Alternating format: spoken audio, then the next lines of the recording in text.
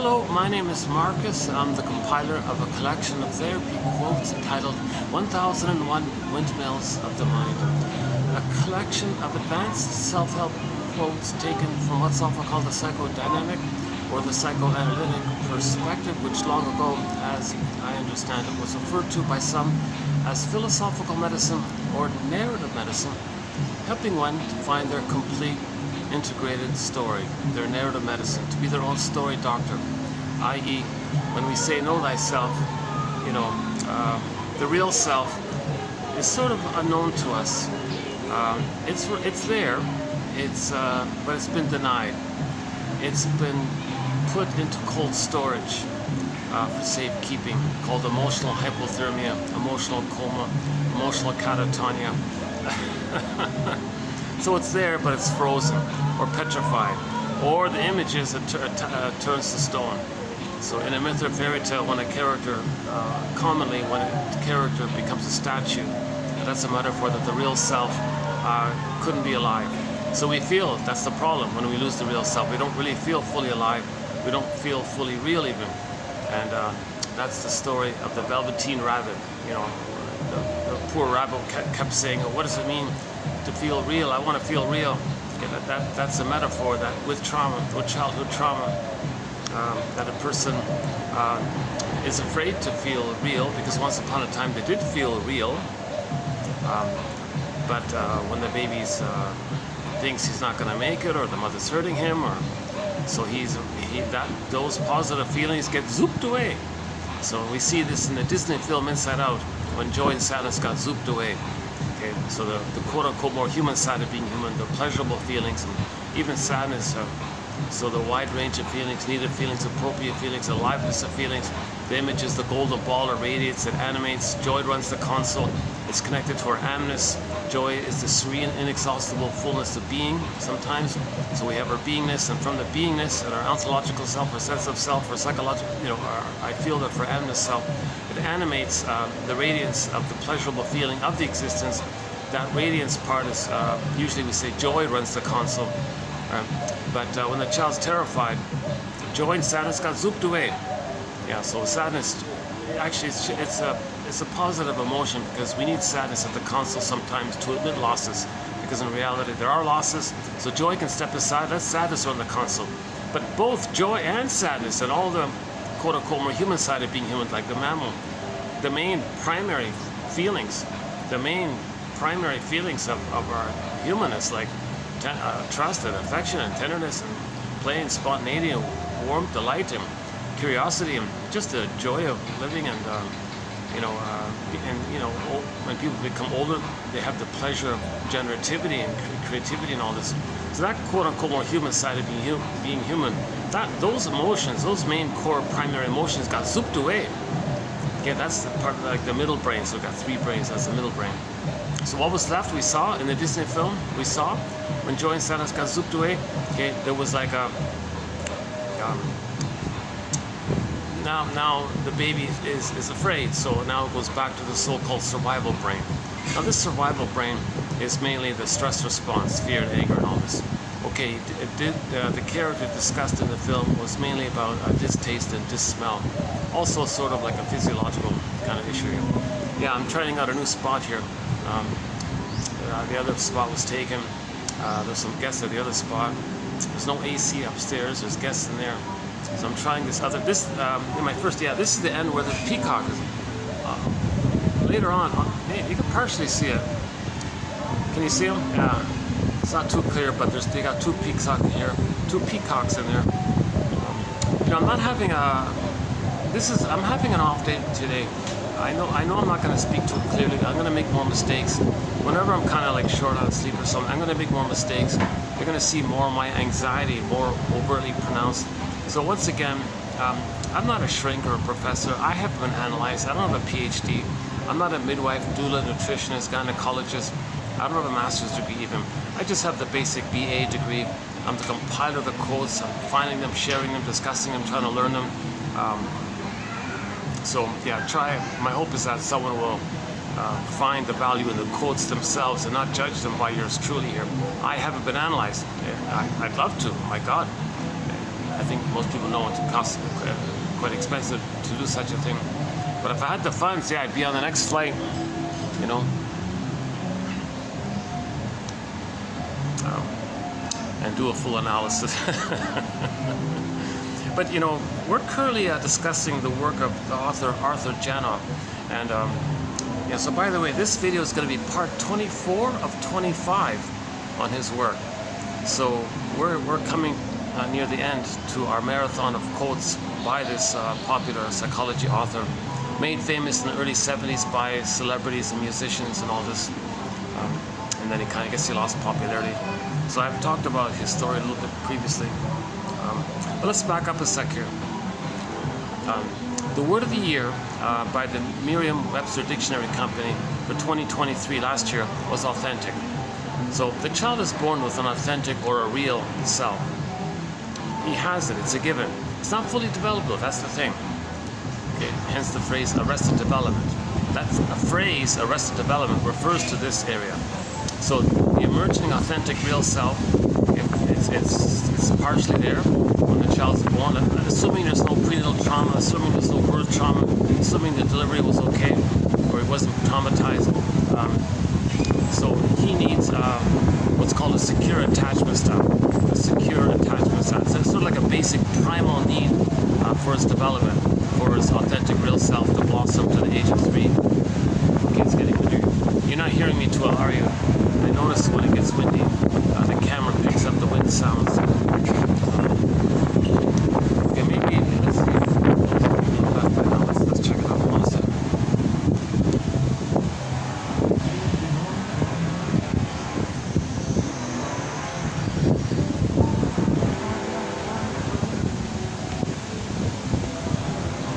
Oh yeah, they got the rabbits there.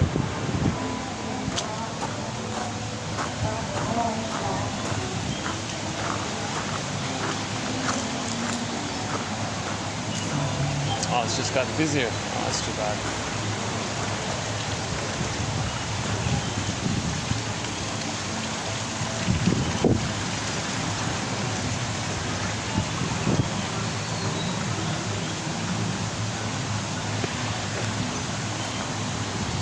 Yeah, it's sort of the same as before.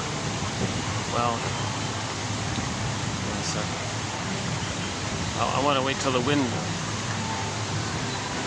Let's try this. See, I don't want to talk near the guests, so I don't want to disturb. Yeah, see, for the kids, they got these cute little rabbits here for the kids.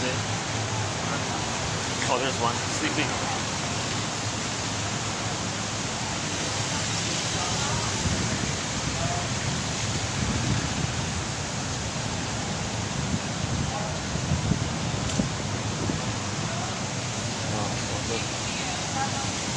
You know, such a nice spacious place, but I'm limited to where I can hang out.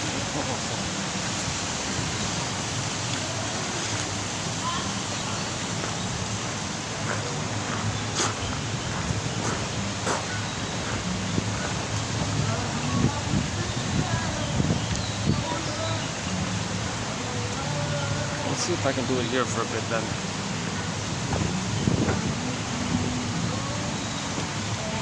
I guess we can do it here for a bit, yeah, okay. Attachment trauma.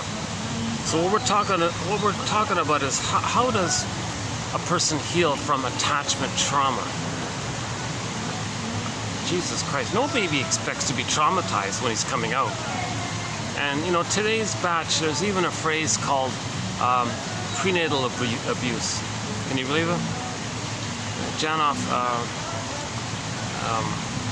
thinks that some babies are actually being abused while they're in the womb.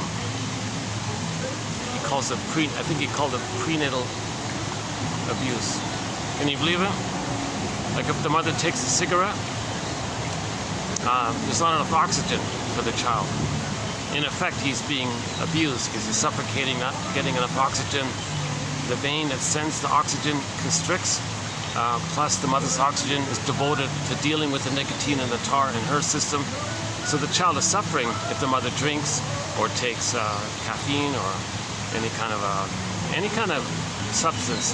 Chances are it's going to upset the baby, disturb the baby, It'll disturb his rhythms, it'll disturb his natural set points of his own inner system.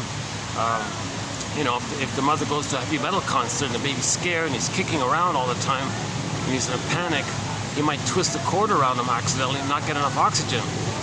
So he's being kind of, you know, abused in a sense if the mother goes to a heavy metal concert or smokes or drinks or argues or in a bad mood or etc. So yeah, that kind of surprised me, that phrase. Yeah, that's coming up later on when we go back there.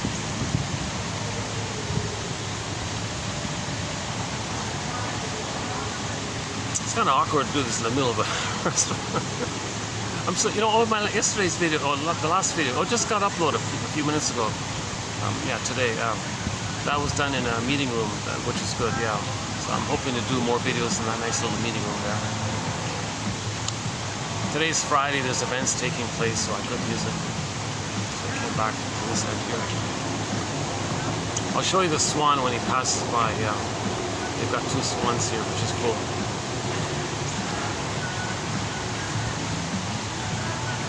Right.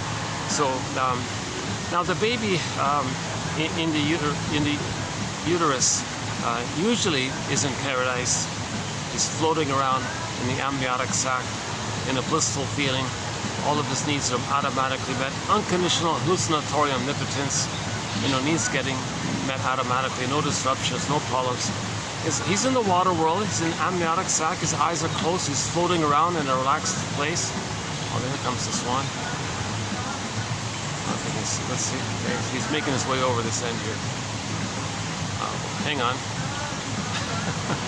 Okay, I think I can show it to you. Okay, he's going to make an appearance in about 5 seconds.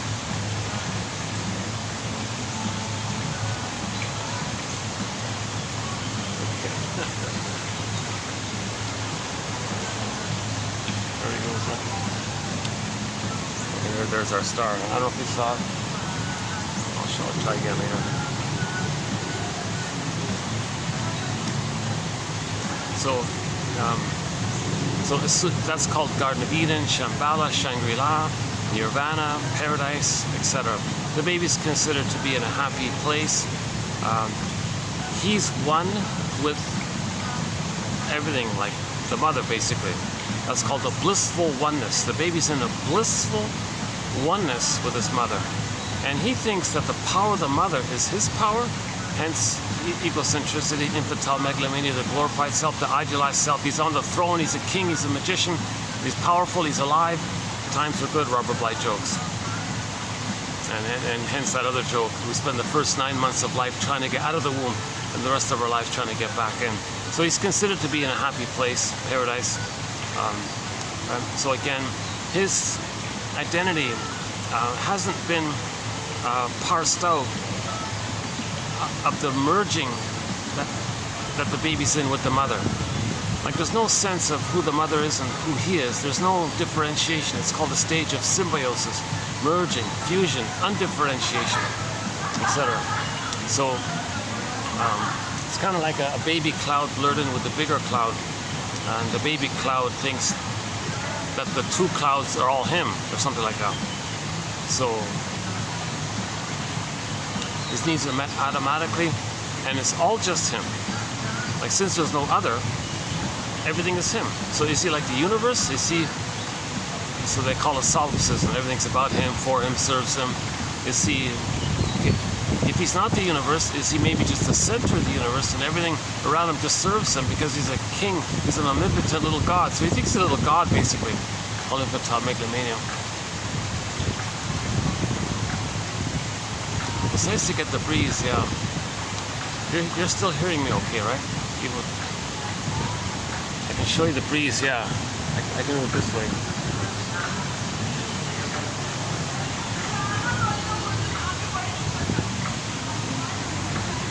Oh, hang on. Those guys are leaving. Oh, good. Okay. That gives me an option here.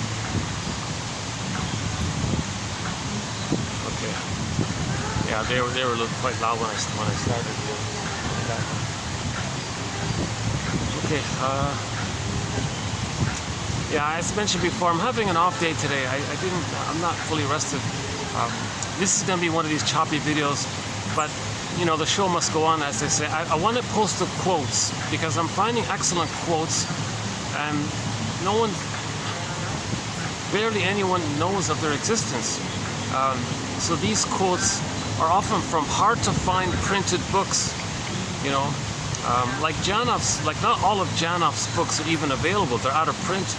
I had a very hard time finding one of them. The others I can't find still. And yeah, most of his books are available. But a lot of the quotes in our collection are from out-of-print books that haven't been digitized. And they're excellent. There's excellent ideas. So I feel like I'm preserving it. So when I find like a batch, I want to post it. And my discussing it is just sort of like, you know, partly the opportunity to post it. And my discussing it is, you know, partly for me to learn it. Somebody said, if you want to learn something, we'll try to teach it. Well, I'm not really teaching it, but if I'm discussing it, it gives me a chance to think about it myself as well. I'm trying to learn this psychoanalytic perspective. Okay, forgive psychology for its jargon. Just forgive it, says Robert Blythe. Psychoanalytic just means you know yourself, i.e. the totality of yourself, your conscious self and your unconscious self, or your repressed self, or your denied self, or your undeveloped real self, which is arrested, the developmental arrest, stunted development, arrested development.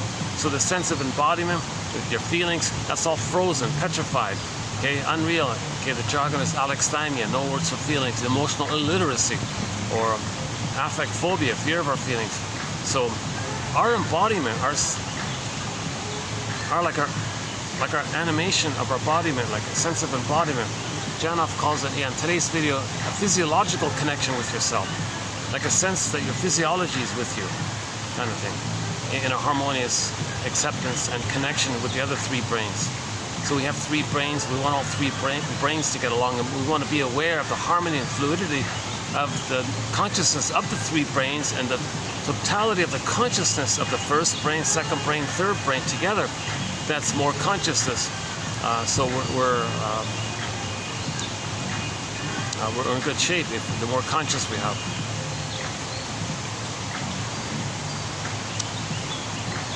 Okay, I guess I could just stay here. Yeah.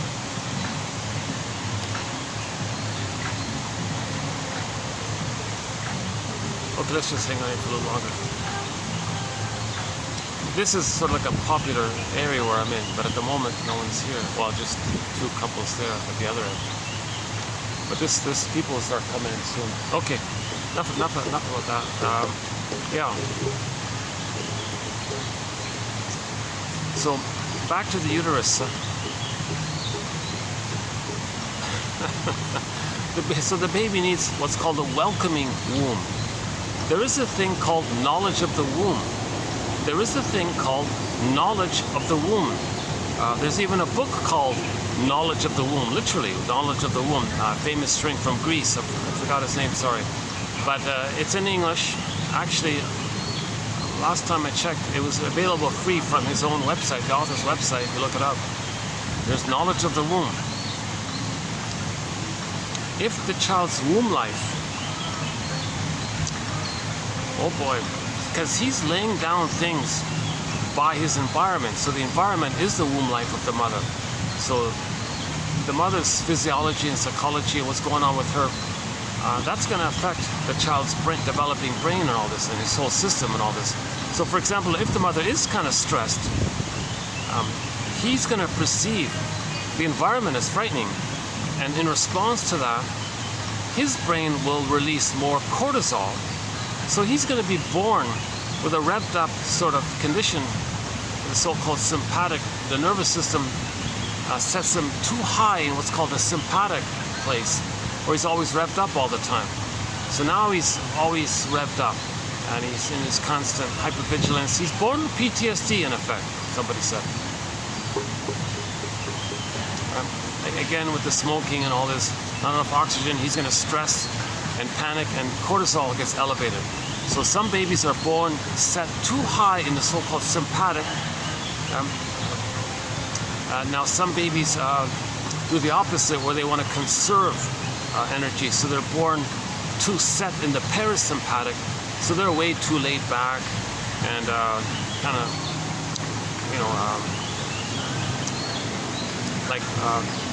not as active as they could be or something. They're just too laid back kind of thing because they're always conserving energy. While the sympathetic one is all revved up with these fears constantly. So he's always afraid and all this, or he's angry and afraid and all this. The other one is kind of like, I gotta conserve energy.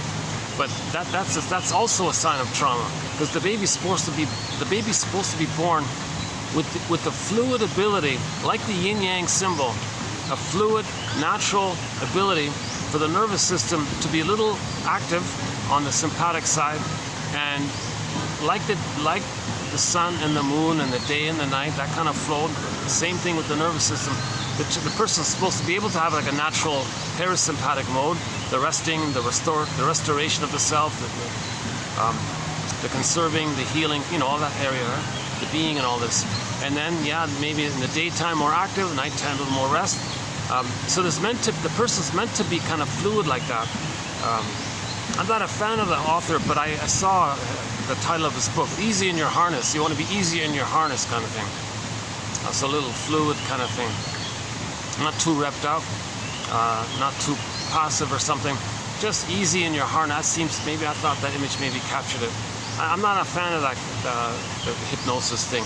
I just noticed that title was kind of catchy.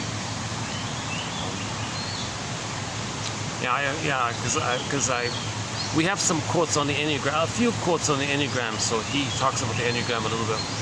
But when we do talk a little bit about the Enneagram, it's mainly by Helen Palmer and Riso and Hudson, and Michael J. Goldberg, a book called The 9 Ways of Working. Not a bad book.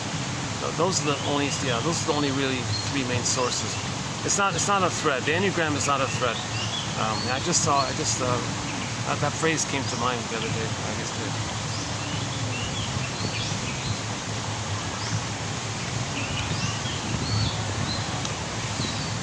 Hopefully I'm not bothering those guys over there. I don't think so, yeah. It's pretty noisy and windy enough as it is, right? That's possible. That's possible. Okay, let's make sure I'm not bothering these people here. Hold on a second. Yeah, I can go back to my regular spot. Oh no, they're still there. Oh, I thought they left.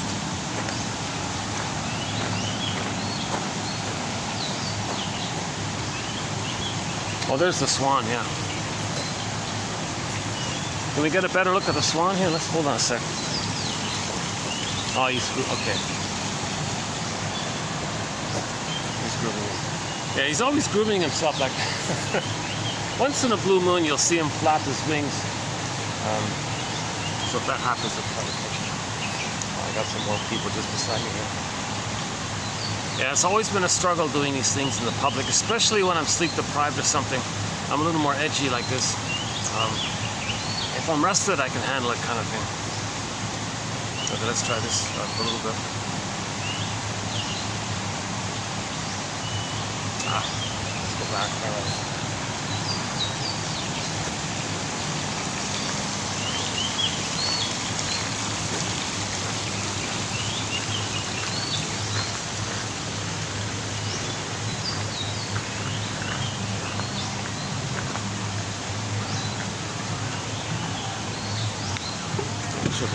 Alright, let's just stay here for a bit.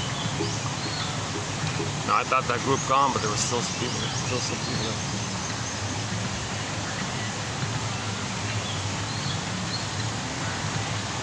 Yeah, this is going to be another choppy video. Sorry about that.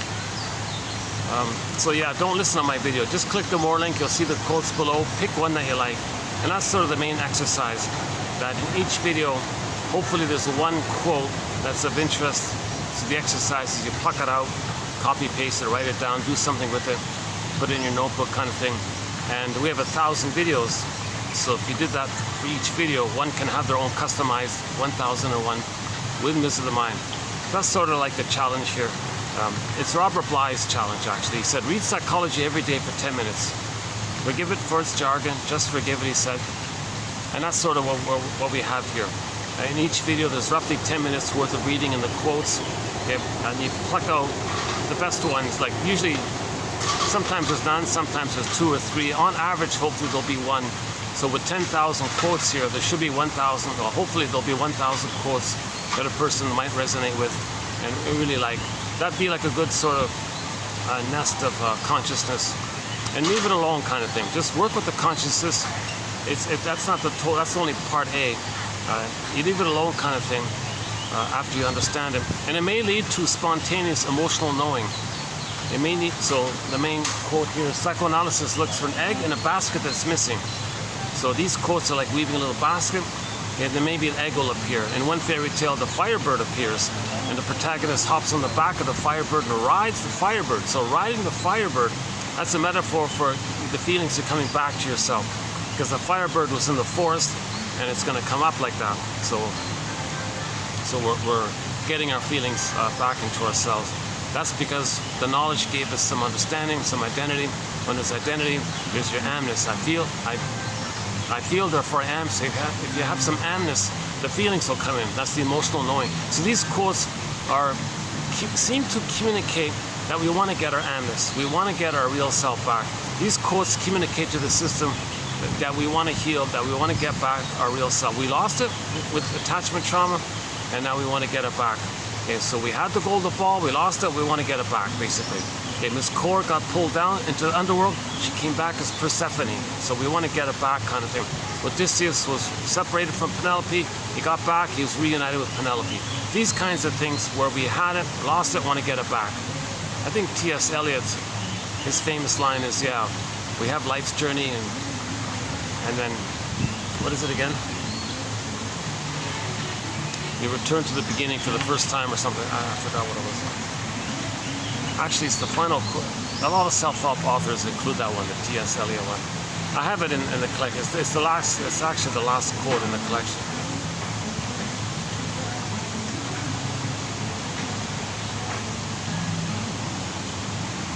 Oh, these guys are busy. Look at that.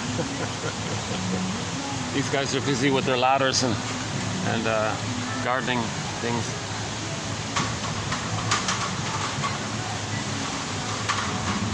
Oh, it's raining leaves.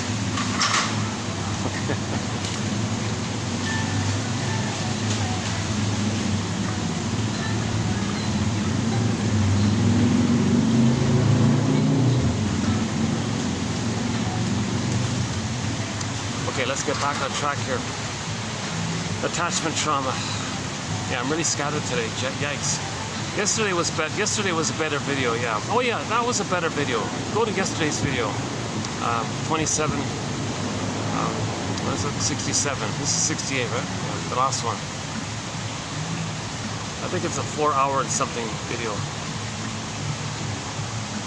Yeah, I was more rested yesterday in the last video 2 days ago, yeah.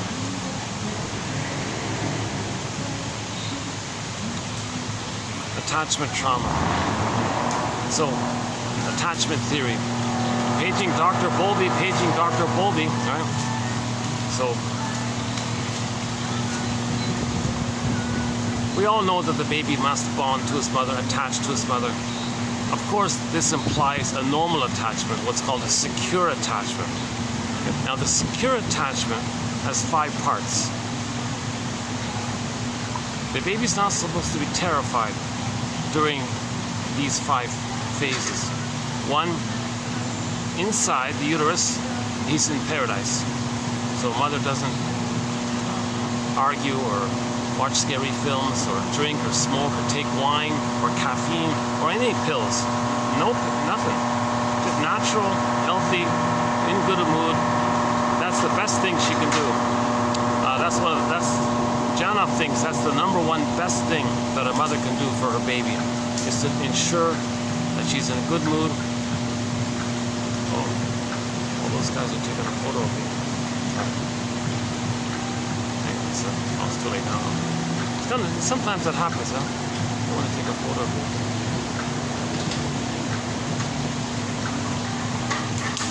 I am in public, so what do you say about it? Well, maybe they think I'm photoing them. That's a funny thought. Maybe they think I'm filming them, so they want to take a picture. I don't know. Maybe not. Maybe it's just they're filming something else. Looked like you were pointing it out. Oh, now they're leaving. Well, that's good if they're leaving. Okay.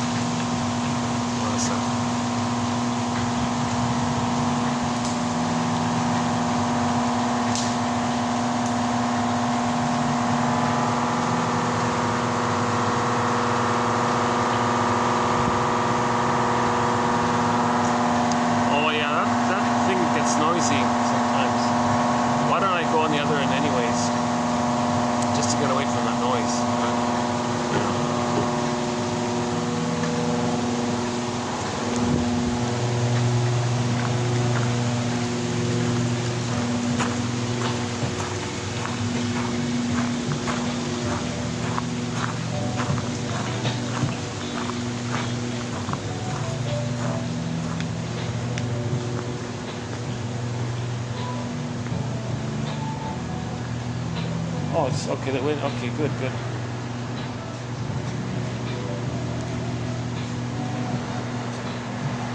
How's this? Is that okay? Hopefully this music isn't copyrighted. Okay. Attachment. Hold on a second. Let me tie my laces here. How did that happen?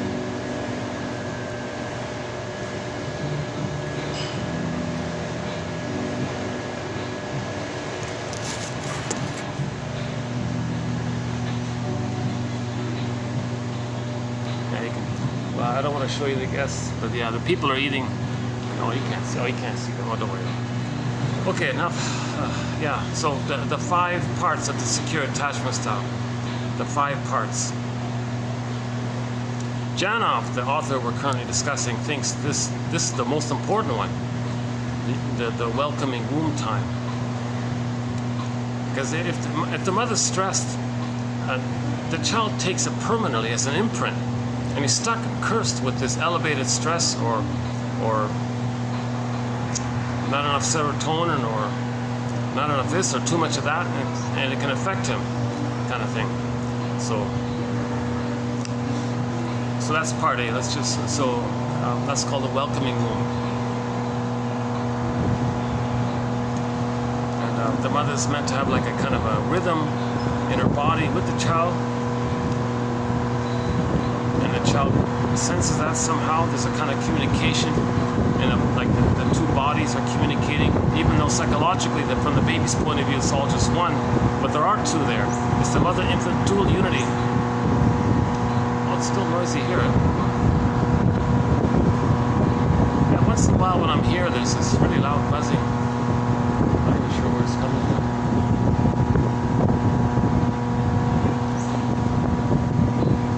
Let's just hopefully it'll stop soon. Yeah.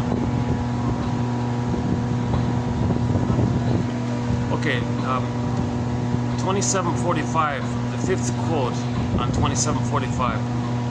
There's a paragraph about the rhythm, the importance of the rhythm between the baby and the mother. Okay, part 2 is the delivery. So we want a laboyer, natural childbirth. Leave the cord, leave the placenta, hand the baby directly to the mother, skin-to-skin contact. Okay, don't move the baby, don't weigh the baby, just leave the cord, leave the placenta, still pulsating, still part of the child. Let them have that transition from the water world to the land world. Janov quotes several people who says it's not supposed to be painful. If the mother's nervous and clenches and the pain might come from there, then she takes a painkiller. So that's a huge issue. Mothers should do everything possible to be able to deliver a natural childbirth. Because if she does take anesthesia, epidurals and all this, okay, it's going to go into the baby's brain, and there can be a memory of this. This memory, it's a neural circuit. It's grooved in to the survival brain, and it sets like an imprint pattern for his life. And the pattern will be that whenever he tries to do something, he's going to give up. I'll make some excuse. I don't know why I just give up. I quit. He quits easily. So he was coming out of the canal, doing his thing, doing his part to come out of the canal, and then the mother took an epidural. Whoosh! The child is swimming and like drunk or something, because the mother's numb and in this swoon of painkillers. And it goes to the child. Now he's in the swoon of numbing, blurred out, mushy, numbing, whatever it is, the endorphins, right? I think that the example is somebody steps, if somebody stubs their toe, instantly there's this numbing, there's a pain, but within a fraction of a millisecond, there's like this numbing effect that takes place. So the child's gonna have this like numbing effect. They call it the swoon. Emily Dickinson calls it the swoon. Like he's in a trance or sleepwalking, like a zombie, he's gonna be numb, that kind of thing. So that's a pattern. That's a pattern. He'll try things in life, okay, and that's gonna trigger the original response. So we go through life using that old response whenever there's a stress. So the child's doing his thing, okay, and the mother felt stress. So the child ends up with the swoon. through the mother. So he tries to do something, his brain's going to release the endorphins. He'll get the swoon. So the example was the guy was trying to bake bread or something, one of those machines. He tried it and gave up easily. Oh, I don't know, I give it up. He tried another hobby, got frustrated and gave up. And he had this constant pattern in life of always quitting things, starting things and quitting easily, very quickly. He would try it. So I don't know what it is. I just give up. I can't take it. So he like daydreamed or something. Like attention issue, like he couldn't pay attention or something. So the baby was at attention, doing his thing, coming out of the canal, and then whoosh, he can't pay attention anymore. It's because the mother took the anesthesia. It went to the child's brain, and whoosh, the child's swimming in this numbing thing. So that's a prototypic, original, first, primary, original response to his initiative. So the memory is initiative leads to give up. A swoon, I give up. I don't know where I am. I give up. So the child doesn't know where he is, or what he feels, what's going on. He's lost in daydreams or something. Okay, when the mother takes the epidural.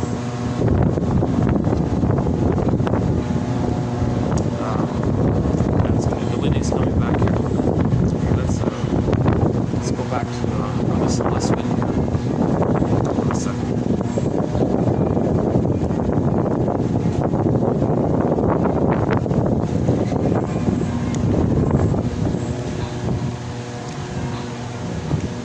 Those guys are gone. Okay, good. So I don't have to worry about that. All right.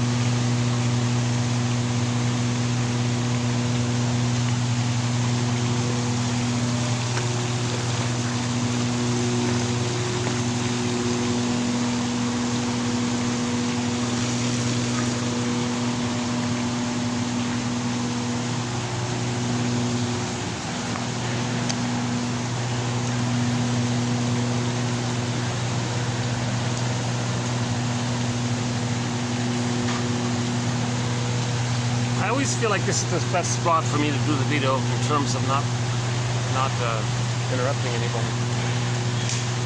Okay, where were we? Should go here. What about this? If I go here, do we get the swans in? Can I get we get the swans in? This is the swing part, huh?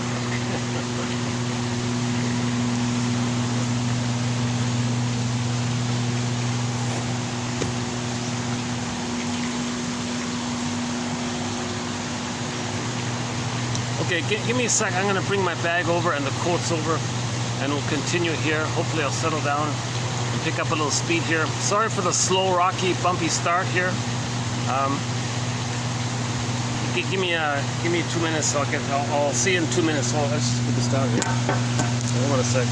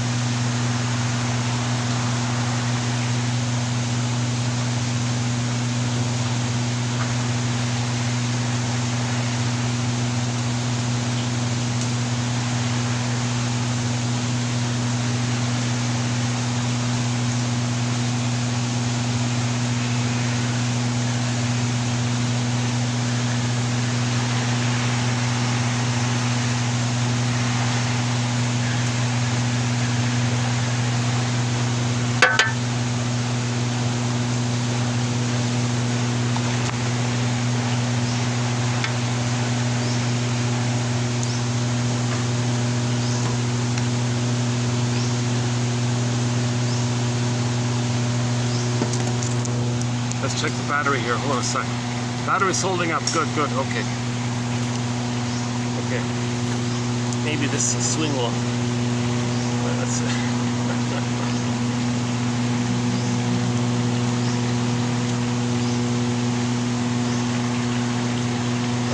Oh, here we go. Here's this one here. Okay, so we mentioned part 1. The baby needs a welcoming womb, paradise, Shambhala, etc. Garden of Eden, Shangri-La, Avalon, Nirvana. It's a blissful oneness, also known as the Unico Mystica or the Unio Mystica, one with this big mystery. So he feels special, alive, powerful. Okay, a little god, a little king. He's on, Jeanette Paris says he's on the throne. He's on the throne. He feels like a king and he feels number one. It's all him, everything's for him. Something like that. It's called infantile megalomania. Egocentricity. Narcissism. Sound familiar? Narcissism. So, but that's okay, right?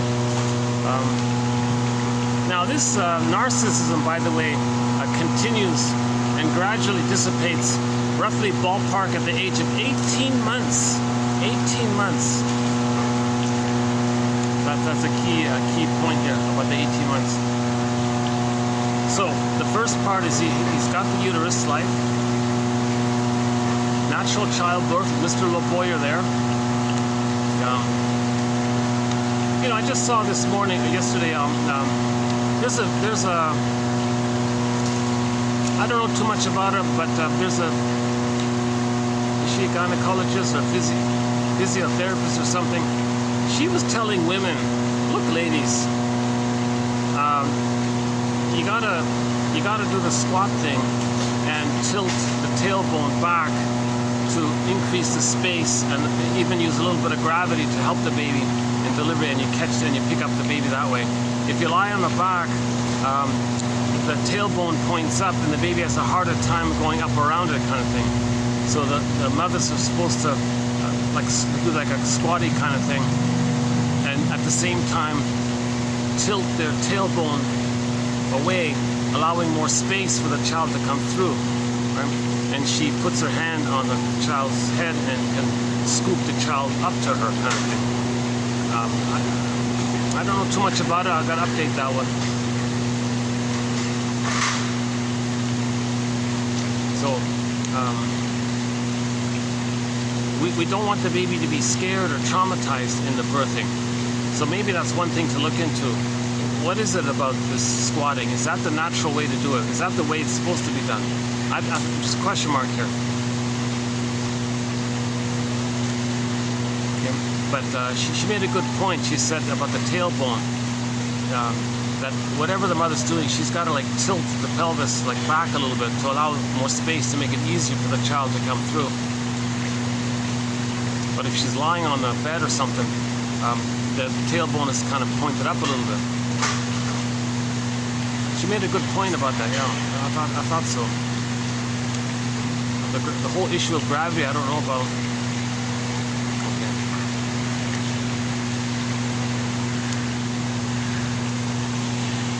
Actually, these guys are doing a good job. I know. Yeah, I know.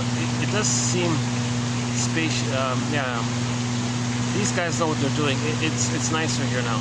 Like it's spacier. Like it's got a little more space. It was getting kind of leafy for a while. Notice that, yeah.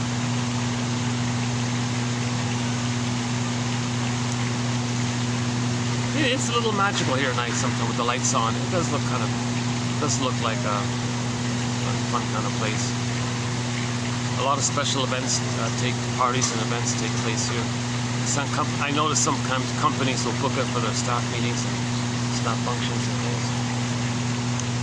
This is a historical place. I think this has some kind of historic kind of value, this place here. I don't know the full story yet.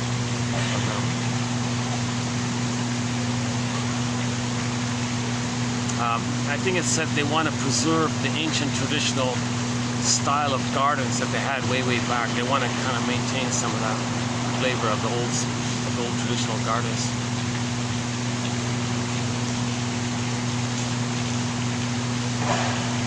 Oh,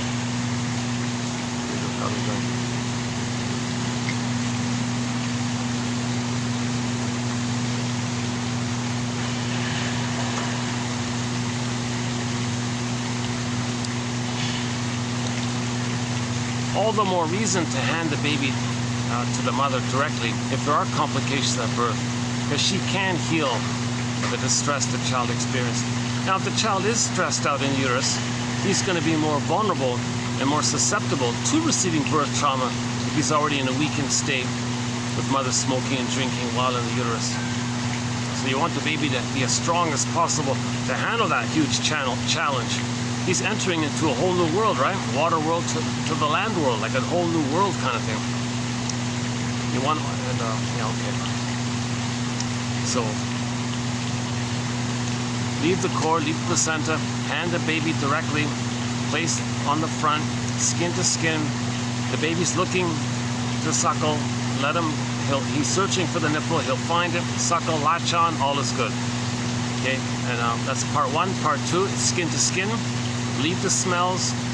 Don't put a towel around the baby. Your room is warm, you got heat lamps and things, no bright lights. The lights, the candles are in a distance or whatever. The room is warm. The baby comes out, smells all the muck, whatever. Just place the baby there with the muck, okay? Because the mother's producing lots of oxytocin, okay? So that helps the baby to bond to the mother, the love bonding hormone. You see, if the baby, Klaus and Kendall say, if the baby's removed, number one, you traumatize them. Number two, while the baby's away, the mother's hormones are going away. She's kind of mourning, like she's out of luck. She's like she's separated, like how anybody feels when there's a breakup. The mother's losing the hormones, so she's kind of feeling sad. She's in mourning in a way. She's grieving, kind of thing. And then they say, then they hand the baby back. The mother might viscerally say, "No thanks, you're interrupting me," although she might consciously try to welcome the baby. Her biochemistry says back off. So the baby's rejected. First he lost his mother, and then he tried to be reunited. Mother said back off. Babies go, who's this stranger? He's enraged at her, makes an image of her as a monster. Babies need to kind of, like the oral need to take in, projects his unmet oral need, which ends up, plus his rage to oral greed, projects his rage to oral greed onto the mother, makes an image of the mother as a devouring monster that wants to eat him. Okay, like the Cyclops in the Odyssey, or the Boar Queen in the White Bear King Valamon, or so the witch won't eat me, like in Hansel and Gretel. Oh. Well, these guys are doing like a major changes here, yeah.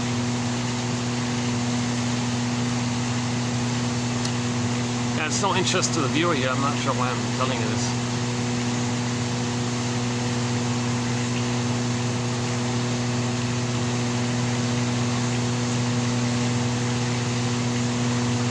See, if I'm a little short on sleep or something, I'm gonna be a little irritable, so I might have like a little resistance to doing my delivery. So I'm like, I don't want to do my delivery today. So it's like, well, let's just look at the gardens here. So there's like a little slight mini protest in me. Hence all these stops and starts and ums and ahs, because part of me doesn't want to do a video today. But another part of me says, no way, man. Come on. These are good quotes. Get them out. Get these quotes out. And you'll see what I mean. We got some good quotes coming up, so stay tuned. Yeah. These are right here now. So these are the ones we'll be doing today. So this is right.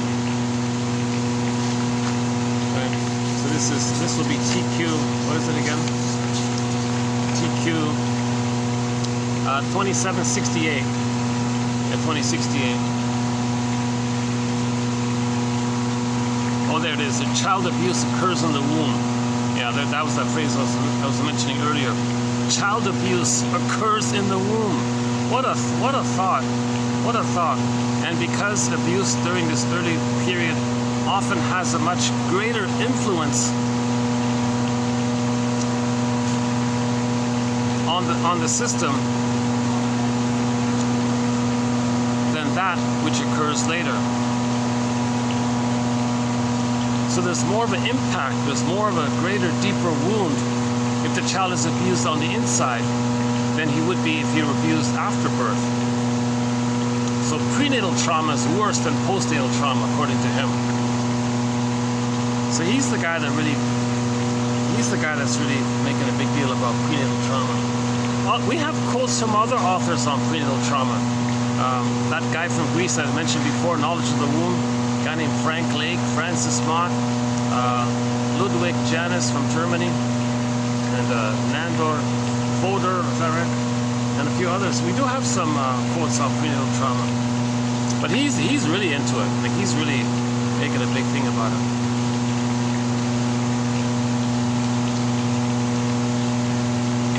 And in the past 15 years, people are saying, yes, it's true. So this sort of started with Otto Rank, actually, 100 years ago, with his famous book called Birth Trauma.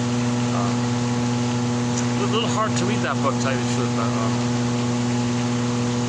for example, if the mother has too much cortisol, then there is a physiologic expectation on the part of the unborn child that the world is fearful and threatening. To meet the anticipated threat, he may beef up his alerting hormones and imprinted strata by which he sees the world through later on, like a blueprint, like an imprint. So he creates like a lens for the world, right? So what you have now is not enough serotonin, too much stress. He may be born with a tendency towards impulsivity and daredevil behavior, short attention span, distractibility, and poor concentration. Maybe this is because he says that there's not enough cortex, like thinking, available to handle the constant pain stimulation from within. Yeah. So the third brain, the human brain, tries to understand, process, repress, deal with the pain. If there's a lot of pain, our third brain does things to try to either repress it, make us so unaware of it, try to accept it, integrate it. So it's very busy. So like that song Olsun, O-L-S-U-N, from the singer Sertab Erener from Turkey. She said in that pop song that she had a breakup with a fellow or something, and her mind was racing wildly with a rush of, like a rushing river kind of thing. So when there's a lot of pain from the first brain and the second brain, when a lot of pain comes up, the third brain, the human brain, is busy. It's rushing to figure things out, to how do we attenuate the pain, how do we manage the pain, what ideas can we have, what can we think, how can we repress it, how can we accept it. So it's very busy like that, right? So if the baby's born already with a lot of stress, it's as if the cortex, there's not much left of the poor cortex. Not enough cortex available to handle the constant pain of all the stimulation from within.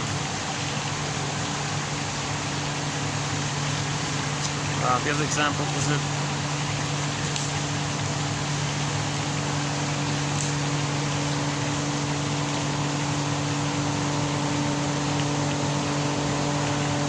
The brain, yeah. So again, once again, the baby, we have three brains. The famous triune brain, the brain with three parts. We have three brains.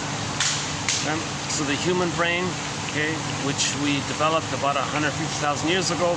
The thinking one, the ideas and concepts and language, and making symbols and having beliefs, and we can read books and stuff, right? So that's the human brain, right? But most of us is the second brain, the mammal brain, the feeling self. We live to the extent that we feel. Joy and sadness come from there. Okay? All of our love and affection and playfulness and the meaning of life and joy of life, because joy runs the console. The goal, the ball is there. So that's the main one, the mammal. We're mainly the mammal brain. Chimpanzee brain, monkey brain, whatever you want to call it. Pick your favorite mammal. So you can call that part of the brain.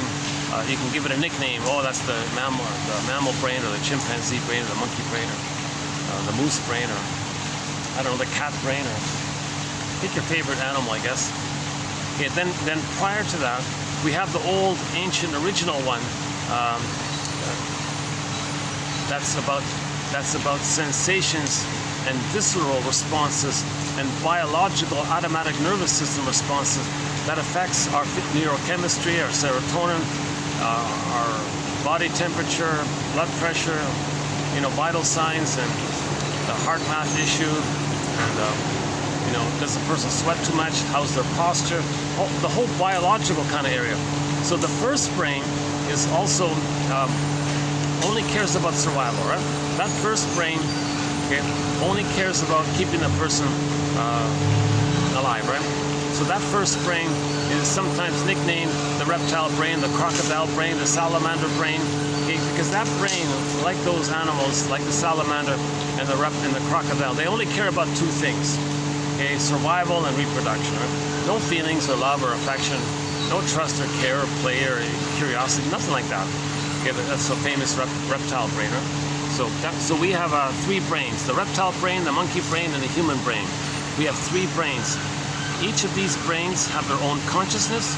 Each of these three brains have their own memory system. And we have these three brains. So our brain has these three parts. Our overall brain has like these three mini brains. We then call it the big brain, the main brain. We have three brains, put it that way. How do you say it here? Was it yesterday's school? Oh, that was yesterday. Yeah, that was yesterday's school. Yeah, okay. So the baby's operating mainly from the first two brains, right? We begin. Now those first two brains, they don't understand time. The concept of time, that's the third brain, the human brain. But that comes online. That comes up roughly at age 3. So up until age 3, the child's in a state of magical timelessness, right? And the mentation early on is called primary process mentation. Alice in Wonderland. There's no conscious logic there, no time even. There's no sense of time even in there. So if the baby's traumatized in the first 3 years, during that critical period. Oh yeah, back to the 5 parts. Sorry, I'm really disorganized tonight. I might redo this video, to tell you the truth. Let's see.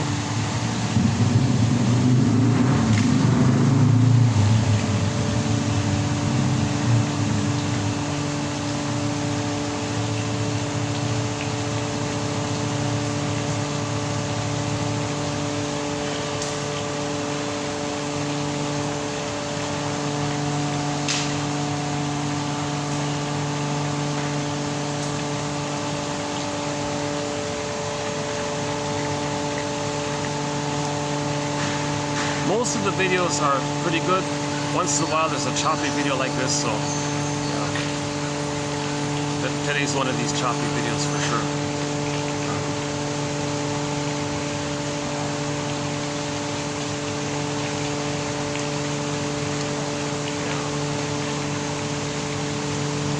Okay,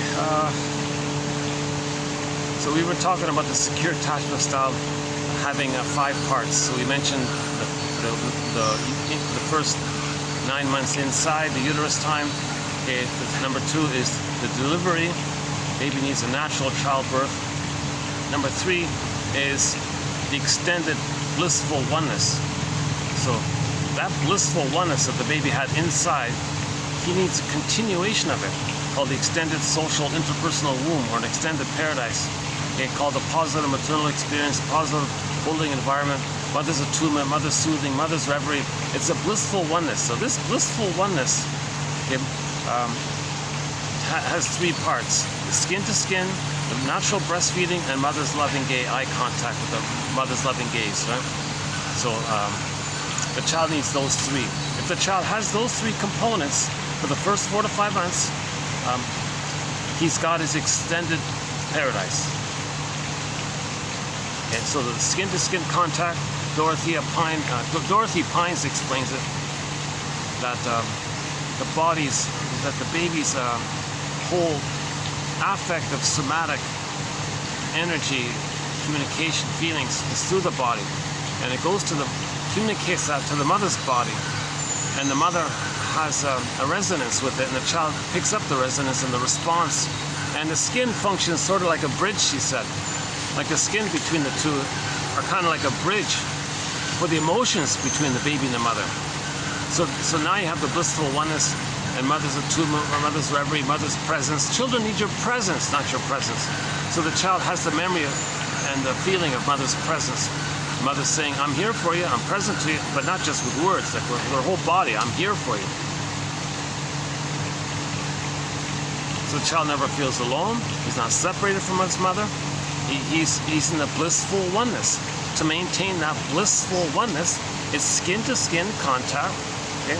So no towels and no clothing, no baby clothes, no cribs, don't separate from the mother. Mother stays in bed maybe for the first 4 to 5, mother stays in bed for 4 to 5 months. Let the baby sleep on her 4 to 5 months. She can catch up on her reading. Baby sleeps most of the time, but the baby has that continuity.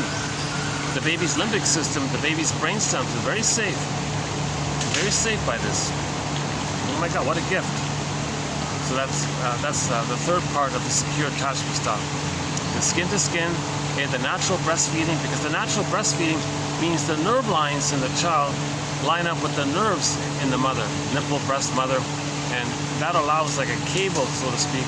So the mother understands the little signals, and she's attuned, and she can respond and be present. The child feels when the child feeds according to their timetable, their schedule. Everything's for them about, they're still a little God. They maintain that God-like status. The baby has to be a little king. The baby still has to be a little God. The mother has to allow that phenomena where the child thinks that the mother's just there for her. That all the mother does is just be totally present and there for the baby, first 4 to 5 months. And then part 3 is the loving contact. Because if the baby looks up and sees hate in mother's eyes, or indifference, or unwelcoming, he can be affected by that. So he needs all 3. How many mothers are giving that? So few, right? So few. We're homotraumicus. So a lot of babies are not getting a secure attachment style. Okay, the fourth part of the secure attachment style. First of all, if the mother does provide that blissful oneness, and she can get the baby to 4 to 5 months. At 4 to 5 months, the child's understanding or self-concept within, like a sense of himself and an impression of himself, or like his own sense of his own mind of himself or something, hatches out of the blurredness of the two. That blurredness of the two being in this blur, his self-concept hatches out of that. That's like an egg, right? So it's going to hatch out. So he needs a psychological egg. So another thing about the first 4 to 5 months is sometimes called a psychological egg, and he's going to hatch out. Some babies are not getting the psychological egg. If the baby doesn't get the psychological egg, if the baby doesn't get the extended blissful oneness, if the baby doesn't get the extended blissful oneness, it can lead to what the bully pattern, Iago personality pattern, and all those disturbing criminalic, cold character, criminal, and all these other more terrible, troubled ones. Lower functioning BPDs can be in there.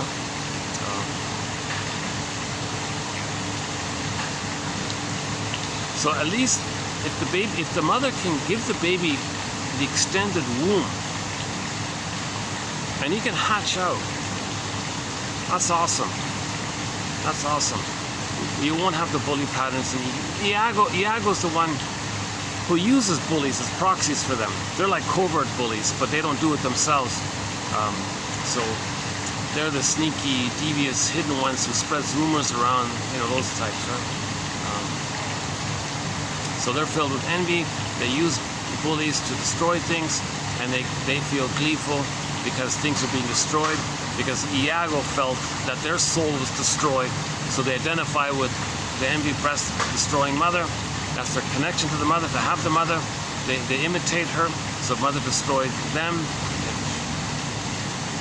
meaning the baby believed the mother was envious of their goodness. So the baby believed that his goodness was rejected, so he becomes the rejected, the mother who rejects. To have the mother, he's got to reject goodness. So if he sees goodness, he's going to hate it because it was hated in him. That's his safety and bliss with the mother. So he feels gleeful that way. So now he's afraid to actually do the damage, so he's the guy that's hidden somewhere or wherever, and then they like that and all, and then they hire those with the bully pattern who do all the damage, right? And that's what they want. They want to see goodness damage. And the bullies go along with this, those with the bully pattern go along with this, because they have the hope to have lackeys. They have the hope to frighten people, to get people to respond to them. So the bully actually has some kind of a little bit of hope that somebody can be their mother. Iago doesn't bother. They just want to see things damaged. They're more cynical. As harmful as the bully pattern is, and of course he's extremely harmful, he's operating out of some positive premise that he can find some lackey to be his mother, basically. It's not going to work, it's damaging, he'll be enraged and all this. But the Iago one doesn't care about the bully's positive intention. He only cares about the damage the bully causes them. So this point, back to the Enneagram, the 5 and the 8, that line there, the Enneagram's about lines. Don't think just about points. Think about it in terms of lines. The lines. Like you feel safe, you go to one point. You feel stressed, you go to another point. The lines, they got the nine points around the circle and there's lines in there. Consider it more about the lines, and plus try to recognize that everybody has all points. Everybody has all lines to some degree. So kind of, it's not too bad. It's not perfect and all this. Every model is like a piece of the puzzle, just like Janoff's work. So this Janoff's material, this is also just a piece of the puzzle. This is not the whole thing.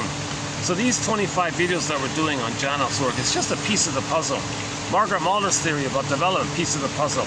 Object relations theory, Melanie Klein's theory, Masterson's synthesis. These are all pieces of the puzzle kind of thing. So like the Enneagram, also a piece of the puzzle kind of thing.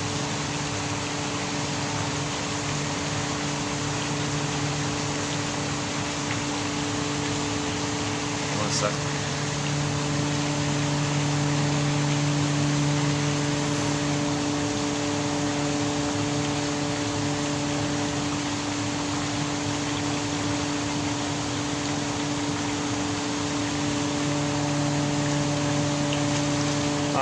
Just give me 1 minute. Hold on a second.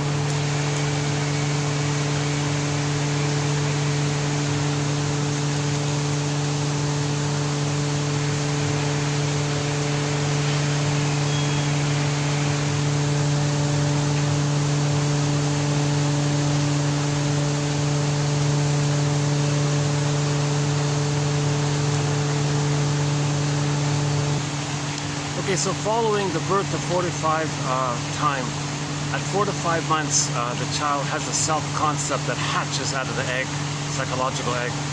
Now remember that grandiosity, where he's on the throne, continues up until 18 months.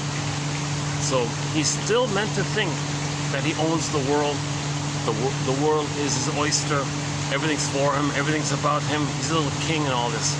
So the mother's meant to tolerate that. So from 4 to 5 months to 18 months, now he's got motor skills. He can walk and crawl and jump and hop and skip and all this.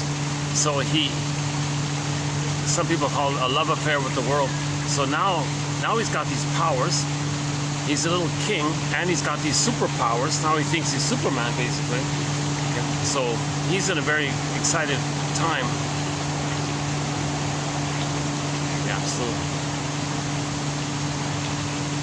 Yeah, so you'll see, I keep all my bloopers and mistakes and little embarrassing moments.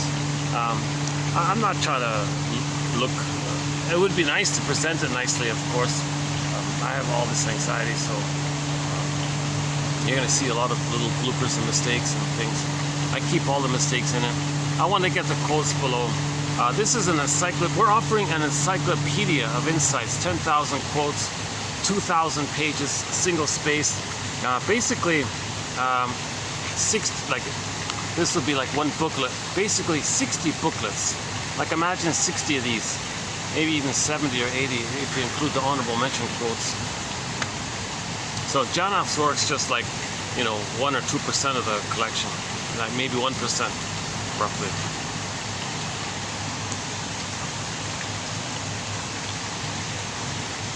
So yeah, so 60 topics, chapters, e-booklets, as discussed in recent videos. Yeah, so he's gonna run around, maybe like, once there was a kid here in this place here. He was like only 8 months or something. He was running around, very excited. So the role of the mother now is that she doesn't rebuff the child. Yeah, I'm sorry. It's still pretty hot around here. Like it's not as bad, but it still gets pretty hot.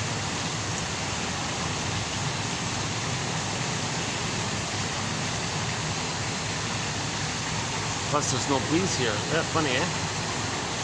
There's no breeze at this point. Maybe there's some kind of heating thing, maybe the cars or something. I'm not sure what. Maybe that's why no one comes to this corner. Maybe that's the thing. I'll take it, that's okay. It's funny, this is like the best corner, but no one really uses it.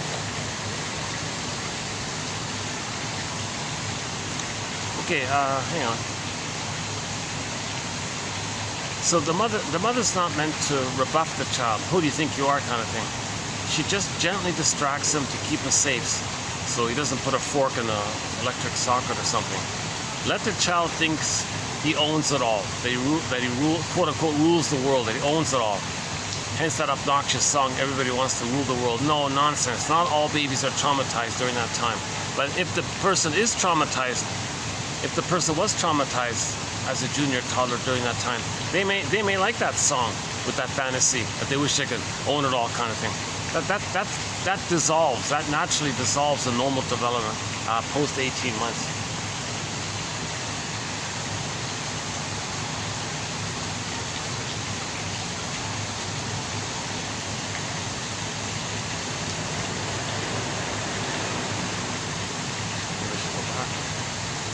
At least there's more breeze over there. Let me go back to the breezy place and cool off a bit and come back. Okay, I'll keep the quotes here, that's okay. Yeah, so yeah, once again we'll be doing, this is what we'll be doing. In every video we do roughly something like this in every video, right? Some of the quotes are short, some of them are longer, like this one. This is pretty typical what you're seeing here.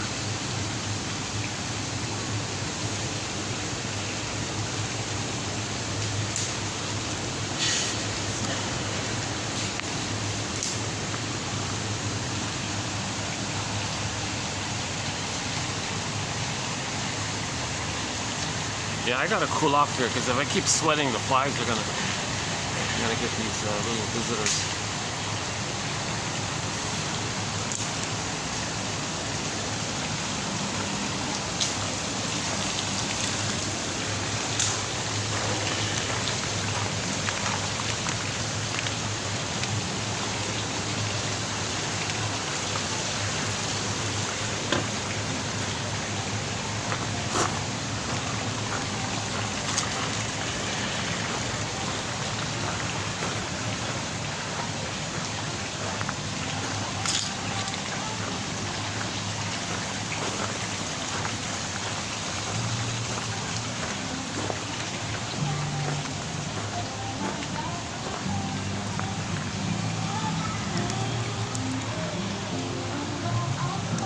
Actually, they even offered me a fan over there. I said, oh no, I don't want to bother you guys. Like, look, lesson learned. Take the fan. Oh, I know the staff are using it. But hey, here's the peacock while we're here.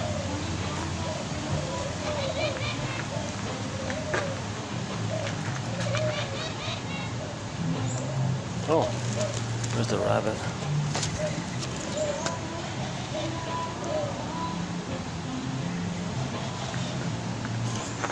Cute little rabbits.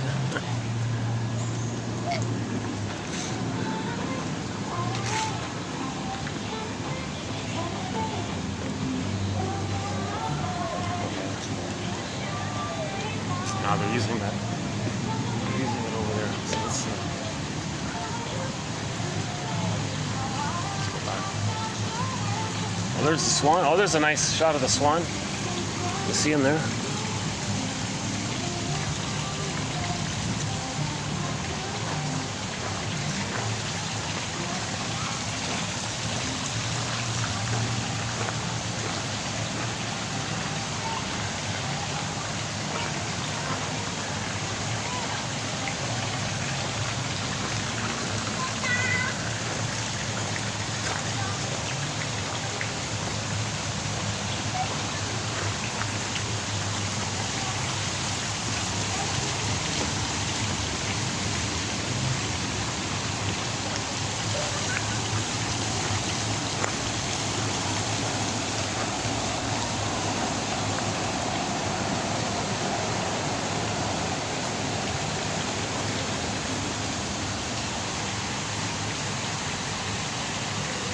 So at 18 months, the child's ego develops and he gets an understanding of reality, that he's not a little god. Now, Voyager, seek thou forth and know yourself and find yourself. So 18 months to 36 months, that's the now Voyager phase. Right? Now the mother functions more as a secure base, providing emotional refueling. Child's going to explore. At some point he's going to get scared, he'll freak out, run back to his mother for emotional refueling. All she does is say, I'm here. You're learning and you don't lose me. Because that's the message. The child doesn't want to get the message that if he learns something and comes back and the mother says, I'm busy, and the child then thinks, gee, to learn something I lose my mother? I can't lose my mother, I'm not going to learn anything. Right? So he needs both. He needs the secure base to explore, touch, returns to mother, she says, yeah, I'm here, you're safe, everything's okay. And there may be some communicative matching, some playful improv with the child, communicating to the child that she's okay with them knowing themselves, understanding things, and having like a psychological autonomy, and not even really needing the mother emotionally, psychologically. And so the mother communicates that when she does playful improv. Hey, Ma, look what I found. Oh, yes, Anne.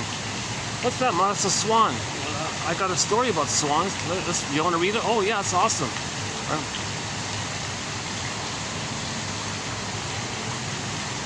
So, so the main message is the child explores and he understands that by doing so, he doesn't lose his mother. His mother's still there as a secure base. And this goes back and forth like this. Finally, at the age of 3, the child has enough memories, and in his mind, it's I'm okay, you're okay. It's 3-dimensional. Mother's a person in her own right. He's a person in his own right. He has a sense of differentiation. Others have a sense of differentiation. Okay, so we're all members of Homo Traumicus. We're all one family. So it's more realistic like that, right? So now, with differentiation, the golden ball is there. That means a wide range of feelings, needed feelings, appropriate feelings. So joy runs the console because with the psychological birth, the person has a recognition of their uniqueness. When they express their uniqueness, that's meaning and that's pleasure and that's a path with heart and that's called loving life. When a person expresses what's their uniqueness, there's a delight and a natural pleasure. So joy runs the console. Joy is the natural animating emotion. Joy is running the console in that place. So everything's love or a cry for love. So they have a path of heart and they're loving life, and that's called and it's meaning. That's considered meaningful. When people are looking for meaning, the psychologist, the shrinks mean it that way. When you express your uniqueness, but to recognize your uniqueness, you got to have differentiation from the mother. You got to have a sense of self. That's not in this blurred oneness with her, where you are her and you're trying to save her, please her. You're imitating her. You're stuck like that with her. No. They call it adhesive identification, or identification with the aggressor, or the target of the negative symbiosis with the mother, or mother complex, electric complex, Jocasta complex, Elias complex. Okay, so the child's meant to feel safe with the mother, to hatch out, have a self-concept. Oh, looks like a family just walked in, yeah. Oh, that's nice, yeah. Somebody's taking care of the elderly. Looks like the granddaughter's taking care of the grandfather, I guess, yeah. That's nice. Or the great-granddaughter, great-granddaughter, maybe. Oh, please, sit them on the other end. Don't sit them on this end. Okay, good, yeah, okay, good. There's no fan here. The fans are over.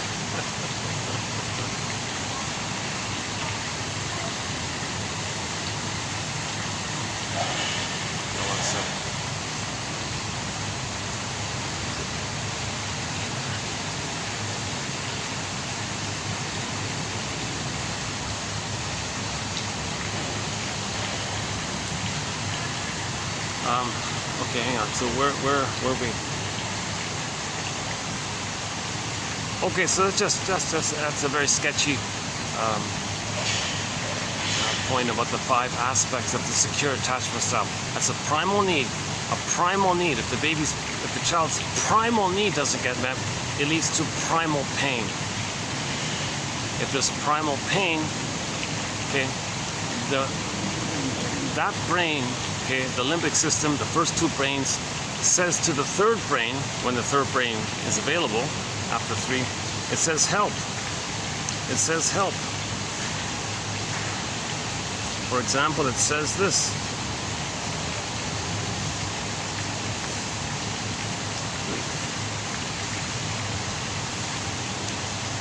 As follows.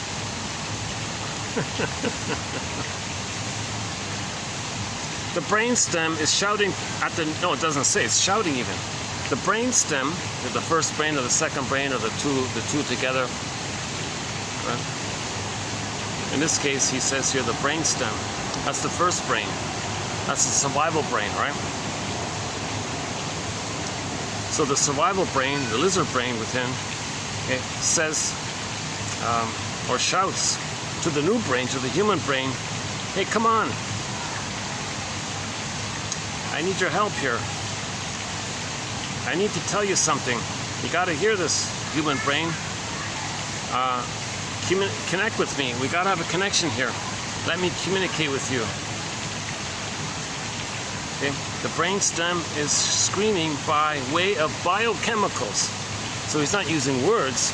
He's communicating using biochemicals.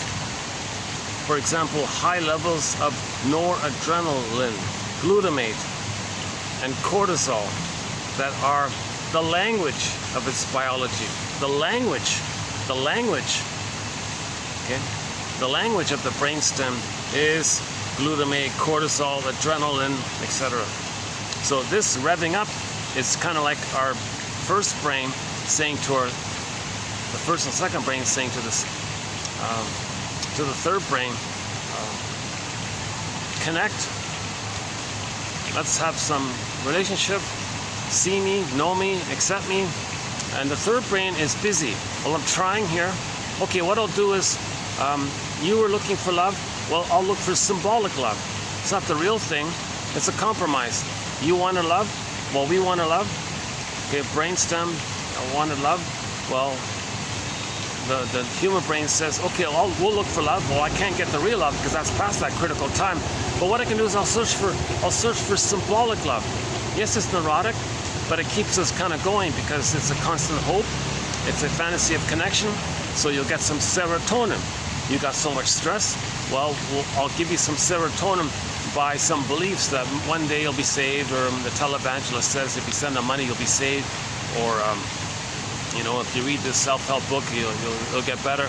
So I'll have a flurry of ideas and beliefs and ideation of philosophies. I'll search, so I'll do that kind of thing. And if that doesn't work, I'll eat lots of cookies and I'll buy ice cream and maybe the beer. And if that still doesn't work, Jesus Christ, I guess I have to run to the neighborhood pharmacy or something, run to the doctor or whatever. So the first brain, the brainstem, is communicating to the 3rd brain, help. And the 3rd brain says, fine, I'll create a flurry of ideas, a flurry of philosophies, a flurry of beliefs to repress the pain, partly to repress it, so the person, the person with this brain doesn't feel pain. So the pain creates the beliefs. So one way to repress the pain could be to fuel the grandiosity. So cynicism and pessimism might be from there. Okay, searching for symbolic love. So there's your prestige, fame, power, glory, money, and all this. That's symbolic search. So the left brain is creating these ideas and ways to numb the pain, to make the person be unaware of the pain by either repressing it or giving it this relentless false hope that one day you'll get the love that the brain was looking for. Something like that, right? We have 3 brains. Oh, here it is. We have 3 brains in one: the brainstem, the limbic system, and the neocortex. That's the human brain, the new brain. So 3 brains, right? 3 brains, 3 lines of consciousness, 3 minds. The first brain, the lizard, salamander, crocodile, okay, it's visceral, it's sensations, neurochemistry, okay, it's just survival and reproduction, okay.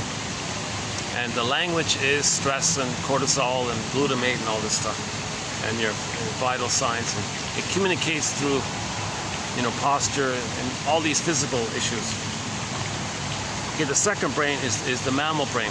There's where, you know, grief and sadness and joy and pleasure, empathy, care, but maybe it's frozen. Maybe there's a pain around that. And then you got the cortex. So that's the human brain with beliefs and all this. Each brain constitutes a level of consciousness, and each has its own memory system. So we need to connect. These 3 brains together. We need to connect them. Whenever a pain is engraved into the nervous system, the response to that pain is also stamped in. Whenever a pain is engraved in the first brain, the crocodile, in the survival brain, so if the baby thinks he's going to perish, that memory's in there, it's stamped in. And the response to that pain is stamped in. So the response was the brain sent them endorphins. There's a swoon, a unity which becomes prototypic so that under any later stress, the original response pattern is automatically triggered. For example, okay, if the mother takes too many substances, right? Anesthesia, epidural, painkillers, etc. That's the input, right? And this overwhelms the child. Then the child becomes maybe passive and lethargic afterwards. That's the response. So the input and the response are twin aspects of the imprinted trauma. So prototypic trauma, prototypic response, they become a unity, and this cycle makes the person live through that cycle. So stresses in the present triggers the old response. So in this case here, when the mother took too much anesthesia and the baby came out passive and lethargic, then later on, whenever there was a stress in the child's life, they say, oh, I give up, nothing you can do about it. The child felt helpless, the child felt overwhelmed, nothing you can do about it. Okay, so that was a pattern. So in life, when he feels stressed, nothing I can do about it, hopeless, you know, I give up, those kinds of ideas. Input early in life can create certain patterns, neural circuits, reverberating circuits, which are reactivated later in life when a stimulus evocative of the original one is present. The person reacts to the past instead of the present. The person reacts to the past. So my anxiety, I'm reacting to the past. So my whole life, I'm kind of reacting to the past with I don't have the greatest posture. So my whole life, I'm reacting to the past. Janov said poor posture. That's trauma in the brainstem time. It's out of context. I'm out of that's a long time ago, decades ago, right? But I'm still reacting. And maybe I tend to sweat more easily than the average person, it seems. That's also a brainstem. So anxiety comes from the brainstem trauma. Anxiety and all these physiological issues are trauma in the first brain. So any little stresses can trigger that old response. Or a person is always kind of activated. In the case of poor posture, for example, or in the case of poor blood circulation. So another example was the baby was stressed out in the uterus. He directed all of the blood to the vital organs, and that became stamped in. He was born with poor blood circulation, and he always had cold. He very easily got cold feet and cold hands. And one guy had like a very palish because the blood went to the center.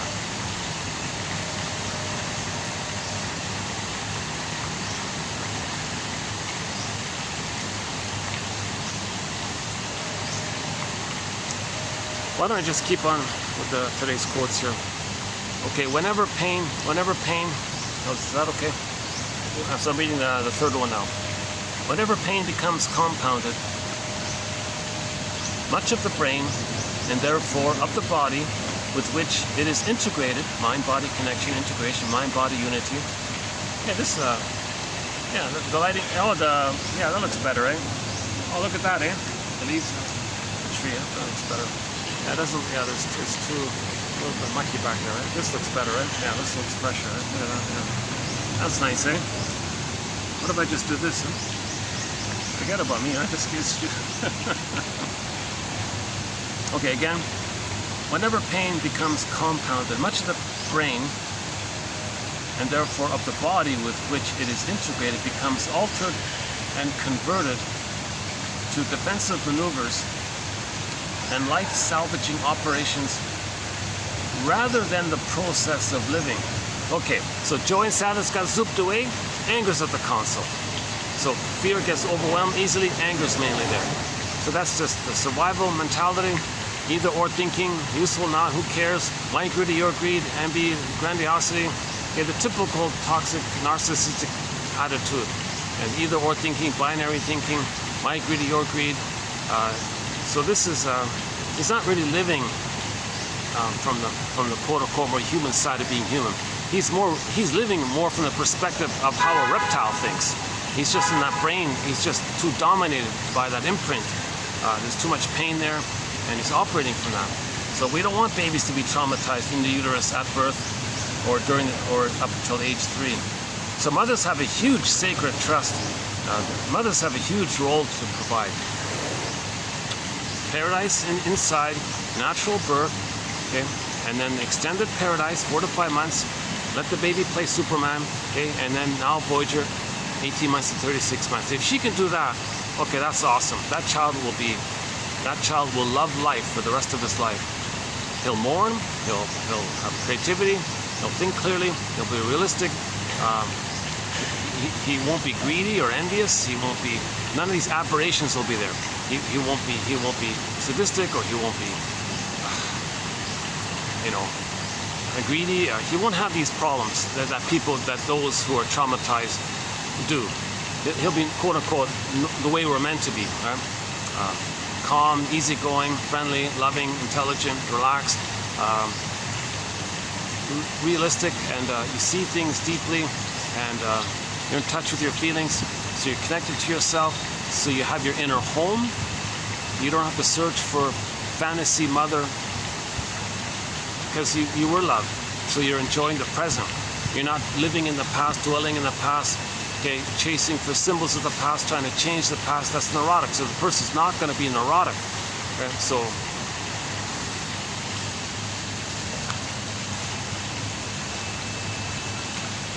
yeah, okay. So when pain becomes compounded, much of the brain and therefore of the body with which it is integrated becomes altered and converted to defensive maneuvers and life-salvaging operations rather than the process of living. Okay, so he's just in constant survival mode. My greed, your greed. Okay, so all he's doing is reacting to this brainstem trauma that of the survival mentality, right? He's not engaged in the process of living. The reason the imprint of pain is so difficult to root out is that it is a memory of adaptation. So he adapted himself to this. The body is reluctant to give up its life-saving memories. Yeah, so that imprint saved his life. That's survival mentality of too much stress, and inside the uterus it was threatening, the world is threatening, he sees it that way, and that's how he sees the world. That's his adaptation, that's how he sees things. So he's not going to give that up easily. The imprint of pain fixes a permanent imbalance in the brain chemistry, an imbalance that arises to meet early life stress. The trauma is stamped in so that an exact duplicate of that original event lives on in the brain. Look at that, eh? It's like a perfect 3D inside. Like there's a perfect Memory inside.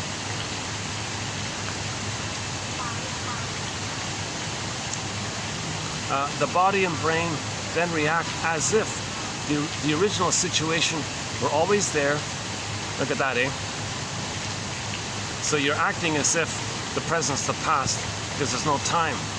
See, that brainstem doesn't understand time, so all time is that time. The present is still the past, or the present is sometimes called the presenting past. Okay, Janov calls it the present is like a symbol of the past, a representation of the past. We transfer the past into the present, recreate the childhood in the present because of the pain we're feeling, hoping to change the past. But there is time. But that brainstem template says all time is that time. Right? Crocodiles don't know time, right? Obviously. Lizards don't have no concept of time. The body and brain then react as if the original situation were always there, and the biochemical imbalance is maintained. The lopsided biochemical arrangement continues throughout life and forces the person to construct a neurotic environment so as to remain in sync with this altered system. So now he's got to create an outer world that's in sync with him, right? So if he's all revved up, he's got to create drama outside in response to all the drama inside or something. For example, his personal tempo is speeded up to meet an activated brain. Thus, an environment constructs a new brain system which produces a new environment.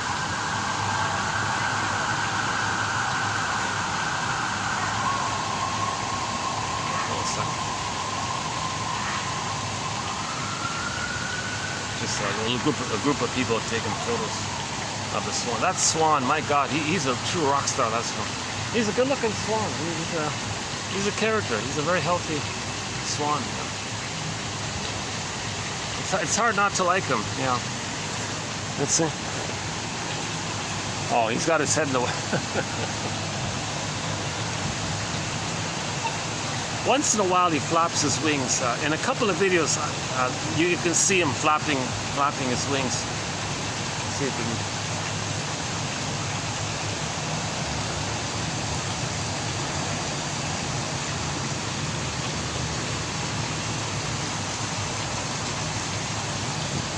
Well, if we can get a good angle, I'll show you if I can catch a good angle of him.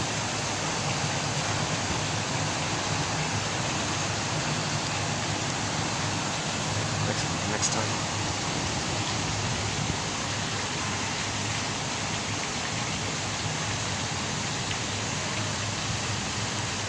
Yeah, I'm a little fatigued today. Yeah, I'm really fatigued today. Yeah, jeez.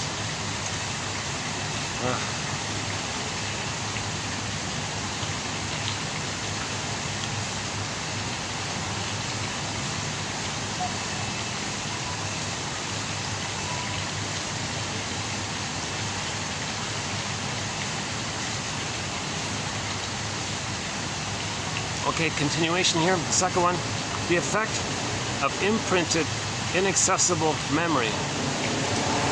That's not a bad one, right? The third one, that's not too bad, right? That third one. Okay, here's the second one. The effect of imprinted, inaccessible memory, amnesic memory. It's imprinted. We don't remember it, but it's there. Our physiology is telling us it's there. My poor posture is telling me that it's there. The effect of imprinted, inaccessible memory is that personality development must form around the imprint instead of in cooperation with it. So we're in reaction and creating a whole scaffold of defenses around the imprint to not feel the pain of it. So defense mechanism here, blame this one there, eat cookies here, be busy here, double think there, and trance logic here, and games people play here, and fantasy. Like you're creating a scaffold of things around the imprint. You're not able to include the past as feelings into your story. Rather, your life, in other words, your life is not coming from your feelings. Your life is a scaffold against the pain, in other words. An elaborate superstructure of personality is formed around blocked feelings. Those feelings are not utilized for one's maturation. Major segments of the brain are off limits, and consciousness must struggle along without the help of all its potential faculties. The hidden memory is no longer a part of the person's available orientating frame of reference. For example, if as an adult you cannot accept help because you have a great deal of pain over never being helped, your answer to an offer of help may be an immediate, I can do it myself. The brain shapes, yeah, like they offered me help. She said, oh, we can bring the fan, sir, we can bring the fan over for you. Oh, no. I do that myself.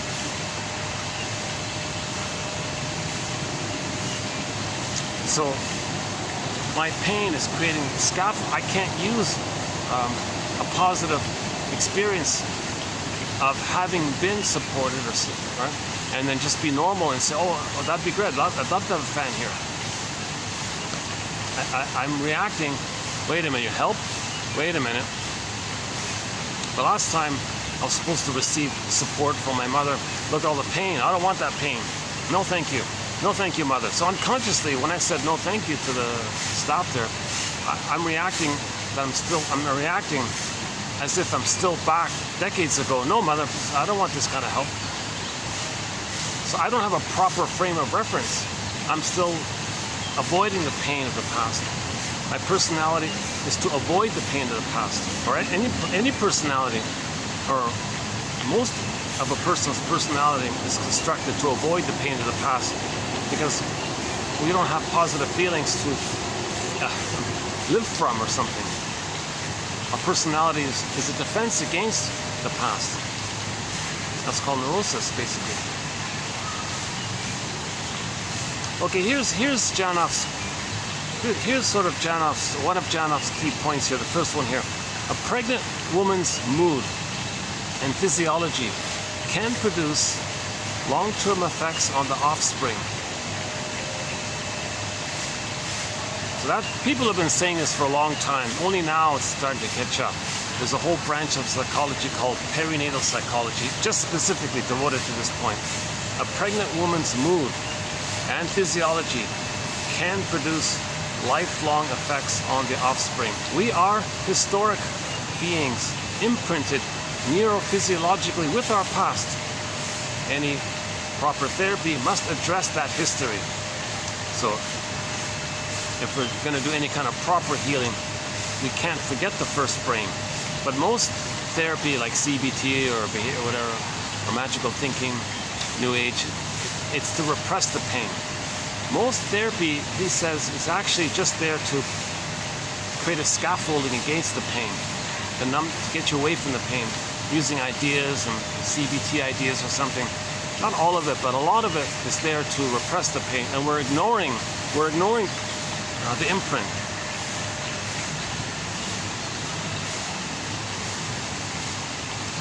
Any proper treatment must address the first brain.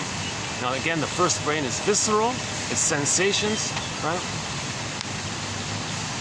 So that's why you measure things, and your pulse and body temperature. You know, Janoff thinks the 98.6 is a little bit too high.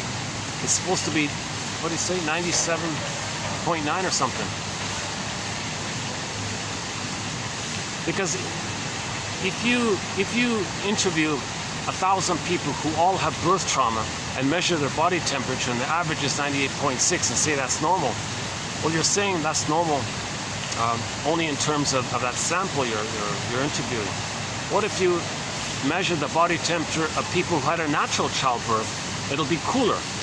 And he makes this claim that a lot of people who do therapy have the measurement of success of the therapy is that their body temperature is cooler, their voice is more connected to their body, their posture is better, and he has all these amazing kind of testimonials and things. So once again, we're not really interested. I haven't done this, so I'm not really talking too much about the so-called primal technique of doing this. I'm just posting quotes about the knowledge. I'm just posting quotes in the area of knowledge. I'm not really focusing on how this takes place. There's a huge question mark in my mind about it, so I don't really go in that area. As mentioned, at least in most of the videos, I went on a bit of a rant on that point.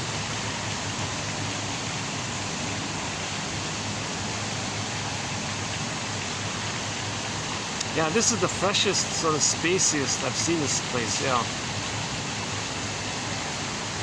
yeah, it's much better. It looks way more airy, and it's got more flow. Yeah, maybe more flow or more space, more light.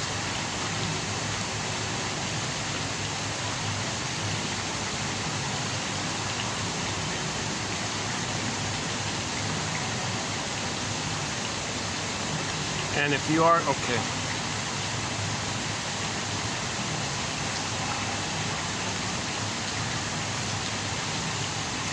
Look at this next one here. There are mothers too busy to breastfeed. No matter her excuse, that child is going to feel unloved. And alas, many of us go chasing for symbolic love for the rest of our lives. When needs are not fulfilled, neurotic behavior follows suit. So when basic needs are not fulfilled, we may spend the rest of our lives searching for a symbol of that love. What a sadness, right? We're searching for a symbol of the love. Whatever that symbol is: cookies, ice cream, money, prestige, power, status, being seen, having a million people listen to you. And your mother didn't listen to you, but you got a million people to listen to you in your lectures, but your mother didn't listen to you, it doesn't change it. Past or beyond that critical time, nothing can change that imprint. Only mourning can do it. Only proper mourning can do it, right? If you're not mourning, then you're chasing the symbolic. So one of the key quotes is, do we have it here? If I can find it quickly, I'll read it here.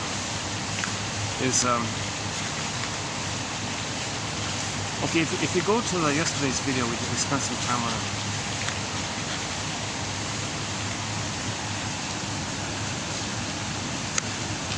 Okay, so when there's trauma, we may unconsciously, yeah, here it is here. Oh no, that's not it. Hang on. Yeah, there's the prototype one. Prisoners of prototype, prisoners of pain, prisoners of belief.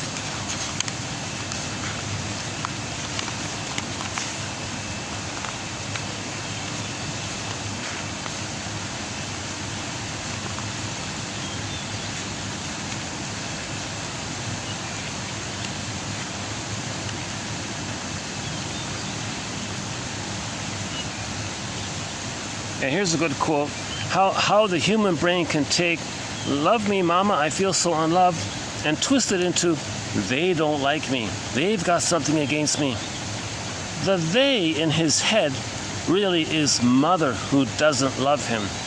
It is so painful that it is generalized as they. See, the specific pain with the mother is too much, then it disperses and generalizes into some kind of they. So whenever people say they, they're talking about mother, all right? Okay. Well, here we go. This is a key quote here. The unconscious hope of fulfillment of old unfulfilled needs. So when there's trauma, we may spend our lives with an unconscious hope of fulfillment of old unfulfilled needs. That's called symbolic acting out. You're searching for symbols of mother's love, hoping that the symbol can somehow actually be the missing mother's love. But nothing past age 3 can do that. But you're doing it again and again and again without awareness. So we have the unconscious hope of fulfillment of old unfulfilled needs. Pain automatically makes one honest with oneself, while it does away with unreal belief systems. The greatest hurt of all: mother failed me. We never got and will never get what we needed as a child. The death of unreal hope is the birth of life. So when you give up this relentless search, this relentless, unreal search, that the symbol can somehow magically create some kind of time machine for you, and you and the symbol of love hop in the time machine, go back to the nursery, change the past, get the love, hop back in the time machine, come back to the present, and then you were loved. It's not going to happen, right? When you recognize that and give that up, that point when you recognize it, that's the metaphor of the pregnant virgin. Now you're pregnant with new potential. And now you want to get the return of yourself. Birth of new life. The death of unreal hope. The death of unreal hope. Okay? You finally get it. That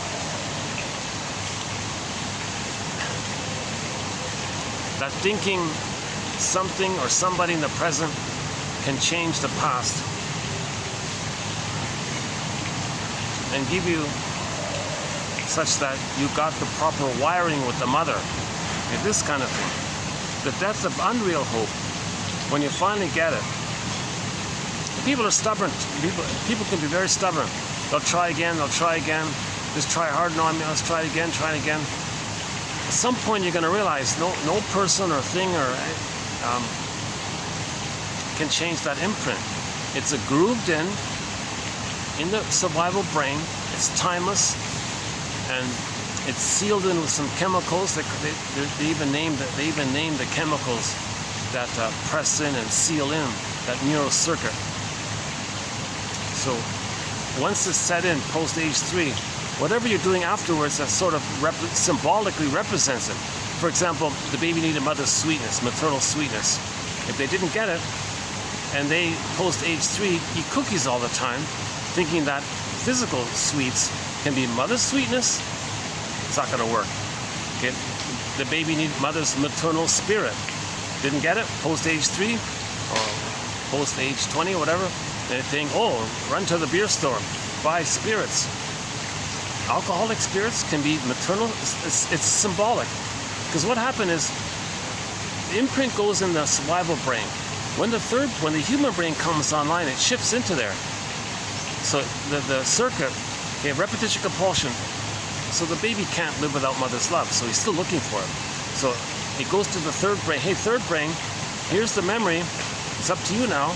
Third brain says, well, gee, we're not back in the nursery, but I got to do this looping thing. I got to do this searching thing. So I'll search for something that represents mother's love. Okay, so sweetness and material, like money, material can be mother. Really? If the girlfriend in the present has the same psychology like the mother, can you transfer the mother and the struggle and the unfinished business with the mother to the person of the present, and see the partner in the present as an emotional reincarnation of the mother in the past, and then continue the struggle and symbolically try to, I love you, you're perfect, now change, thinking your mother's going to change. You can't. The baby couldn't change the mother. It happened. And somebody in the present reminds you of the mother. You're going to try to change them, thinking you're trying to change the mother back then. This is nonsense. This is called neurosis. So we're not loving life in the present, not living path of heart. We're not like, we don't have joy at the console. We're in this constant, relentless, Martha Stark's phrase, relentless hope. Janoff's phrase is unreal hope. So finally, when we recognize this, with enough consciousness, with enough quotes, with enough theories, enough experience, we finally get it. Okay, whoa. Now, pregnant virgin. You realize your energy doesn't have to go for that. It can go to new life. Now you're getting the rebirth of yourself. Like the new energy is like new life in a new direction. Again, myths and fairy tales, religious stories, okay, these are all metaphors for psychological dynamics. John A. Sanford says that if you hear a religious story, okay, in the context of when religion is being used as a tool of the pillage and plunder system, if you hear religious stuff, forget about who's true, what's right, this or that. Look for the psychological message. He put them on the couch. Just like myths and fairy tales are put on the couch, you put religious stories on the couch. Look for the psychological message. So Woodman explains this in her book called Pregnant Virgin. And she did a good job on that point there, right? So when you give up the false nonsense, Okay, you're pregnant with new potential. That's the pregnant virgin metaphor. Metaphor. Myths and fairy tales and most religious stories are metaphors for psychological dynamics. They're true on the inside, not on the outside. Every character in the myth or fairy tale is like some personified character that's created to embody and represent some inner element. So when Echo becomes a statue, that means the person felt frozen inside, hardened inside, the loss of feelings. Feelings can't flow, emotions can't flow, things got stuck and hardened like a statue. So you don't feel alive inside. Now you feel numb and hardened, or could be petrified, could be frozen, could be statue. Faithful John became a statue as well. Okay, now, if the person didn't get enough love, to leave that blissful oneness, that's the narcissist flower that gives people hallucinations and the feeling that they're in this special oneness kind of feeling. Narcissist comes from the word narke, right? That little white flower, apparently, I don't know the details, but one author said long ago they would use that to give people illusionary. So they named the psychology of narcissism after that little white flower, because if a person is in love, they're going to take refuge in that once upon a time belief that in the uterus they were on the throne in the blissful oneness of the mother, and that little white flower has that effect of giving people a dreamy, like, oh wow, mystical one, cosmic oneness, higher consciousness. You're creating some kind of sense that you had a blissful oneness of the mother, but it's forgotten, and you trigger it with some kind of chemistry, and then you get the ooh, and you think you call yourself a mystic or a spiritual experience. All you're doing is bringing up the blissful oneness that you had in the uterus, right?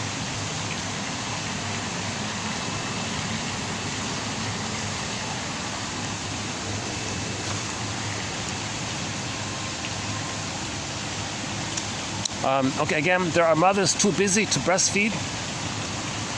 Yeah, once 3 years ago we had a quote. 3 years ago we had a quote. The lady had a baby and all this, but she didn't want to breastfeed it. She gave the baby the powder stuff.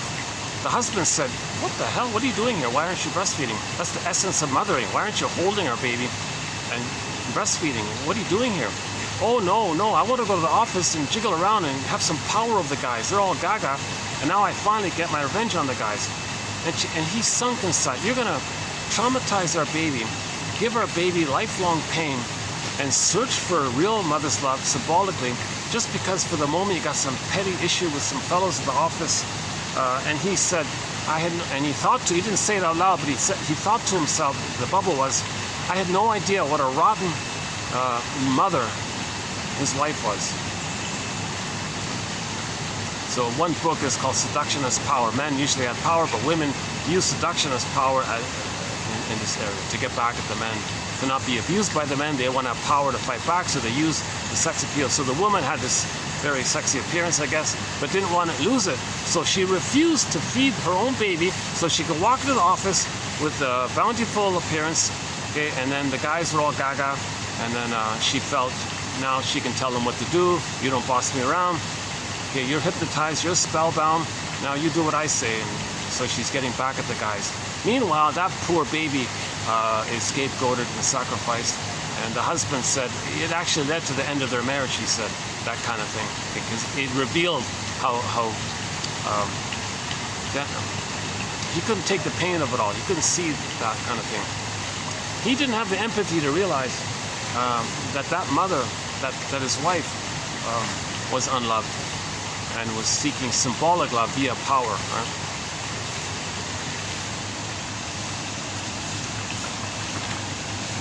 There are mothers too busy to breastfeed, or they're resentful.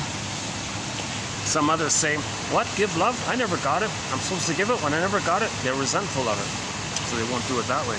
Some others say, "Aha, at last, this baby, the mother might say, I can brainwash this baby to be attentive to me, to be dependent on me, to not let me feel alone, to respond to me, listen to me, see me, respect." So she's parentifying the baby, using the baby as a mother for her.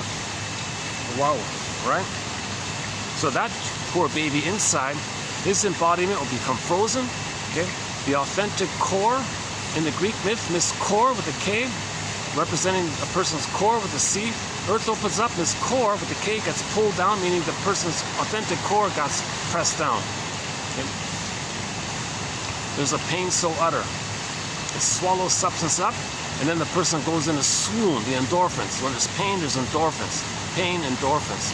And that can be like a pattern in their life. That's called sleepwalking through life.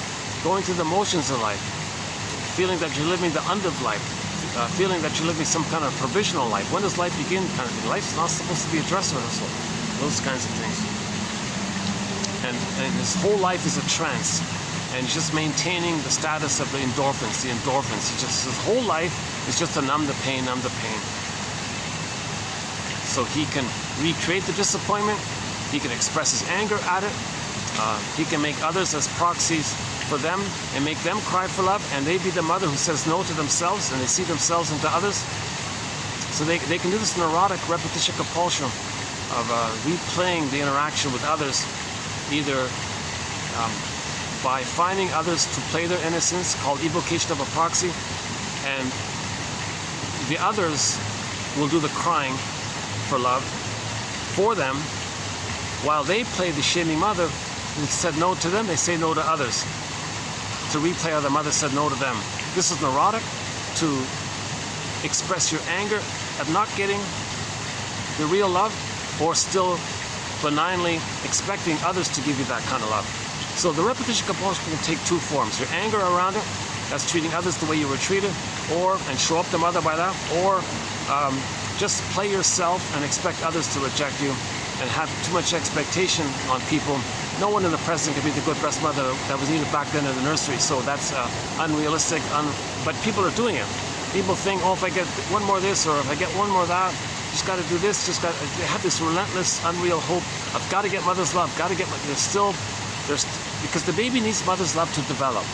If the baby doesn't get mother's love, he can't develop. That's called arrested development, stunted development, developmental arrest. It's a fixation at that rejection. He's fixed of mother saying no. He's fixed, that's a pain. So it's repetition compulsion. When the system's in pain, it says, well, there's no time, well, try again. But the trauma clicks in the repetition compulsion. But the trauma was no. But the trauma says try again, but it was no. So you're in this kind of hopeless loop like this. This hopeless loop is called relentless hope or unreal hope. Now when we finally give that up, okay, that's the metaphorical death kind of thing, and then pregnant virgin image, and then there could be like the so-called rebirth motif, like the new life is coming, and we want to get the new life. Now all of this takes place during the midlife audit, the midlife examination period. Chinna calls it the second journey of midlife. Joseph Campbell calls it the hero's journey, the universal monomyth for all people who are traumatized, meaning who are traumatized. Called the hero's journey. Alas, many of us go chasing for symbolic love for the rest of our lives. Okay, that's the key quote here. The unconscious hope of fulfillment of old unfulfilled needs.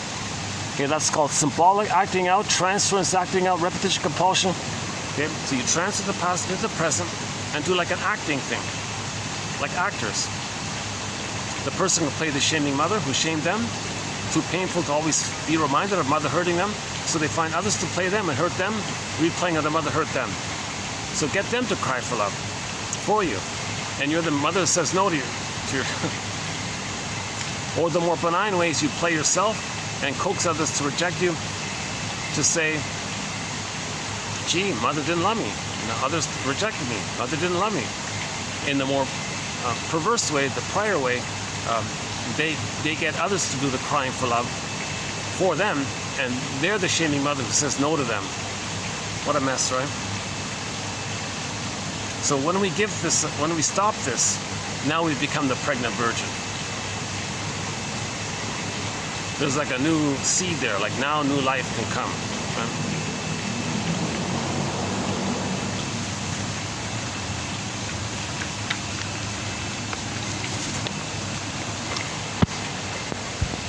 Love means fulfilling the needs of the baby, including the need for oxygen and proper nutrients while being carried. The subsoil on which later personality is built. Yeah, we always talk about the soil, right? Psychological soil, like post-birth. The personality is going to be built from the memories of the first 3 years. Well, there's a subsoil in the uterus, and that can affect the personality. That's Janov's big sort of niche or focus, I guess.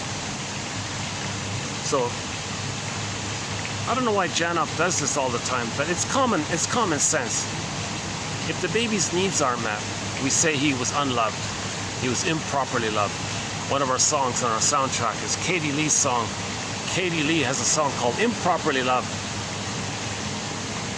We have three songs on our soundtrack from the folk / country singer Katie Lee. Shrinker Man, It Must Be Something Psychological, and Improperly Loved. Or Properly Loved, no, Properly Loved. I was never properly loved. I was improperly loved. Had I been properly, oh, I got that one in.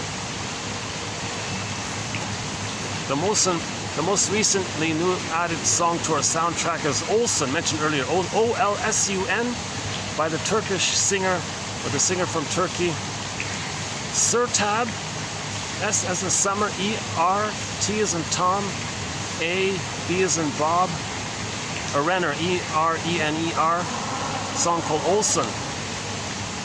That's a good one, yeah. She talks about the whole grief work process, that when she broke up, her mind was racing to try to process it, attenuate it. She needed help.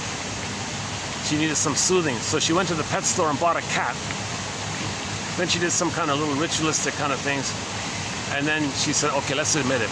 Let's acknowledge it. Let's just say the words, this is a loss. Let's admit it, do it, admit it, like face the, it's the verdict of reality that makes the work of mourning so difficult. See, a lot of people don't mourn losses. They reject the loss. There was no loss. They'll say, well, I didn't eat him. I didn't, it wasn't important. So the sour grapes mentality. So that's not admitting the loss. You got to admit the loss. No, that was a loss. That was a loss. So grief work means you're gonna say that was a loss, and feel all that. So that song was pretty good about the grief issue.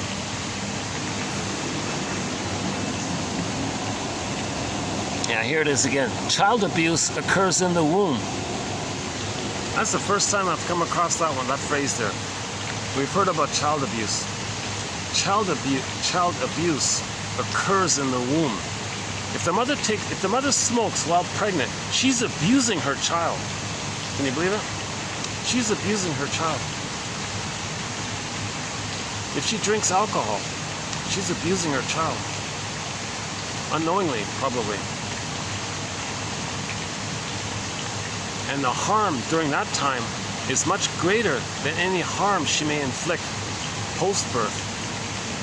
It's of course harmful to let the baby cry himself to sleep and not have tender touch and all this.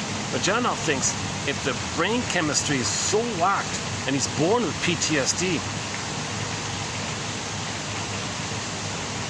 that's worse than... I think what he means is it's going to be easier. I think my guess is what he means is it's probably, from his model called primal therapy, it's probably easier to remember painful memories post-birth than to try to remember, in terms of physiology, trauma in the uterus trauma. That's much harder to feel that kind of stuff. Jesus Christ. I can't even imagine feeling that. But he claims, people were on the floor shaking it off and making grunting sounds and stuff, not even using their arms like they're shaking it off from the brainstem. In the last video, I spent some time on his theory about this point.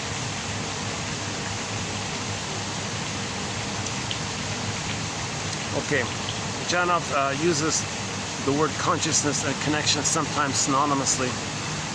Okay, so connection, making conscious a previously disconnected experience. Okay, so connection means making conscious a previously disconnected experience. Okay, so connection in this sense puts an end to a specific amount of trapped energy associated with an imprinted trauma. The person is finally connected to himself in a physiologic way. Yeah, that's his way of saying embodiment. Embodiment. I remember the phrase, the body electric, huh? Why don't we say the body physiologic? The body physiologic. The embodiment. All these women groups that are doing dancing, they're trying to get their embodiment. But you can't just ignore the imprint and see if you can get your embodiment. You can't do some kind of yoga or dance and get your embodiment back. You got to mourn the loss of the safety that was needed, that caused the trauma, of what caused you to feel disembodied. You got to trace it back to the first brain. Trauma, you got to include all three brains. In healing trauma, you got to include the first brain, which is the whole focus of Janov, to talk about this first brain. Everyone else is talking about the other two brains. Okay? And yes, we need to build the ego. That's the third brain. And yes, we can do some kind of feeling, focus on feelings.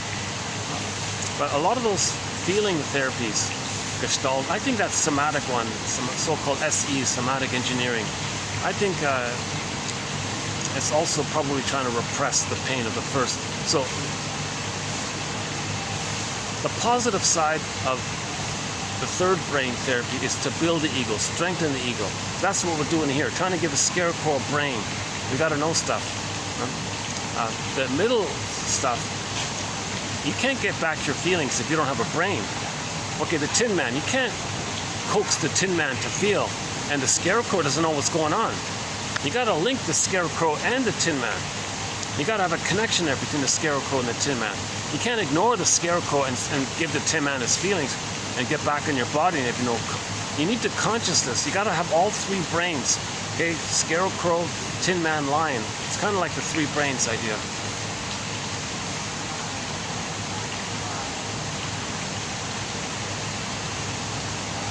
Oh, there's that elderly family. There's that family with that guy's probably like 100.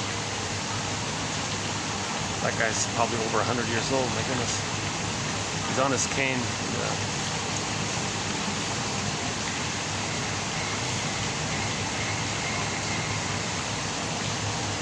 Yeah, Janov says if you do one of his sales pitches for his therapy approaches, you'll live longer. I'm sure every self therapy, I'm sure every person who sells psychology might make that claim. Again, the system which had been working hard at maintaining the disconnection can finally relax. Our vital signs give us revealing clues to our personality.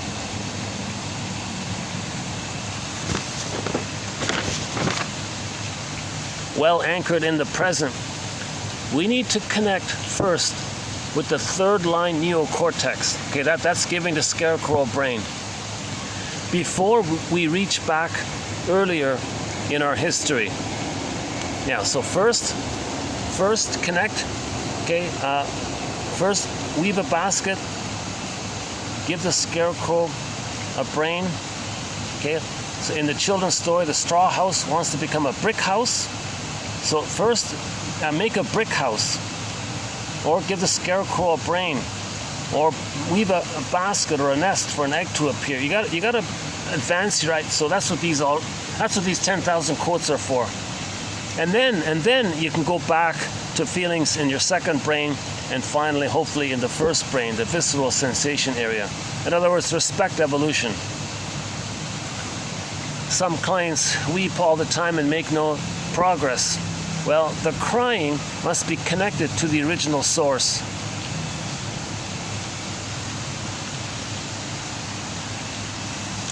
Okay, so we've got several quotes in here about mock therapy, pseudo therapy. He calls it app-reaction, where you're just blowing off steam from the pain of not being able to feel, of not being able to make the connection to your first brain. So if we can't feel, we feel pain. The steam of that, and you're blowing off steam around the pain being there because you're afraid to feel, so you have pain, and from the pain you got the steam, and then you're beating the pillow and you're screaming or whatever. That's not healing. You got to connect to the feeling. The feeling is the healing. Express your feeling, that's the healing. If you don't express the feeling, you just blow off the steam or the energy of the denied feeling. That's called abreaction. And all these mock weekend workshops and seminars, and the used car salesman guy who told you to send me money, I'm going to tell you to beat the pillow. People don't even know why. What's anger? They don't even tell you why you're angry. Anger is an expression that the need for a secure attachment style wasn't met. They don't even tell you that kind of thing, right? Anger means joy and sadness got zooped away. Why did joy and sadness, Disney film Inside Out, why did joy and sadness get zooped away? Because the need for a secure attachment style wasn't met. So it got zooped away, and then anger was the console. So just expressing anger all you want, or beating the pillow all you want, if you don't link it to the feeling associated with the need not being met, it doesn't matter how many times you throw the pillow on the wall. Okay? That's called abreaction. And the weekend workshop, isn't it dramatic? Isn't it appealing? Doesn't it look like maybe it looks like therapy? Like it's a trick. No, you got to connect to the feeling. And your beating the pillow is going to be from the feeling place, not someone telling you to beat the pillow. That's another point.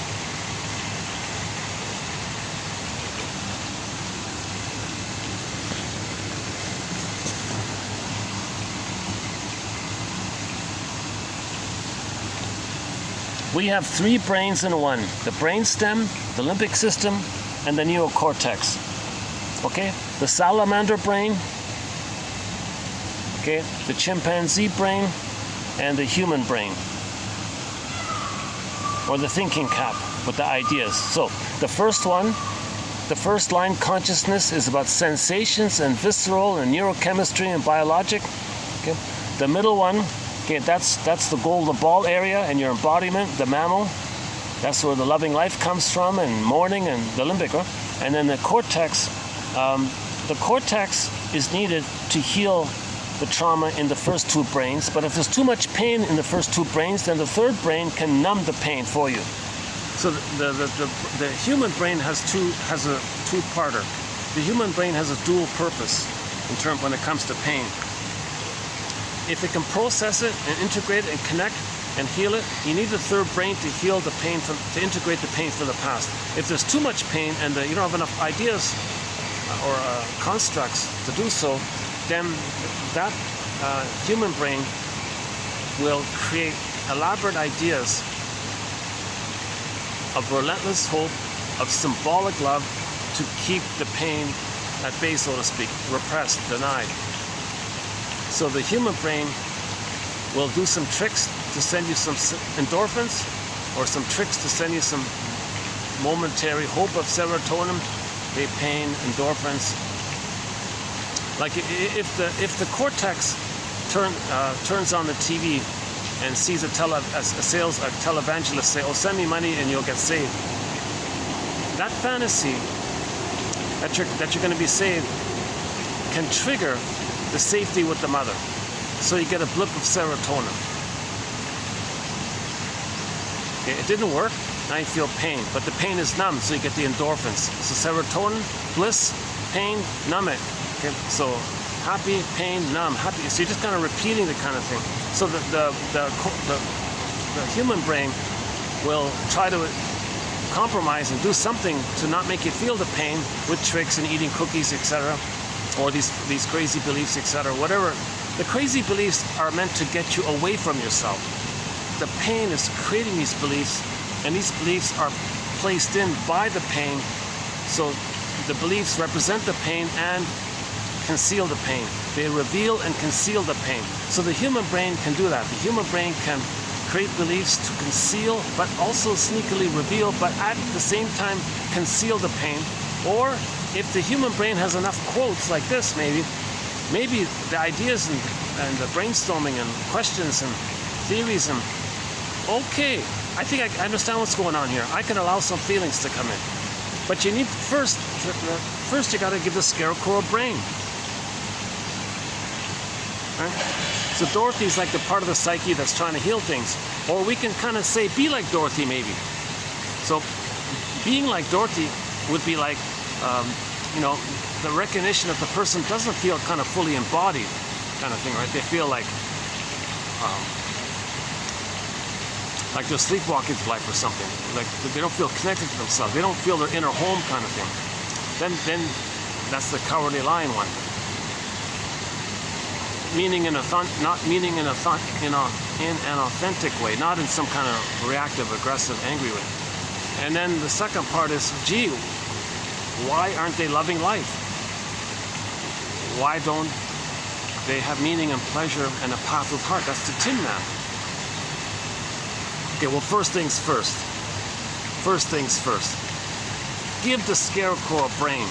So these 10,000 quotes we have here are an attempt, okay, this time 60. This time 60.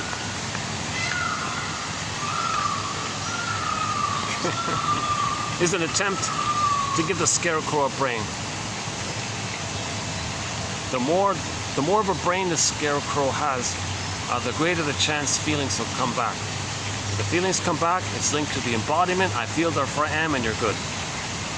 You're not going to get your embodiment and feelings back without the scarecrow. You can't ignore the scarecrow. The scarecrow is there to help you heal it. And you want to ignore the scarecrow by doing this somatic engineering, you know, or I'm not sure what they do, really, to tell you the truth. It's an amazingly popular thing. But it's just another scam to repress the feelings. People are drawn to it. It's a hope. It's the dope of hope. Most of these self-help gimmicks, the guys who do this are making a lot of money selling the dope of hope. They're selling the hope. Now the hope is the symbolic hope. That represses the pain of not getting the real love. And the self-help models or whatever are for that end, most of it. Janoff makes this point fairly clearly.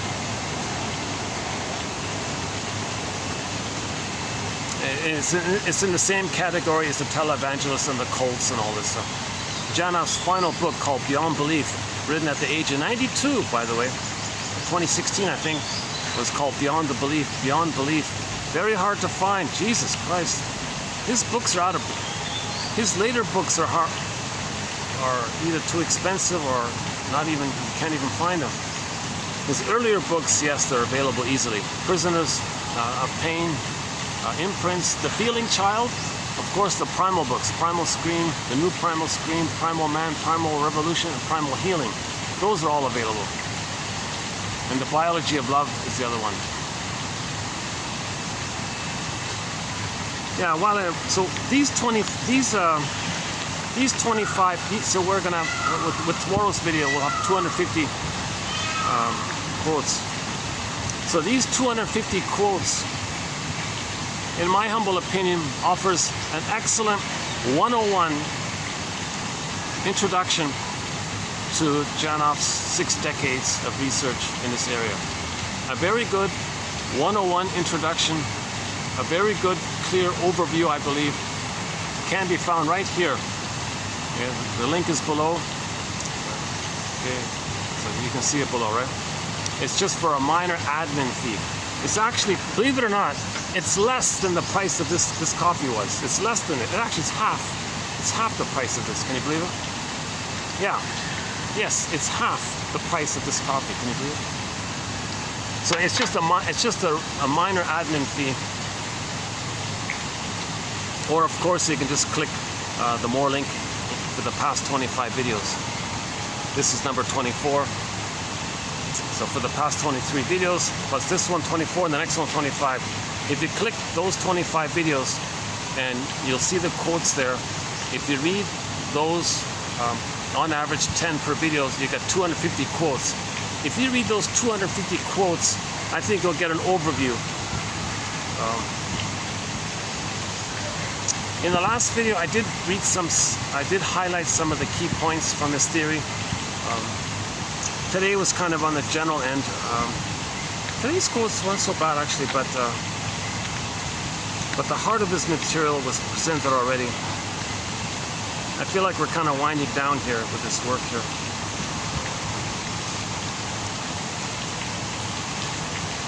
So the symbolism is a key one.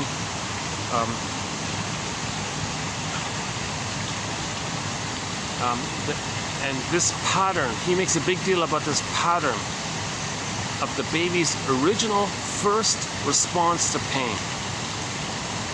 Okay, numbing out, or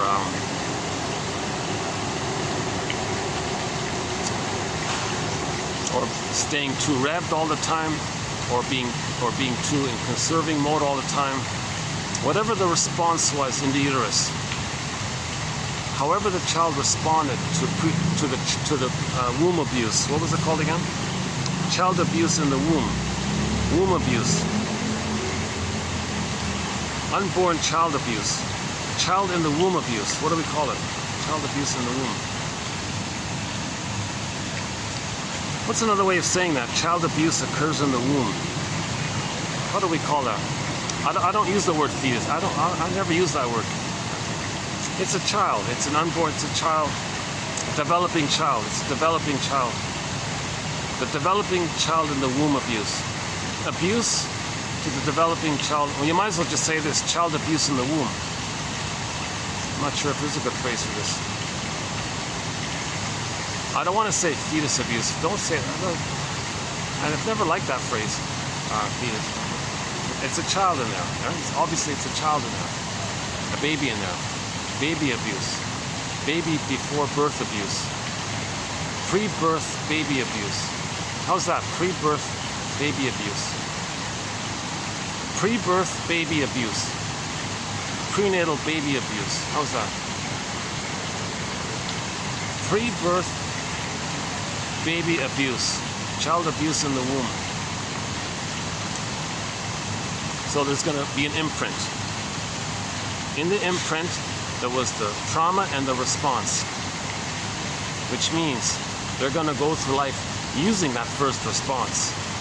Whenever they're stressed, they're going to use that first response, because all time is that time. All time is that time.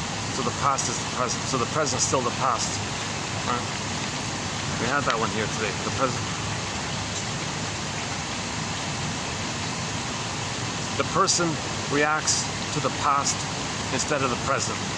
Input early in life can create certain patterns or imprints, which are reactivated later in life when triggered. Some stimulus, something reminds you, something resembles it. You're easily gonna perceive things that resemble it because you have unfinished business and you're always trying to work at it. Right? The person then reacts. You're reacting to the past, not to the present. You're not even seeing the present for the present. You're just still reacting to the past. So all these love songs where the girl, the guy says, you're a heartbreaker, you cheated me, you lied. You're reacting to the past. Yeah? These songs where people say, you're such a Fluschwieger. Don't be such a Fluschwieger. That's German for heartbreaker. So the Bee Gees have a song called Heartbreaker, made popular by Dionne Warwick. Why'd have to be such a heartbreaker? Katja Epstein, one of our musical voices in our soundtrack, does a German rendition of it called Fluschwieger. Well, I don't remember the whole line, but I just remember that one word. That heartbreaker in German is Fluschwieger.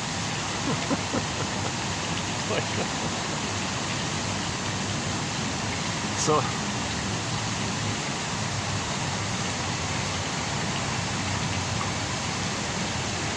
let's check the battery. How are we doing here? 4:15, battery's full.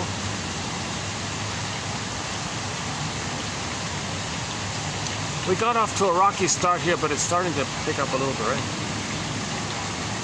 Fluschwieger. So you're reacting to the past, not to the present. The person in the present gave up and said, you expect too much. I can't be the good mother that you needed back in the past. I can't invent a time machine for you. I can't invent a morphing machine. We can't change the past. I am who I am. You're seeing me as somebody from the past, wanting to change your mother in the past, using me as a proxy for the mother. I can't do all this. That's too much. I give up, kind of thing. Oh, you're a heartbreaker. And then the person says, oh, you're a heartbreaker. No. you're reacting to the past. These things you're saying to me, take it to the source. You're reacting to the past. Your mother was the heartbreaker. Your mother gave you child abuse in the womb. Your mother abused you. She broke your heart. She betrayed you. She gave you betrayal trauma. I didn't betray you. I try my best here to talk with you and things, but you're demanding that I change. You keep saying how perfect I am and how much you love me, but then you keep saying, please change. That's the title of a play. I love you, you're perfect, now change.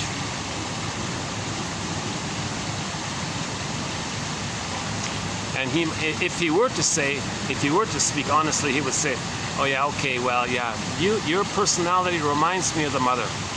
Because of that, it triggers the wiring that I laid down with my mother. Now, embedded in the wiring with my mother is the blissful oneness. So I felt this blissful, heavenly, oceanic, blissful oneness feeling with the mother. Now it's coming up in the present via you being a trigger of that wiring template. So now I'm going to assign that feeling to you and say, I'm crazy about you, you're the one, you're the perfect one. No. Okay. So, okay, in other words, the person of the present just triggers the wiring. Okay, so the baby and the mother create a wiring, memory networks, neurocircuits, grooved in, catecholamines, whatever they call them. He's got all these terms in there about it. So the baby creates this imprints and wiring, blueprints and schemes and working models and internal working models and scripts and traumatic scripts and CCRT, core conflictual relationship theme, whatever we call this intrapsychic mapping or something, or spectacles or lens, the lens that you can see the world through, a mapping of the world. Remember, the breast mother was the world for the baby.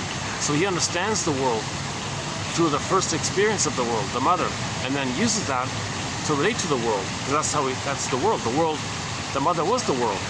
So he understands the world through the template. Well, the world is like this.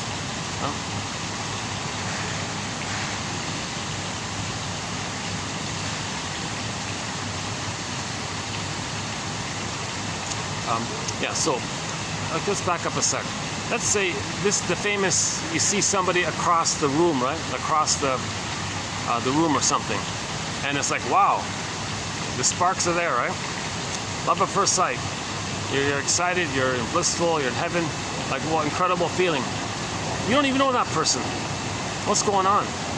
Your body, your unconscious, identified the body, unconscious, or look, or appearance, or demeanor, or posture, something about that person.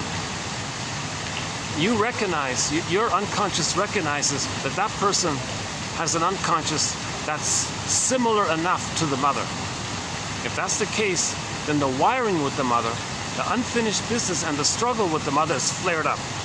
Now there's a great hope. Now there's a great excitement, because embedded in the flaring up of the wiring with the mother is that original prototype of the blissful oneness.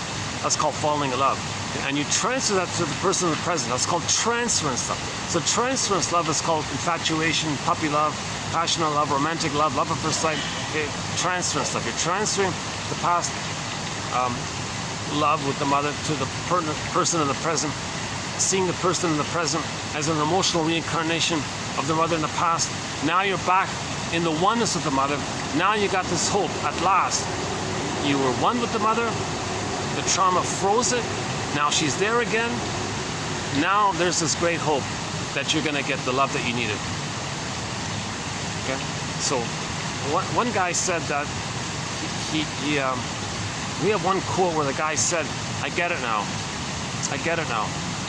I'm only attracted to women who have a personality like the mother, so I can come to be frustrated again and again and disappointed again and again, to know how angry and hurt I was with the mother. I'm choosing people in the present that reminds me of the mother, so I can identify how I felt with the mother. So this is an attempt to heal. This is the unconscious trying to make us conscious. We recreate and relive and re-experience the past and present, recreate the present, a version of the past to know what happened in the past. This is the attempt to make us conscious. So the unconscious, like a puppet master, the unconscious self, like the puppet master, says to the conscious self, hey you, I'm going to get you to recreate something in the past. I want you to observe it, and that's my way of telling you what happened in the past. Can you be conscious of it, put words to it, and integrate and have like a connection there, and have a connection with me. Yeah, today's quote here, the puppet master was screaming. Where was it here? The puppet master was screaming. Where's that one again? Oh, hang on. Oh yeah, the brainstem or the puppet master is shouting at the conscious, at the third brain. Okay, so the first brain is shouting to the third brain. Okay. Hey, listen, the puppet master is saying, listen, I'm telling you something here. By the way, this is sometimes called the inferring mind, okay, as an aspect of the non-reporting brain. So the non-reporting brain, all these memories and the imprints, it's in that pre-age 3 time. So that's in the non-reporting brain. So the puppet master creates the past that caused that in the present, and then it's called the inferring mind. So sometimes the puppet master is called the inferring mind. The inferring mind. So the inferring mind is inferencing to you, hey, look, you, conscious you, third brain you, I'm trying to tell you something here via inference. Can you observe and make the inference? We got to connect here. We got to get along here. You got to listen to me here. I'm trying my best to make the inference here. I'm going to get you to choose people that remind you of the mother. I'm going to get you to feel disappointed so you can know that you were disappointed with the mother. This is me communicating to you. Let's make a connection here.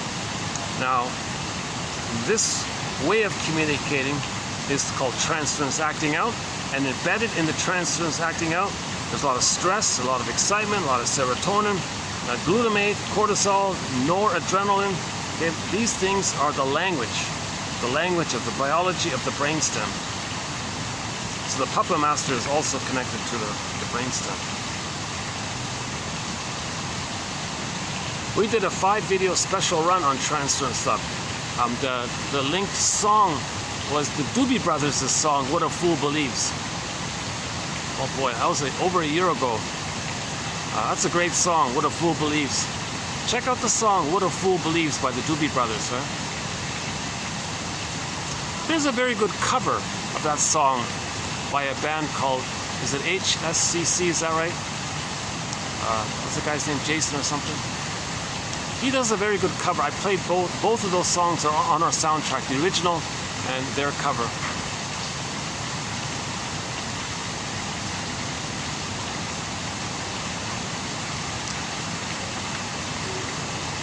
I forgot the I don't remember the lyrics exactly. The lyrics are excellent. The lyrics are excellent. That's a great song. What a Fool Believes. We came from somewhere, trying to recreate what was yet to be created. Trying to create what was yet to be created. Trying to make in the present what never happened. Trying to get in the present the love that was missing and needed in the past. What a fool believes that you can do such a thing. What a fool believes. What a fool believes.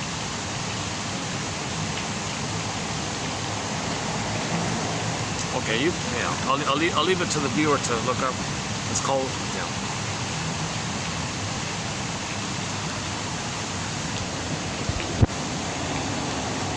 Let's do this one again here. When pain becomes compounded, much of the brain and therefore the body with which it is integrated becomes altered and converted to defensive. Okay, this is the scaffolding one. Yeah, okay.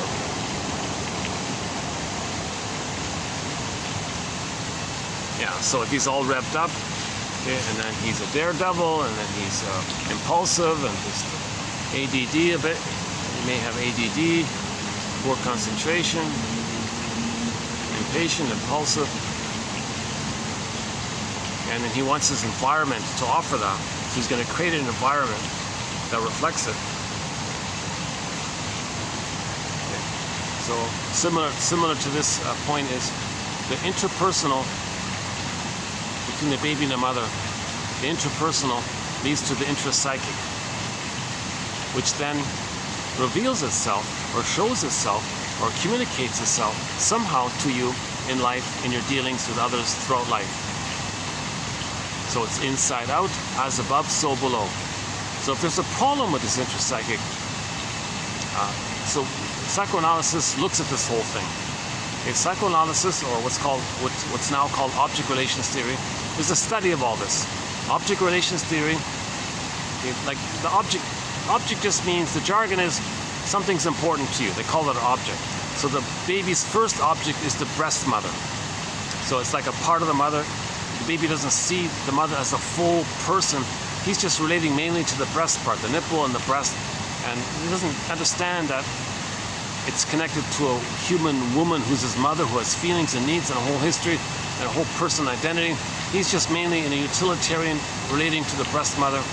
And yes, he's being held by the mother, and he sees mother's eyes. So they're like parts, the eyes and the breast and maybe some parts of the body, I guess.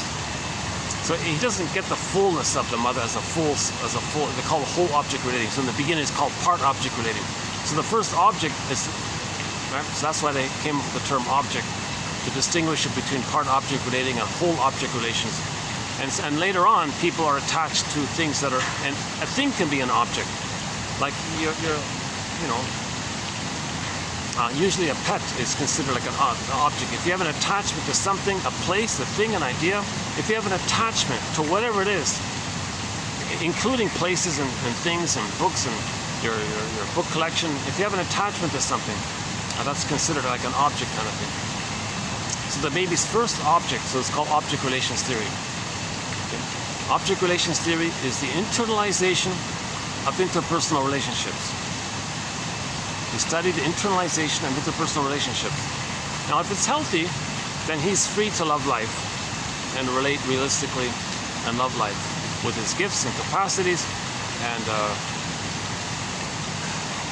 natural intelligence and seeing things in its three-dimensionality, seeing others with empathy and feelings and wounds, and each person having a personal history, people having history.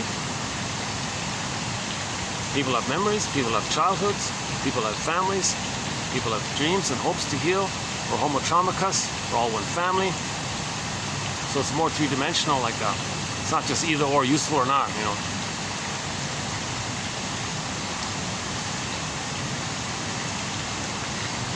Where'd that come from? Oh yeah, here.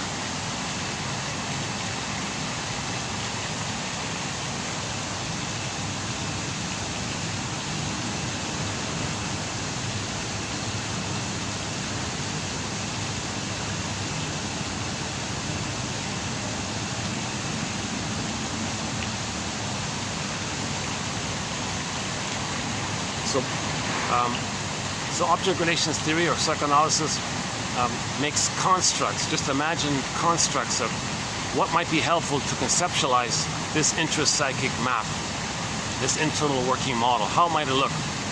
Masterson does a thing called relational units. Part self fused with part other. So it's still fused, but you got versions of it. So part self fused with part other. The part self, when he's crying, let's say, when the baby's crying and down and out, the mother's there and loving, and she's present. That's called RORU, the rewarding object relations unit. But she only does that when the baby's crying. She only gives love when the baby's crying, or something like that. If the baby has like a genuine autonomy for his real self, and the mother says no, that's called the withdrawing. She withdrew, she withdraws her love. That's called the WORU, the withdrawing object relations unit. Now the withdrawing object relations unit, Fairbairn splits it into the alluring part object and the allured self, and the rejecting mother and the shamed self. So imagine that as a mapping in there. Just imagine those three relational units. Notice which one's at play, like what's come up. The general pattern is the person wants to do something from the real self. But the memory is, that's the hope, right? Like a hope. The mother was seen as alluring, enticing, promising, but she was rejecting. She had a hope. Okay. Then, click. Mother said no, ouch, pain. Now the memory is maybe finally when the baby was crying, finally something soothed him. Maybe he put his thumb in his mouth, right? So he soothed himself. He rewarded himself. Or the mother put a rubber on a rubber nipple and the pacifier. So he was some kind of soothed somehow. That's like a model. Okay. Masterson's axiom for all this is as follows: self-activation triggers abandonment depression, which leads to defense. Or another way of saying it, Woru, self-activation triggers Woru, which leads to Roru. So the original state is the child is authentic, promising, rejecting. Pain, okay, something, the baby had to do something to soothe his pain. That's the rewarding side of it all. He's not being rewarded, he's just soothing himself to assuage the pain. That's a template. So when a person tries to self-activate in their life, do something real, something good for them, some self-initiative, something like authentic or real, even trying to heal or buy a book or read it, just try to find out what's going on, something authentic that's good for them, maybe take better care of themselves and make better decisions, or just something that's like for real. The moment they do that, they're going to be reminded of the first. Okay? So self-activation is going to trigger the memory of mother saying no. The emotion of this is called abandonment depression. Shame, helplessness, powerless, hopeless. Okay, it's an umbrella term for all the scary feelings the baby feels, thinking that the mother's abusing him and betraying him and abandoning him and threatening him. All these kind of terrorizing kind of feelings. It goes in the brainstem, by the way. It leads to anxiety, of course.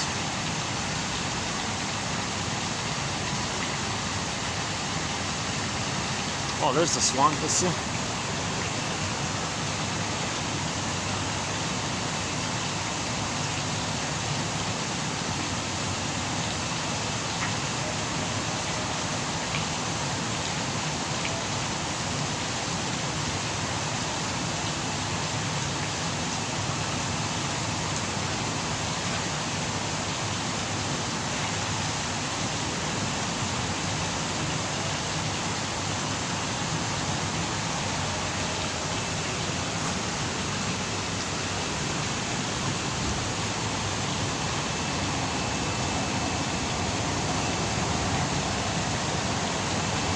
Oh, let me lean back here.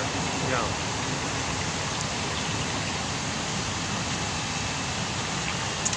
Can I take a rest here?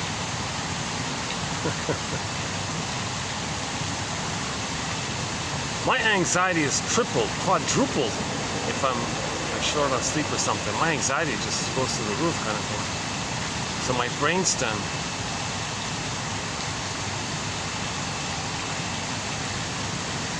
there's more fear from the brainstem coming up, right? Because I don't have my cortex available if I'm too stressed. Then more little things, even speaking, makes me anxious. Right? Okay, let's go back to Masterson's axiom. It's an excellent line there. It's probably, I heard one person say, yeah, that's probably his most notable or most signature expression or line from Masterson. James F. Masterson, the author of the book, The Search for the Real Self. That book, by the way, has won a Golden Windmills of the Mind Award. Yeah. He talks a lot about the real self, part of the self, and the capacities of the real self. So he talks about maturity in that book, meaning having access to the real self. We get access to the real self after the mourning process. So we've got to go through the mourning process to get the real self back, the embodiment back, the golden ball back, and then he talks about the capacities in there. So the book is about how do we get the search for the real self, how do we get the real self, the search for it. So object relations theory can help us in this search. So the main axiom is self-activation triggers abandonment depression, which leads to defense. So think about the baby situation. The baby's authentic, he's self-activating. I'm not here, mother, I'm here, I'm real, I'm born, I need your love. He's authentic. He's acting. He's saying what he needs. Mother, I need a secure attachment style. He's being authentic. He's saying what he needs. He's saying what he wants. He's being authentic. He's being real. He's self-activating. Mother said, ouch. The ouch is called abandonment depression. Now, at some point, something's going to happen. The baby's got to do something to assuage the pain, repress the pain.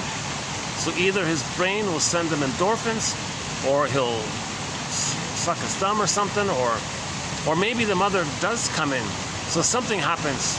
That's called a defense. Defense mechanisms are when something takes place and you don't feel the pain, although the pain is still there, but it numbs you, it makes you unaware of the pain. It represses the pain, but the pain is still there.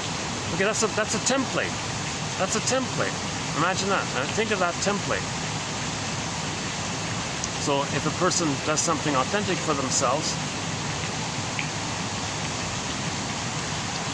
like the lady offered me, do you want a fan, sir?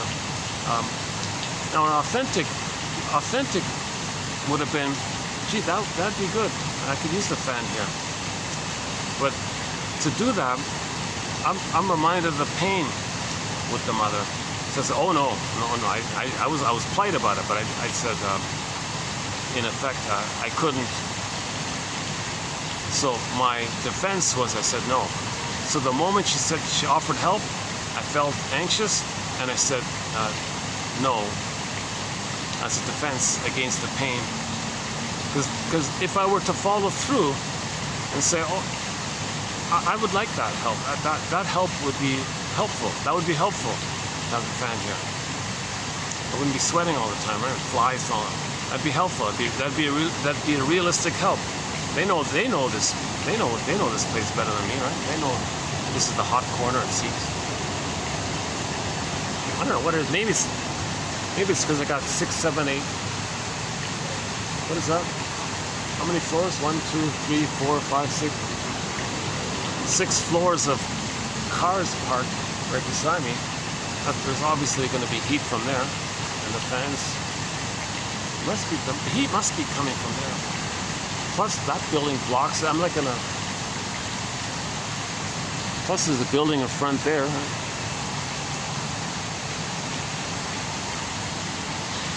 But the swans seem to like it. I'm gonna hang out with the swans. I'm gonna hang out with my 2 buddies over.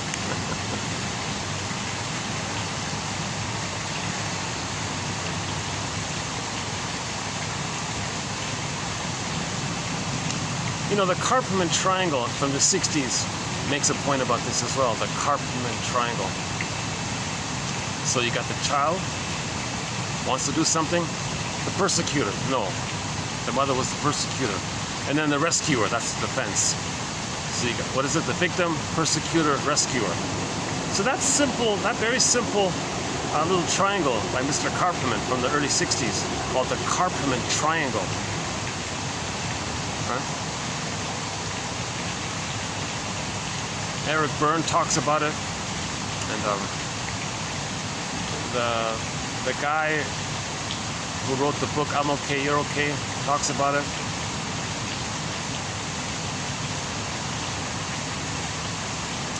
It's based on, it's sort of like an update to the original Mr. Freud one, right?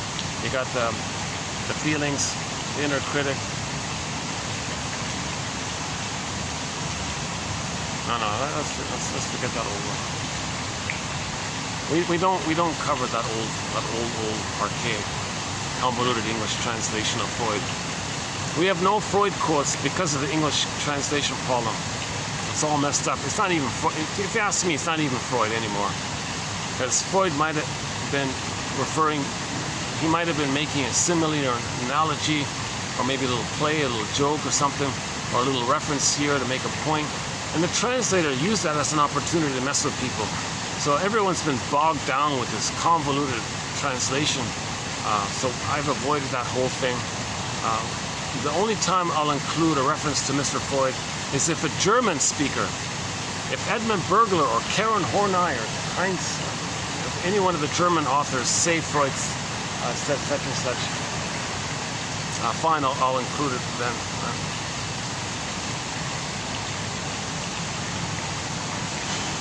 Somebody's taking their photos.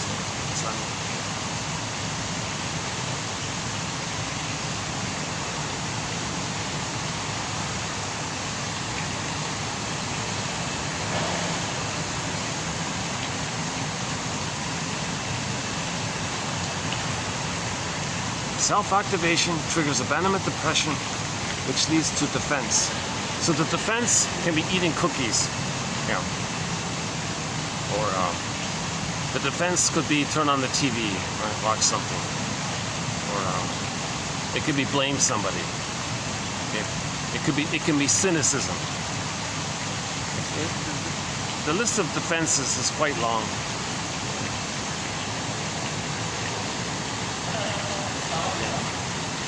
Let me give these. Let's give this group a little privacy. Let me make some space for these guys here. What do y'all want to say?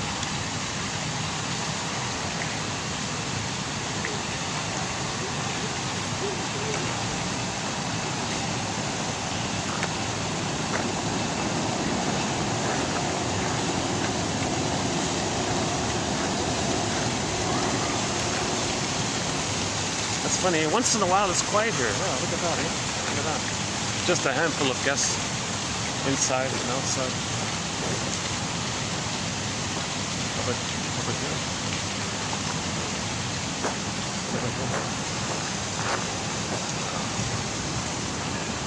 Let's go back here. So they've got benches here. Look, that's pretty cool, eh? Look at that.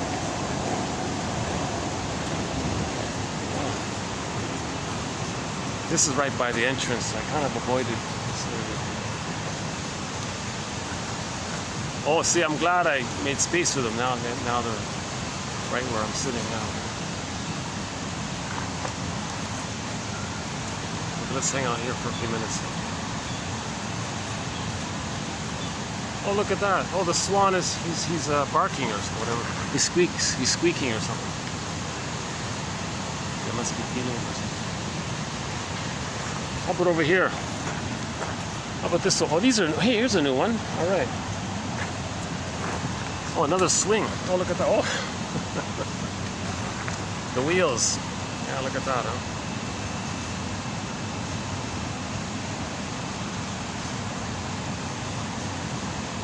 Windmills of the mind. Wheels of the mind. Caverns of the mind. Metaphor that there's memories and imprints, a lot going on in the mind, and the mind might try to process and integrate past denied feelings. If there's too much pain, the mind might create symbols of love to trigger the endorphins in your brain, or the mind might make an excuse, say, well, go eat cookies, and just make some excuse. Well, the cookies are healthy.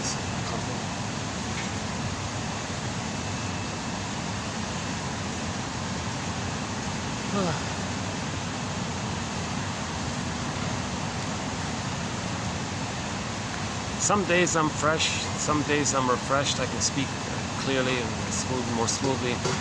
A day like today is not one of them. I would say, but overall, on my end, overall, I'm pleased with the slight improvement in my delivery. I've noticed some little improvements since we began 3 years ago. Now, a true healing would be if Janoff's approach were true, if it were genuinely authentic, and someone can, he says it takes about a year or something. You can't do it at one go or something. Although he has testimonials of people who claim they've been healed at one go, at one so-called primal experience. He says on average it takes a year, because you gotta go back. So you have a belief, okay, they this, they that. Okay, well, what's the feeling? That's the middle brain. So the third brain's the idea, okay?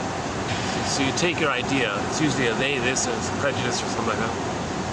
Or they don't like me, or they something. Okay, well, what's the feeling of it? Now you're in the second brain. Now you're in the second brain, the mammal. Okay? Imagine your feeling there as a vehicle. Get in the vehicle, or sit on the vehicle, and let the vehicle kind of take you back to who specifically is there in relation to that feeling. So you want to go from the they to the specific who. Now, what do you want to say to that person, and so on. Now, from there to the pre-verbal, the shaking and all that I don't get. That I really don't get. It's not epilepsy. We have a quote about that. You're conscious during the whole time. You don't lose consciousness. In fact, you feel a relief. It's not painful, because when you're expressing your real old feelings and you're doing what's called locomotor breathing, because usually the prenatal trauma includes not enough oxygen. So when you get to that flash frozen memory of the baby screaming in silence, and it's frozen, and you can step into that kind of thing while you're still conscious that you're in the present, you don't lose consciousness, then the system is gonna the system had been saying, the flash frozen you had been saying to you, I need oxygen, I'm starved for oxygen. For decades and decades, it's been telling you, I need oxygen, I need oxygen. Now, if you can finally get there, okay, relief. You do 30 minutes of long locomotive breathing. Long, locomotive, deep, heavy breathing for 30 minutes. If you get to that place, it's a relief. It's all the oxygen that's built up for all those decades. So there's a huge release in that area, he said. Now, if you miss that point, then it's hyperventilation. That's problematic. But if you get to that point, it's a relief there. Oh, the group's leaving here. Hold on a second. Let's let them pass by here.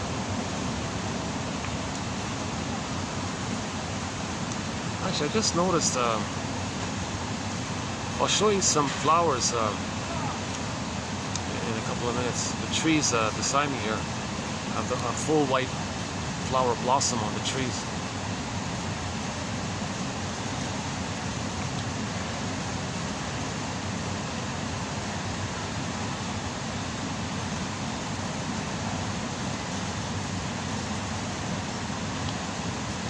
Let's see.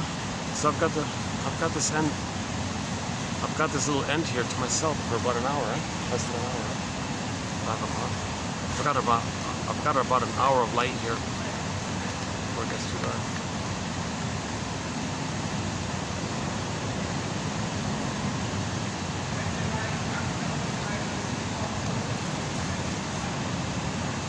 So this issue of the imprint in the first brain, in the crocodile brain, that we live by all the time, because the crocodile doesn't know time. That brain of ours doesn't know time, and that's what's we're living by that. So the present's still the past kind of thing, and every little thing makes us live in the past. So we're not loving life in the present. We're living in the past, dwelling in the past, because we never really lived it. Hence the quote from the film called Greenberg. Shrink said to the guy, yeah, you have trouble living in the present. So you linger in the past, you dwell in the past because you never really lived it. That's called reminiscing, pathological nostalgia. You're trying to process it, you're trying to feel it, you're stuck there because you can't live in the present if you didn't get the love for the past, to feel safe, to enjoy the present, because you're still afraid of what happened in the past, and you're transferring that fear all the time, and you're carrying that fear all time is that past time. So you got to resolve this old fear kind of thing by mourning the love that wasn't there that led to that fear. That's called the greatest hurt of all. Mother failed me. Right? So now, in order to do this mourning, enter forgiveness. Okay, so the first, in our booklet on forgiveness, the first quote is by the singer Bruce Springsteen on YouTube. The song is called Independence Day, sung in Toronto. Check. The guy who filmed it, he did it while he was in the rafters, so you don't see the singer, but the audio is good. Listen to the intro Bruce Springsteen gives to that song. That's an excellent opening. That's one of the best song introductions I've heard. So you got to see your parents as people. The more, Rosanna Deerchild says, the more I learned of my mother's story, the more of a person So in the forgiveness, you got to recognize the parents are also wounded. So get their story. Barry Grosskopf says the true meaning of the phrase honor your parents means get their story. They get their story. So how do we get their story? Well, start with the jokes. Are their jokes kind of dark, like cynical?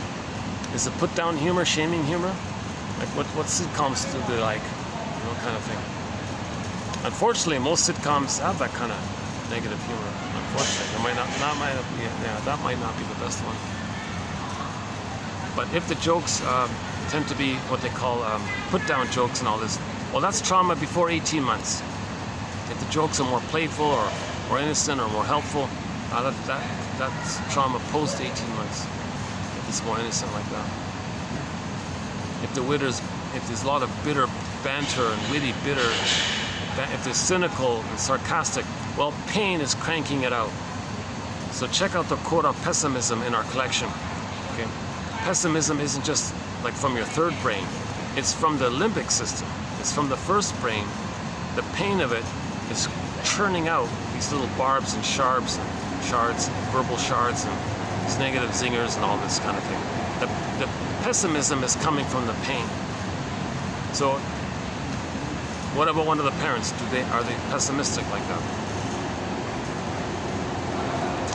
Yeah, and we can now with Janoff's stuff we can think about the sympathetic stress response or the parasympathetic stress response. So, which parent was more revved up, which was more laid back, kind of thing.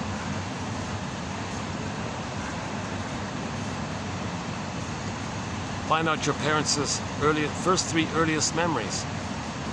The first three earliest memories. That could be like a pattern or a theme in their life.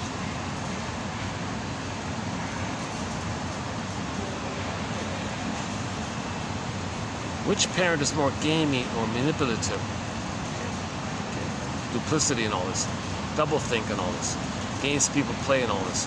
Okay, that means they're trying to recreate the blissful oneness with somebody. So all these games people play, it's an attempt to have someone express your shamed feelings. Because if someone can express what you're feeling, you can feel one with them back in the nursery, where you're one with the mother who's going to love you. And all these games people play is an attempt to get mother's love in the past. So which parent is more gamey like that, maybe? Attachment theory. You know? Or if it's a which stinger person?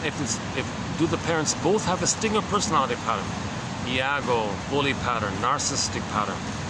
Maybe both parents have one of the stinger personality patterns. That means one of the children was scapegoated. Which sibling, which child in that family was scapegoated? There's a good chance one of them was scapegoated.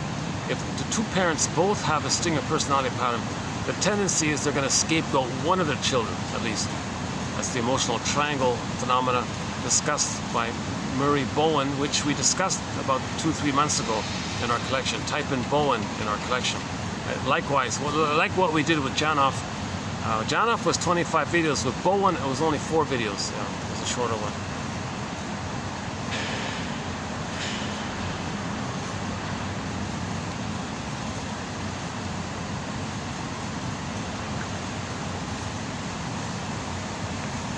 Is the marriage with the parents neurotic, a neurotic marriage, like a defensive marriage, and they don't make I statements with each other, they don't communicate honestly with each other? Is it a defensive kind of structure? So what are their symbolic acting outs? What are the repetition compulsions?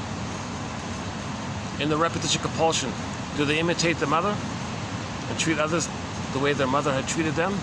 Or do they just play themselves and just expect others to be the rejecting mother? So just try to get some of their psychology kind of thing. Then you're going to see them as traumatized people.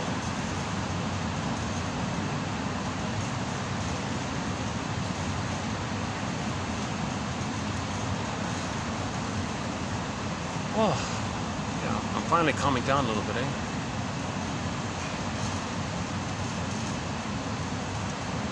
Maybe I should do the video here from now on. This is a good sign. I got the wheel. That's pretty. That reminds me of something. I forgot what.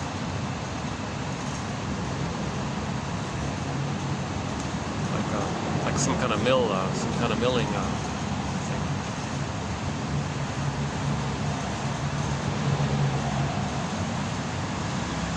Old Mill. Oh, in Toronto there was a restaurant called Old Mill.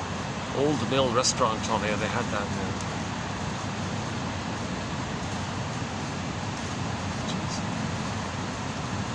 I don't know if they're still around or not. Maybe. Sort of in the, let's see. Southwest of Toronto. Sort of in the southwest corner of Toronto, towards Burlington, that area. There was a restaurant. Mississauga kind of area, that area.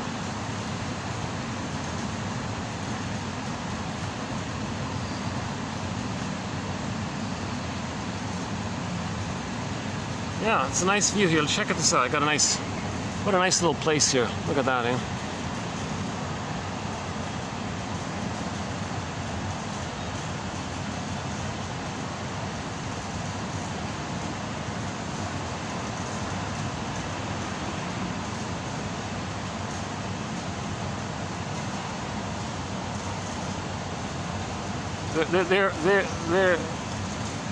There are the white flowers I was talking about. I don't know if you can see them or not.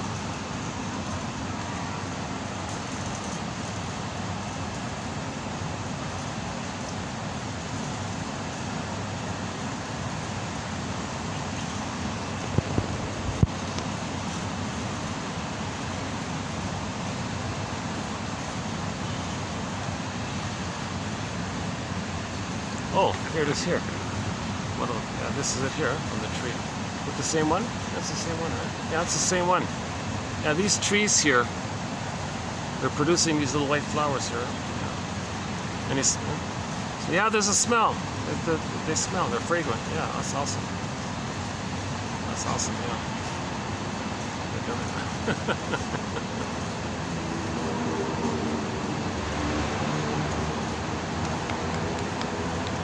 Okay, so another Janup does these kind of,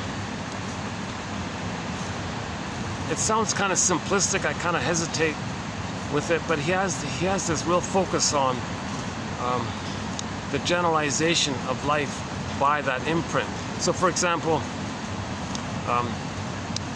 one kid was traumatized, was being abused in the uterus. And to try to survive the abuse, he constricted his bronchioles.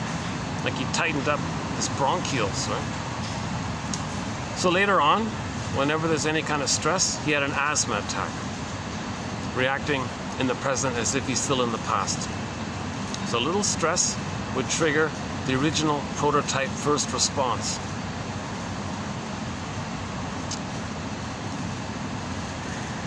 Dangerous, because what if he doesn't have his puffer, obviously, right? That's an extreme example of neurosis. That your response was useful at that time, but it's dangerous to still use that in the present, because the present isn't the past.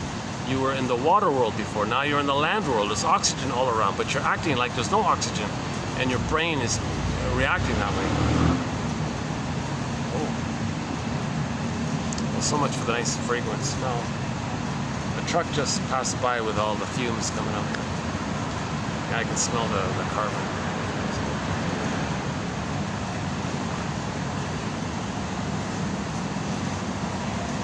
Yeah, luckily it's not too common, you know. Once in a while you'll see somebody passing by with no muffler or something. Or a broken muffler or whatever.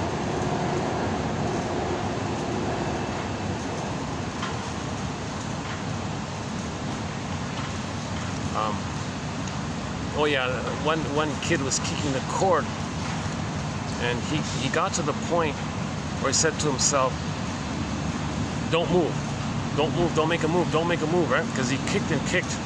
The mother went to a heavy metal concert, and all the loud noises shocked him and startled him. He was in a panic, he was kicking. But while he was kicking, trying to escape, where is he going to escape? Where is he going to run to? He's in the amniotic sac. Where is he going to go? He's kicking, trying to escape, trying to run. In the process, he twisted the cord around him and had anoxia and all this. So it got to a point where the child said to himself, don't move, don't make a move. One more move and he might be a goner kind of thing. That was a print, that was a press. Oh yeah, Janov does this, press print, like imprinted in his brain. So later on, whenever he felt any kind of stress in his life, he said to himself, don't move, don't move. That's neurotic. Of course in the present he can move. He was talking to somebody. He was cornered with some guy with logorrhea in the cocktail party. He said to himself, don't move, don't move. Of course he can move. Just say, excuse me, I'd like to get some hors d'oeuvres. Of course he can move, right? Job he didn't like. He had options. He could leave the job or change departments or ask for a transfer. He could move, but he always said to himself, don't move, don't move. That was like a common, reoccurring, still living in the past kind of thing. It helped him to survive. That's what he knows, stress, that's how he survives. He says to himself, don't move. And he applies that all of his life kind of thing. So he had that as a common lifelong pattern. Whenever there's stress, don't move. It's similar to the one who said they felt helpless while in the uterus. Nothing they can do about it. They were helpless. And that was a pattern in their life. When there was stress, they said to themselves, nothing I can do about it. Or overwhelmed. I'm powerless, I'm helpless.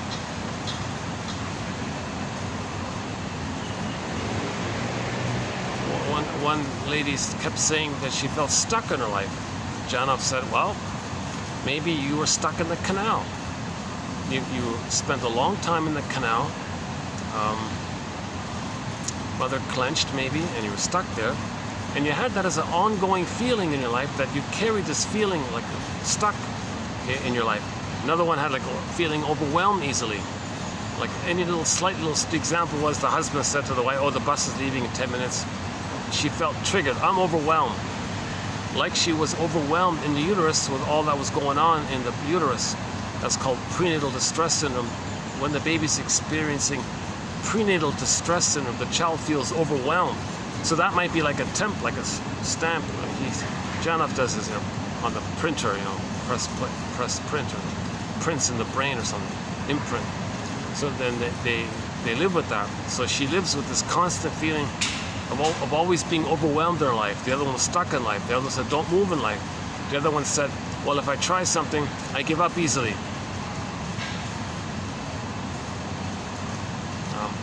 And the bronchioles one, you got asthma attack. Okay, and there are several others sort of in that kind of area. So we're searching for symbolic love. To get out of this, we got to find mother's love. So the imprint transfers to the new brain. Hey, new brain. Hey, left brain. Hey, cortex, neocortex. Here's the memory circuit. Do something with it. All right, I'm going to search for symbolic mother. If there's too much pain, the symbolism will give you hope, serotonin, disappointment, pain, endorphins.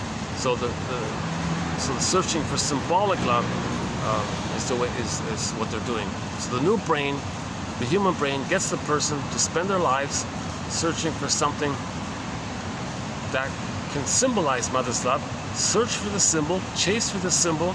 It's ridiculous. It's never the real thing for the past. No time machines. It can never be the real thing in the past. So you're searching for symbol after symbol. So in the Pied Piper story, this was seen when the guy sang, give me prestige, give me fame, give me power, give me glory. In Emily Dickinson's poem number 1702 called Fame is a Fickle Food. Fame is a fickle food, shifting plates. The crow came along, inspected it, and with ironic caw, he flew off to the farmer's cornfield, but the man took it. He wanted the fame. We did the example of, Janov talks about Marilyn Monroe, right? She didn't get love in the critical period. So no matter how much adulation and admiration she got from millions of people, millions of men sending them flowers, it's not going to change that imprint. Nothing post that critical period that represents love is going to change that imprint. Only mourning can change the imprint. Only genuine mourning. And in order to mourn, you need to give the scarecrow a brain, build a basket, Okay, these codes are giving us night vision, some vision, a brain to see, a lantern. It communicates to the system that you want to get back your feelings. That process is called the working through or mourning process, and it takes 20 years on average. It's called the midlife examination period.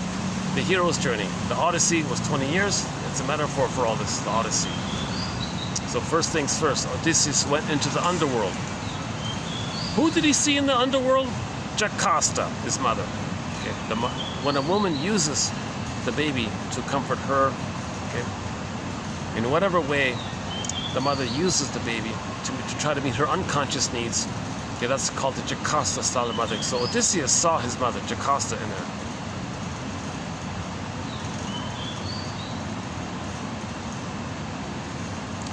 You know, in the Iron John story that Robert Bly likes to tell, the embodiment, Iron John, and the feelings, the golden ball, were both locked in a cage. Where's the key? The key was under mother's pillow. A metaphor that the mother used the baby to meet her unconscious needs, and the key was there, under dark, it's a pillow. Mother's head is resting on the pillow. Okay, under the pillow is dark there, and the key is there. It was her unconscious. She was trying to meet her unconscious needs, using the child, and the key to all this is there. The key, so the knowledge of this. So you want to get the key back. So you got to get the key. You got to know this to get the key. Now your mother's not going to voluntarily tell you. Most mothers are not going to voluntarily say, "I'm sorry, I used you to meet my unconscious needs. I wanted you to take care of me." Or they said, "No, how dare you criticize me? I gave you life," and all. She'll turn it around and shame you for the accusation but she did you. That's part of the. So mothers will gaslight. The word of the year for 2022 by the Merriam-Webster Dictionary Company was gaslighting. A lot of mothers gaslight their babies. Babies say, "I'm in pain here. You're not meeting my needs." What needs? "I have needs." "No, you don't." "Yes, I do." "No, you don't." "I'm crying." "Can't you hear it?" "I don't hear it." "Yes, I'm crying. I'm screaming." "I don't hear it." So she's gaslighting. She's denying the child's reality, and the child questions his reality. So what does he do as a desperate measure? He puts his soul into cold storage. It's flash frozen. Okay, flash frozen, cybernetic, flash frozen, woolly mammoth, and frozen block of ice. So it's there. It's frozen. The innocence aspect, to represent the loss of innocence of it, the baby's in another forest. Okay, to represent that it's printed down, earth opens up, the core gets pressed down. Okay, to represent that the person's not moving and all this, that's the statue. Petrification. Okay, to represent the freezing. Again, hypothermia, emotional coma, emotional catatonia, and so on. The jargon, alexithymia, emotional illiteracy, affect phobia. Okay, so again, velveteen rabbit, person feels unreal. Unalive, like the woodcutter story. The woodcutter took a block of wood and carved out a little boy there and was praying for the toy boy made out of wood to be real, to be alive, to come to life, like to be a real boy, a real son, right? All this. So we feel flat, wooden, like that boy, unalive, unreal, like the velveteen rabbit, frozen, petrified, turned to stone, etc.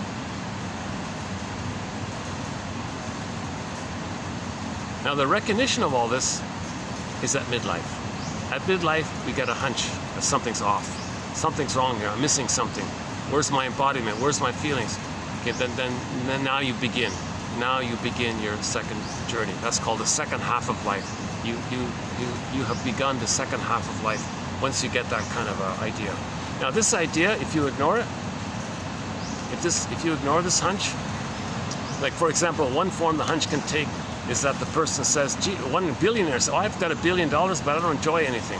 I've got all these castles and resorts and this and that, all these fancy yachts or whatever.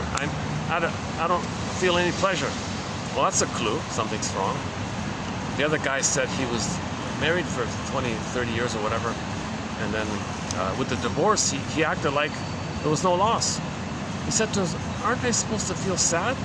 Wasn't that a loss? Why don't I feel any kind of sadness about it?" Well, he doesn't have his identity. It's frozen. The character sadness is lost or frozen. Same motif. It's unavailable. Down a tunnel, down a cavern. It's submerged down there. The reference here is the song "Windmills of the Mind." Right? That was a clue that the person could begin the second journey in midlife. Why can't he mourn? The other one, why don't I feel pleasure? That kind of thing. The other one says something's missing.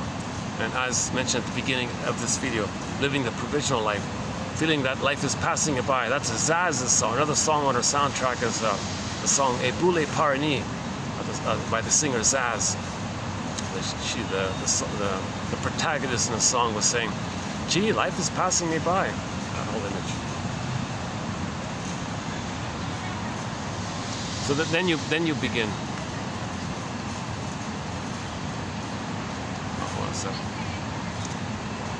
Oh, there's a pregnant lady passing by. Yeah, so that. Oh yeah, Janov gave one example of some woman who didn't want to look fat or something. So she starved herself, she traumatized the baby. Her baby was abused when she did that. I'm sure that's very rare. That's a very, very rare. See, Janov gets the most, his clientele is like the most, usually some of the most traumatized ones. So some of his examples are a little unrelatable. They're too over the top, some of them.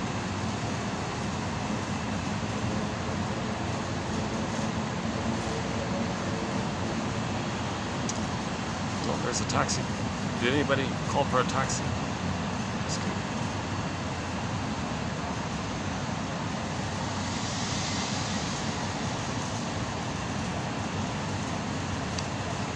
Oh, well, it's a bit of a treat to be outside, mild weather like this, even when I'm feeling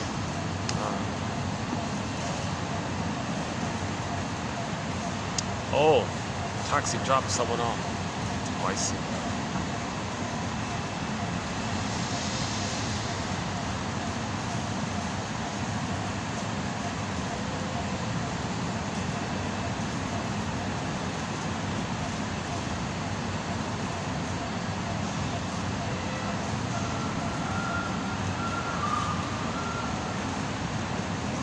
You know, this is, yeah, it took me a year to find this place. Over a year, right? Over a year to find this place. I didn't know this place existed. Only recently I found it by accident. Jeez, eh? What a little gem this place is.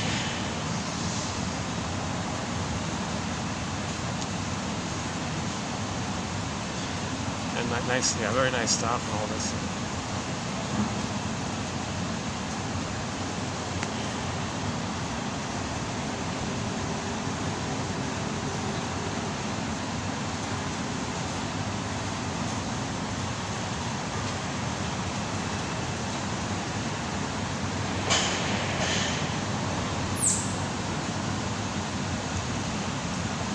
Yeah, once I was here, there was a big company function on the second floor. Everybody who's here, everybody who visits here, is in a good mood. Like I think it's a relief. You know, see, if you feel stressed and you go to a place and you feel safe, it's a release. You'll feel better. That's pretty obvious, right? Not too many like flower gardens in a busy city, right? Actually, Toronto has a pretty good. Yeah, Toronto has a lot of parks. Yeah.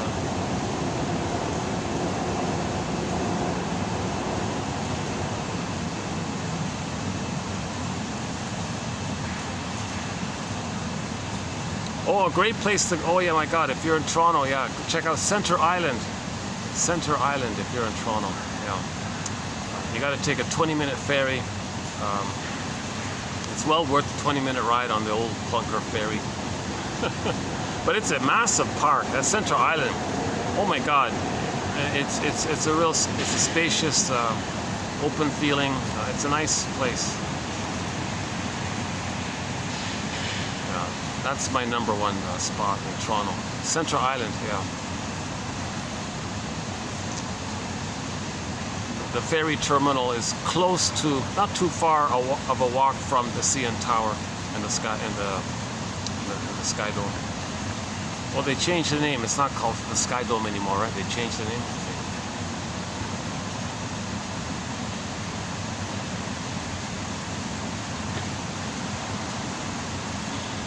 Oh yeah, I walked up the CN Tower once for a fundraiser thing as a kid, yeah.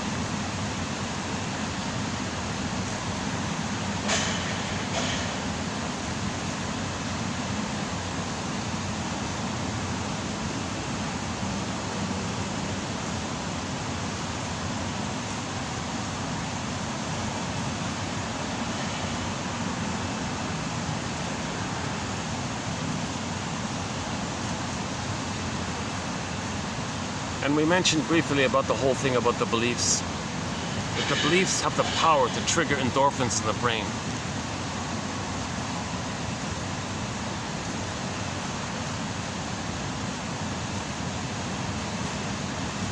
And the beliefs were manifested by the neocortex. It was ordered by the pain in the first brain. So the first brain 1 says to brain 3, help. Brain 3 creates a spontaneous belief or buys someone else's pre-packaged belief. It's symbolic of love, so you're going to feel the dope of hope. That's the serotonin. It's not real. Okay, it triggers the disappointment, the pain. The pain triggers the endorphins.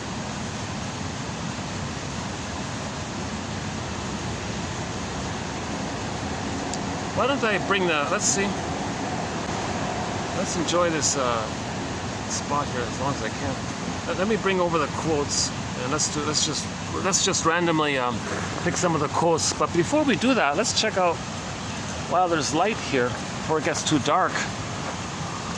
Take a look at these nice flowers here.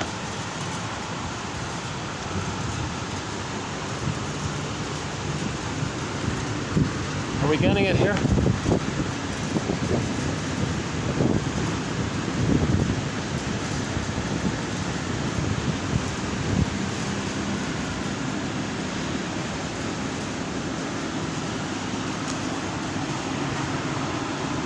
Well, here's one. Here's a low one. Let's see. Yeah, there's one. Yeah, it smells. Yeah, nice fragrance. Oh, here's a bunch. Yeah. There's a whole bunch of them here. Yeah, that's awesome.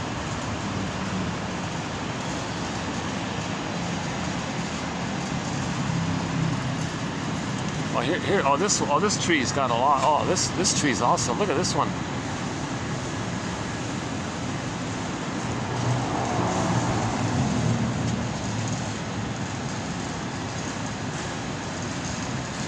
Hi. Nice smell, yeah? Nice smell. Smell. Very good.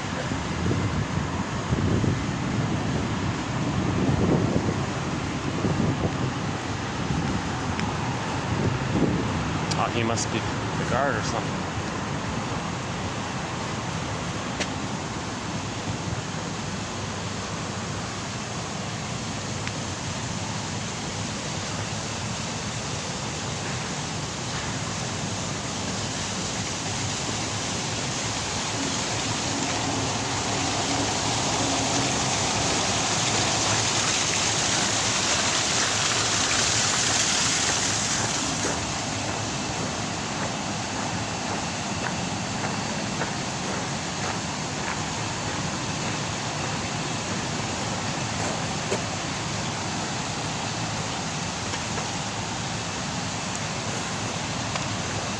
Let's just stay here. All right, let's just.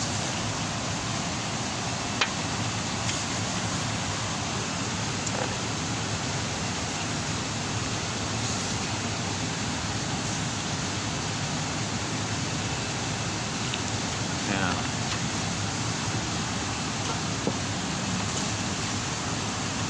And once again, the key one here. The unconscious hope of fulfillment of old unfulfilled needs. Okay, that's called symbolic acting out. You're acting out, chasing a symbol of mother's love.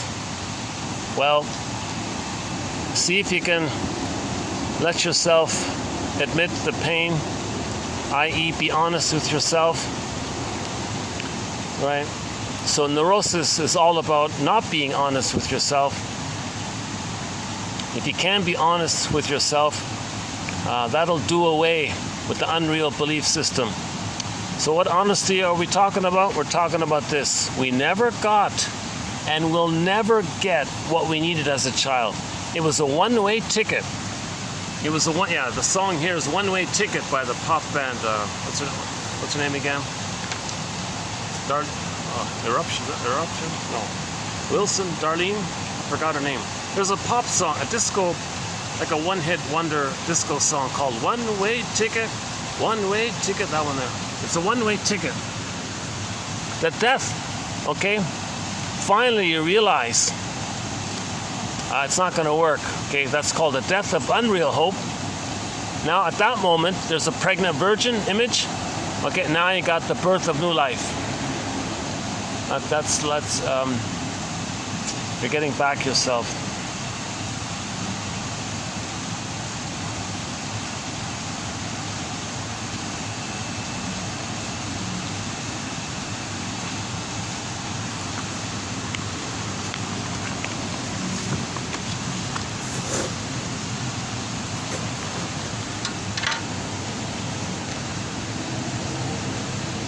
Oh yeah, the crying in the crib, that'll do it.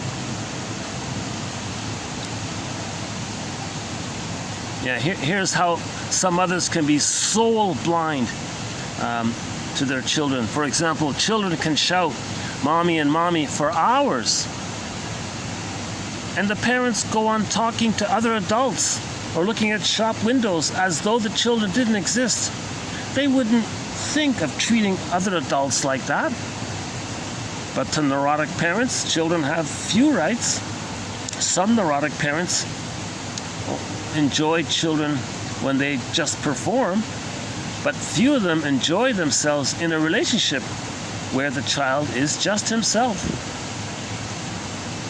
Neurotics cannot let people be themselves because they must make them into what they need. The parents' unfulfilled needs are implicit demands or commands to the child. Look at the children closely, and we often see what the parents need. Yeah. Look at the children closely, and we often see what the parents need. The neurotic tries to master the past by symbolically manipulating the present. Right? The neurotic tries to master the past, change the past, undo the past. Oh.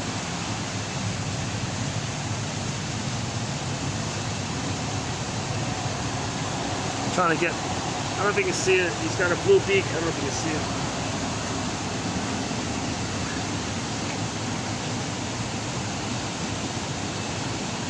For the neurotic, the present is the past. They're always in the past. There is no present, they only live in the past. All time is the past. The present is just adaptive. Yes, they can drive a car and get 10 PhDs, but they're still emotionally in the past, stuck in the past. Yeah, again, anxiety is a brainstem issue. Anxiety comes from the trauma in the brainstem. Anxiety is not strictly speaking like a feeling like in the mammal area. So feelings we can sometimes say is from the middle brain. Okay, the chimpanzee brain, the chimpanzee mind, the second line. Okay, the mammal, that's the feelings. But the lizard, it's sensations. So fear, anger, it's like sensations, although we simultaneously refer to them as feelings. But technically speaking, or strictly speaking, they're more like sensations, visceral sensations. It's pre-verbal. So anxiety is terror disconnected from its roots. Yeah, so anxiety means you're afraid, you don't know why. It's disconnected from the roots. The roots are in the brainstem and the limbic system. because anxiety comes from traumatic events that occurred before birth, our therapy must address the primitive, nonverbal nervous system, the part of the brain that originally reacted to the intrauterine alarm. Can you believe that? So if somebody has anxiety in their life, okay, it can be this, this nameless dread kind of thing, or this dispersed, generalized anxiety. That's because they had a hard time in the uterus. The mother smoked. Look at that. The mother takes one cigarette, the baby can have lifelong anxiety. Can you believe it? The mother takes one cigarette, or 2 cigarettes, or 1 glass of wine, or even a glass of coffee. The baby can be anxious the rest of his life. Why give the baby PTSD? Because the mother wanted a glass of wine, a cup of coffee.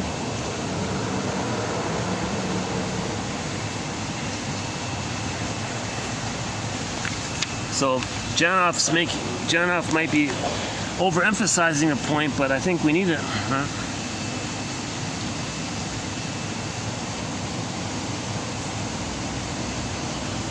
Feelings provide us with ourselves. I feel, therefore I am. If you have your feelings, you have your amness. If you have your amness, you have your feelings.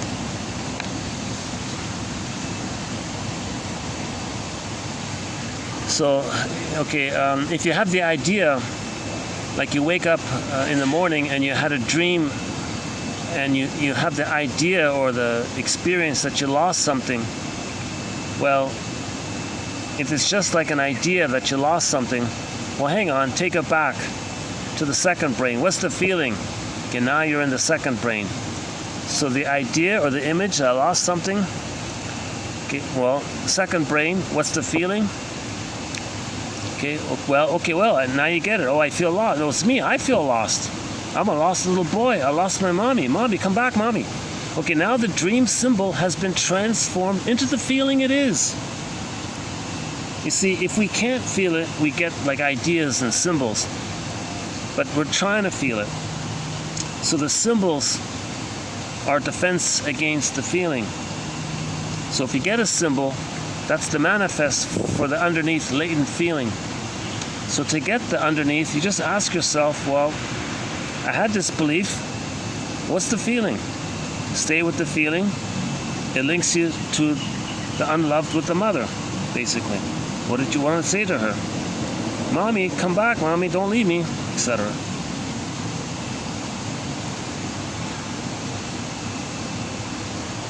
So the story in the dream is the symbolic analog of the real feeling.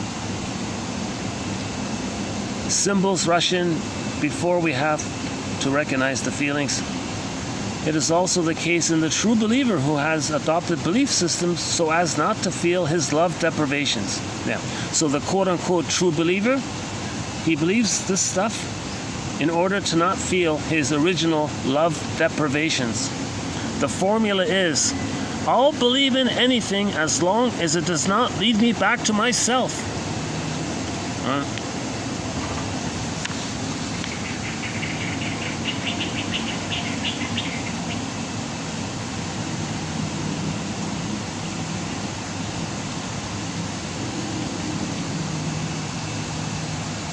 Neurosis is to rechannel energy of the feeling into various symbolic outlets.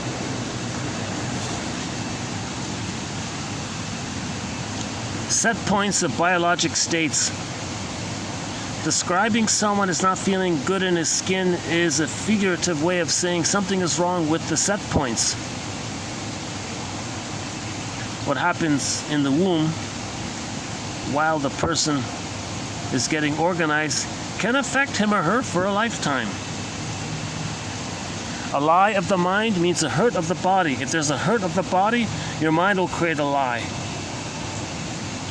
a belief or whatever. The more pain, the wilder the beliefs. Nameless dread. Anxiety is a nameless dread. Nameless because the unborn child and the neonate do not have words. It's a visceral reaction, an instinctive mechanism for survival. all anxiety is free-floating at the time of trauma. It is neither conceptualized nor understood.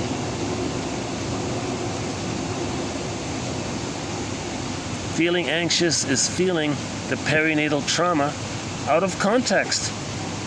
Again, anxiety is the visceral component of the early trauma.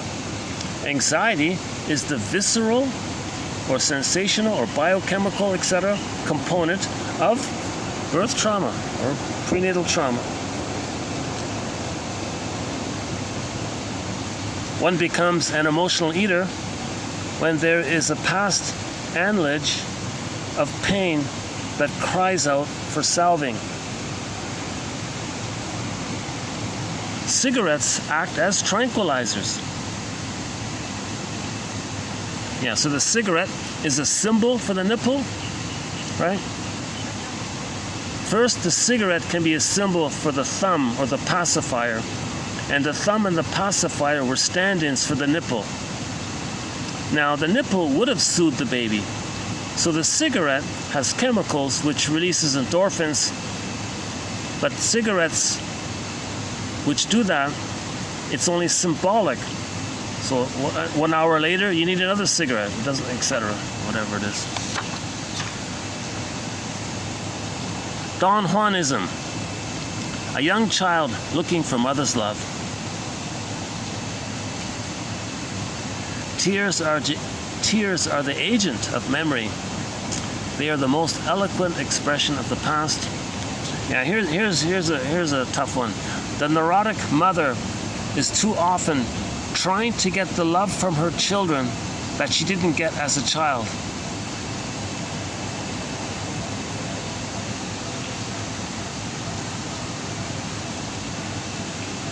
Consciousness is the cure for neurosis. Feeling is the vehicle to that end. If oceanography were confined to studying the tips of icebergs, there would be a lot more shipwrecks around. If we continue to regard psychology as the study of behavior and symptoms, there's going to be a lot more human wrecks around. So, 3 brains. We have 3 brains, in other words. To thine own self be true is hardly the neurotic's motto.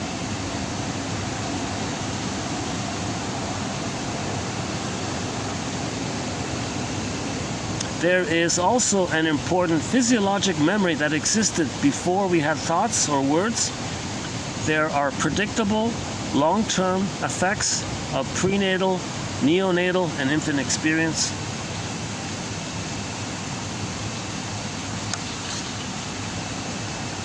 The more we connect with our unconscious, the more conscious we become. The more we connect and link up our 3 brains, the more conscious we become. Oh yeah, this guy here, the agent of hate guy. So one guy, okay, here's a good example. This one guy, famous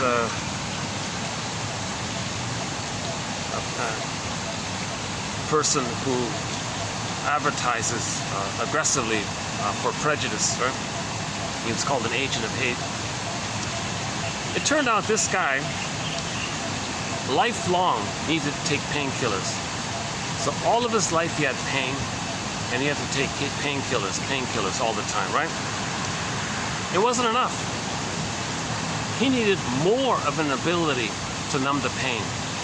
So then he peddled prejudice, the belief of prejudice, of superiority complex, to believe you're in a blissful oneness with the mother.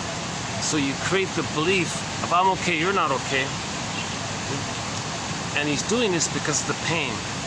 So first, the painkillers were enough. Then it ran out. Then he needed more painkillers. So he became an agent of hate in order to numb the pain. So he needed both, the prejudice beliefs and the painkillers. I thought that's a pretty good summary of the issue. That pain can be numbed by, in his case, the painkillers, whatever they were, and then beliefs that promise him oneness with the mother. So the oneness with the mother can be the grandiosity, the superiority complex where he's on the throne. In the uterus, he was on the throne. So if he says, oh, I'm superior, whatever, self-sufficient, superior, and his humanness is shamed, he projects his own shamed self onto others, say others are no good. So when he says others are no good, and he's good, that belief of prejudice tricks the brain to release serotonin, pain, endorphins. So he got endorphins in a looped way. The painkillers directly gave him endorphins, and then the beliefs gave it to him in a kind of roundabout way. And this guy made millions of dollars or whatever. A famous bigot from some years ago, I think. Don't know too much about it, but.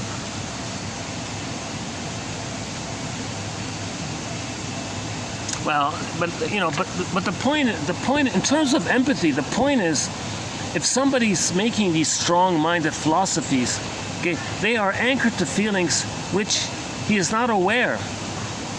And there's no, okay, let's do it again. So this agent of hate has admitted to taking strong painkillers over many years. His ideational or third brain and strong-minded philosophies, prejudice, are anchored to feelings of which he is not aware. There's no use in talking him out of those feelings, right? Than it would be to try to change his whole childhood history. It isn't just that he has unreal beliefs. It's that his disconnected system forces him to quell the pain. So prejudice is an attempt to numb the pain. Bigotry is an attempt to numb the inner pain.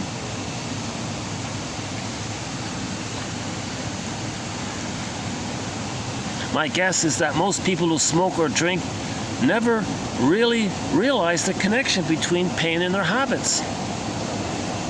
Neurosis is a force that one acts on every day, yet a force that eludes awareness.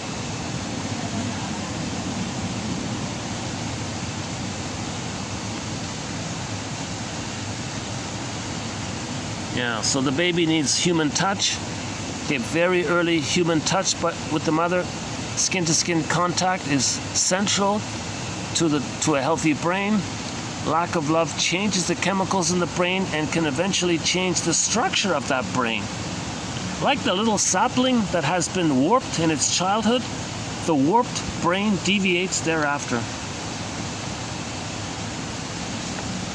The baby can't stay sane. Yeah, researchers have described prenatal distress syndrome. Okay, it's a battle for the baby it's a battle to stay alive for the unborn child who is suffocating against the smoke a mother inhales, and it is not possible for them to stay sane and in comfort when the mother is taking in alcohol, which changes the brain of the developing child.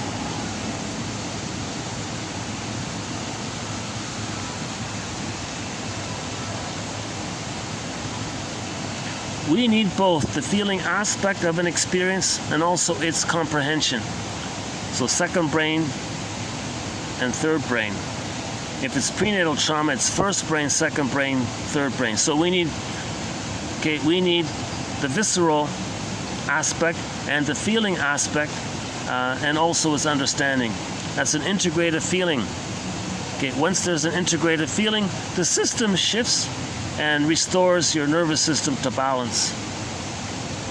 Okay, so consciousness, okay, means different parts of the brain are now privy to information that was previously confined to some specialized subsystem. Consciousness is no more than maximized interaction among neuronal groups and different levels of the brain. When someone has an integrated feeling, it means that person has. When someone has an integrated feeling, it means that feeling has become part of her or him. Where was it before it became a part of him? It was apart from him, deep in the unconscious.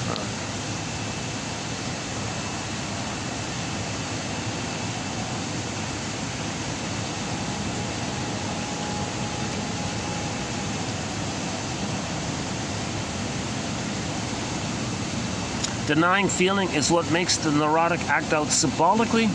That is why the struggle never ends. The feeling is never resolved. Instead, there are always symbolic solutions, symbolic quests.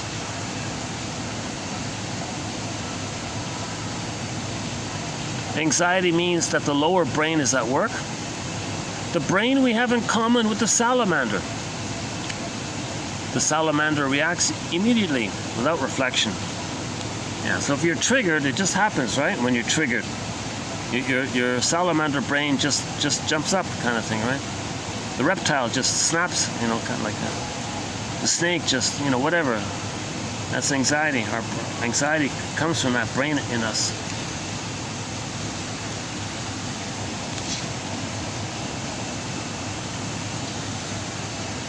Okay, and we talk about the alien. So a belief in aliens, it just means that trauma is alien.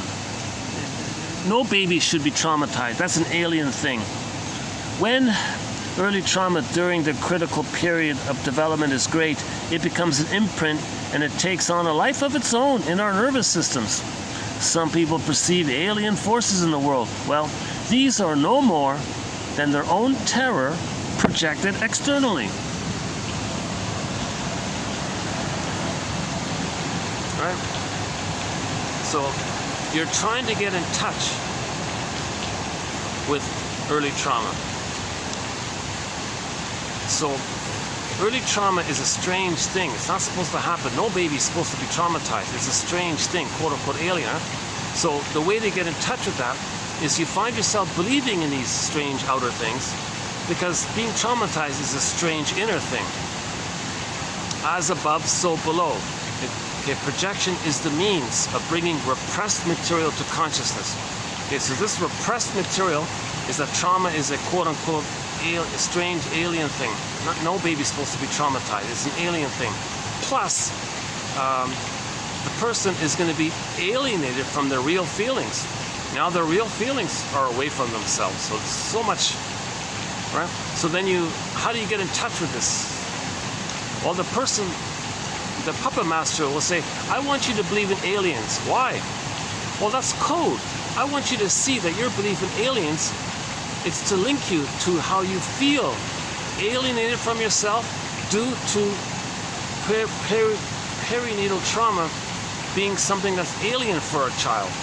I want you to be aware of your birth trauma, your prenatal trauma. So I'm getting you to believe in aliens as a code for this inner alien thing. In other words, trauma is alien. So, okay. Pessimism isn't just an attitude, it's a physiologic state that churns out attitudes. Yeah, this EMDR thing. I think this EMDR thing might be similar to this SE, somatic engineering thing. EMDR reinforces repression. The left hemisphere turning mental handsprings to convince itself that the right limbic forces don't exist. So you're repressing the reality of trauma in the brain. You're trying to believe that you don't have, that you never experienced trauma. So you want to repress it. But the pain bubbles below, and then you get a physical symptom. Then you can need a physical symptom can come about by it.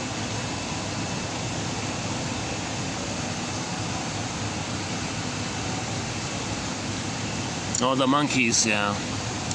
We know from animal experiments that those deprived of touch, tender touch, and love right after birth tend to consume alcohol later on when offered. Those loved animals refused it. Because these monkeys were deprived of love early on, they later felt the need to comfort their pain and did so with alcohol. If I got it right, there were 10 monkeys, 5 baby monkeys, so there were 10 mother monkeys. They were all pregnant. So the 10 pregnant monkeys all had a baby. 5 of the baby monkeys were allowed to stay with the mother. They were loved by the mother. The researchers or whatever removed the baby monkeys and put them somewhere else or something. So they were unloved. They were missing mother's touch and all this. Later, they put the 10 monkeys in the same room and offered all of them booze. The loved monkeys, no interest. But the love-starved monkeys became addicted.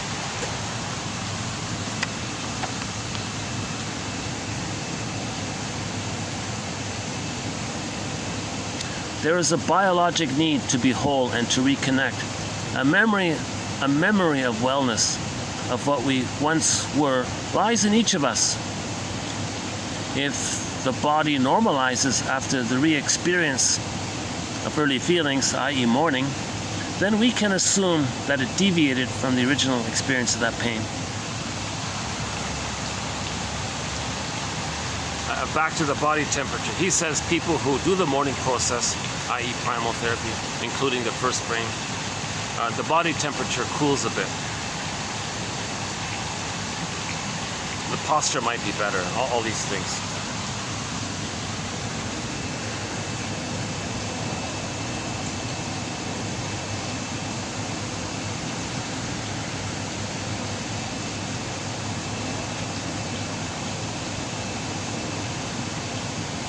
Yeah, here's the clinger and the pleaser. Okay, so being a victim of parental cruelty.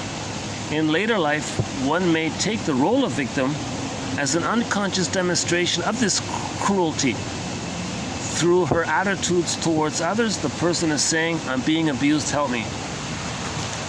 So that's the more benign way of replaying the trauma. The mother was cruel, the child was a victim. Okay, they go through life kind of creating that kind of scenario where they choose people who will reject them. Then they have this present communication. See, I'm being unloved. You see what happened in the past? You see how I was rejected in the present? I created it. I want to communicate that my mother rejected me. Now that's the more benign way, believe it or not. The more perverse way is they find others to play their innocence, and they want them to cry and say how unloved they were, and they play the cruel parent against that person standing in for them. So there's the stinger and the clinger, two versions of it. That one there's the clinger one. Love outside the critical period cannot make permanent changes in the neurobiological system. The person then becomes addicted to substitute fulfillment. The client must eventually feel the lack of love she underwent in childhood. It is the pain of feeling no love that lifts the repression. Symbolic love keeps unloved, the real unloved, from being felt. Once the suffering is felt, the trauma loses its force.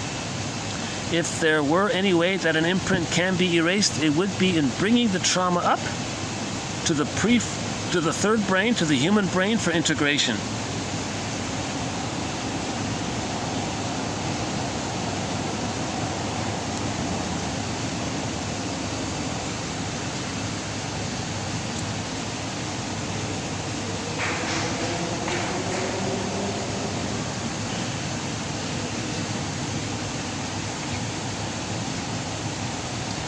What the neurotic needs is to connect with himself. GQ 2765. No altering or satisfaction of symbolic behavior alters the neurotic pattern. A person who had a need to be listened to patiently by parents too flighty and or too preoccupied to do so may later lecture to thousands who sit listening attentively. And yet this need to be listened to will not change. It will change only when the reality of feeling how he needed his parents' attention is experienced together with the pain of how little attention he received from them. So he spends his life lecturing to thousands of students. They all listen attentively. He still feels unheard. He's got thousands of people who listen attentively. Afterwards, he still feels unheard. No amount of something that represents what you needed originally can change that original unmet need. Feelings are us. Feelings are us. I feel, therefore I am. Feelings are us. This is the ultimate meaning of finding yourself. If we discover we were unloved at age 4, we are finding our true self. The aim in any therapy is to give you back your real self. The aim in any therapy is to give you back your real self, i.e. give your get back your golden ball, etc. All right.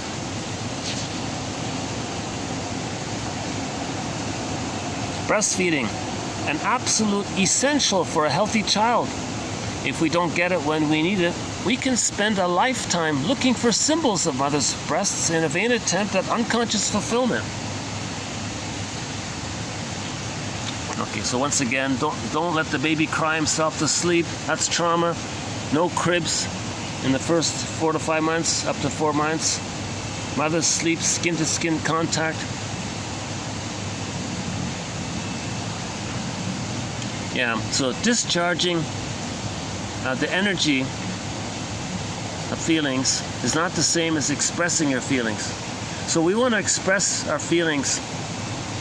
You want to get like a lock-in to your feelings and come from there, versus just discharging the steam that's there caused by the pain of not feeling.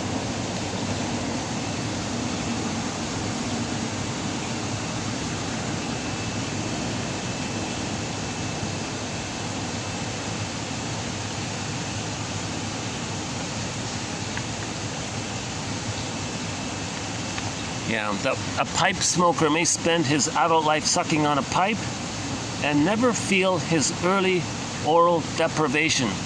The pipe is a symbol. The strength of the adhesion or stickiness or dependency to the symbol is a direct result of the amount of pain involved in the deprivation. Now, so the pipe is a stand-in for the baby's thumb sucking, because the nipple wasn't there. Neurotics reroute their pain into symptoms or symbolic acting out. Primal therapy is not just an ordinary psychotherapy, rather it's a psychophysiological one. Let's include the biology side of trauma.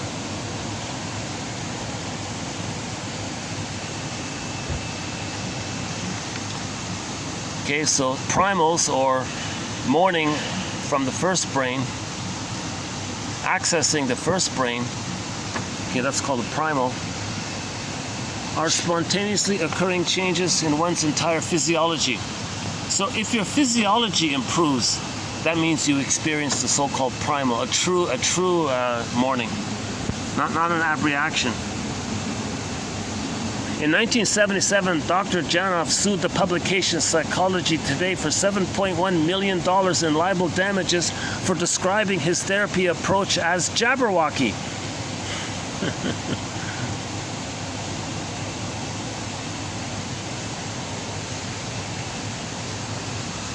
Okay, I've talked about this point a few times already, about the spin-offs of primal therapy and all this. And I sort of agree, it's not possible to just lie on the floor with a bunch of strangers and a bunch of actors and a bunch of people abreacting, all this drama. Ironically, it resembles the prenatal chaos, so I don't see how that's helpful. The ideas are right, but the method is I don't think it's clearly presented here. Okay, maybe I'll just leave it here for now. Okay, the ideas. Okay, this one's not bad. The essence of neurosis seems to be to concoct rationales for one's behavior, which is driven by unrecognized forces. That is why one cannot penetrate elaborate rationales and explanations for another's behavior. Why should I give up drinking when it makes me feel warm and cozy? He had no recognition of the tension he suffered. Where repressed pain exists, a scaffold of ideas is built around it. Yeah, so today's quote had that, right? Today's quote had this one about the superstructure, right? The effect of imprinted, inaccessible memory is that personality development must form around the imprint instead of in cooperation with it. An elaborate superstructure, a personality is formed around blocked feelings. Yeah, same idea, right? The scaffolding. The brain is able to adopt the "don't bother me with the facts" attitude.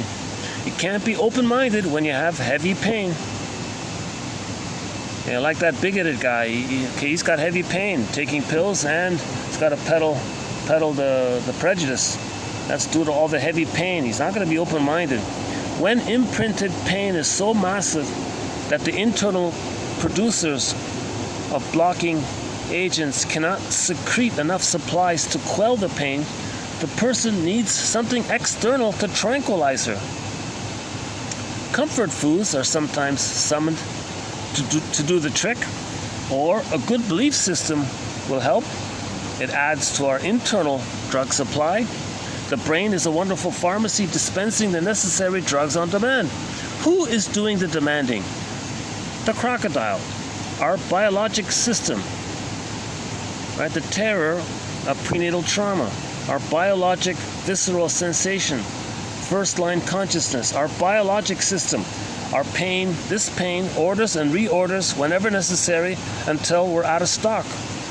When there are too many orders going on for too long, supplies get exhausted. Then we literally have to go to the neighborhood pharmacy for help. Here we see why people with horrendous childhoods are candidates for addictions. Their natural painkillers are not up to the task. What happens sometimes is the flight into ideas as well. Yeah, so back to the prejudice guy. He was dependent on painkillers, and he had the idea that he's okay and others are not okay. Okay, so searching for the fantasy that he's on the throne, his unloved self. Others can have it, and that's a belief, a philosophy called prejudice. How can the frontal cortex, how can the neocortex, how can the third brain, the human brain, third line consciousness take "love me, mama, I feel so unloved," and twist it into "they don't like me, they've got something against me"? The "they" in his head really is mother who doesn't love him. It is so painful that it is generalized as "they." The flight is from ourselves.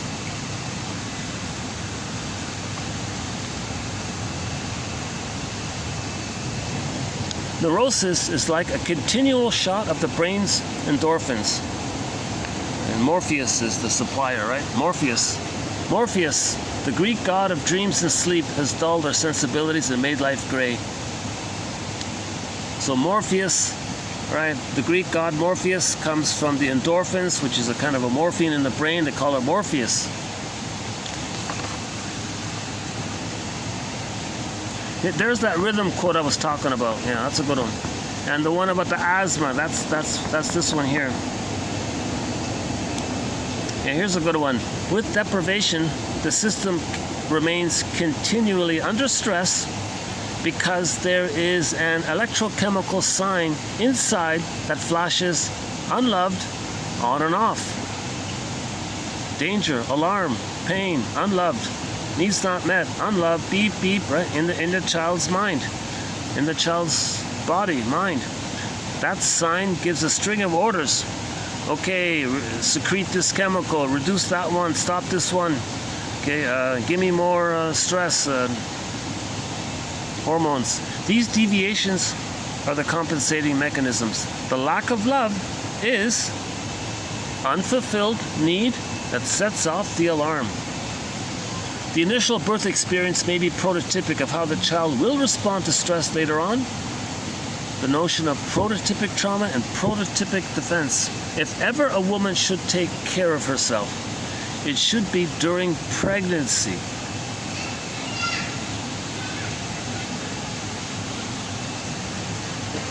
The guy said, "My girlfriend doesn't listen to me." Okay, well, feel the hurt. Okay. The vehicle of feelings. Step into the vehicle of feelings. It will drive you back into who really didn't listen to you. What a strange thing the imprint is. It is impervious to experience. Like the professor who had tens of thousands of people listening to him and he still felt unheard. Like the movie star with millions of followers and still feels unloved. What a strange thing the imprint is. It is impervious to symbolic experience. Trauma is likened to an event that is flash frozen in a non-verbal neural stream. Once frozen in time, it secretes the hormones of stress and response. Our goal is to bring memories from the non-verbal to the verbal areas of the brain.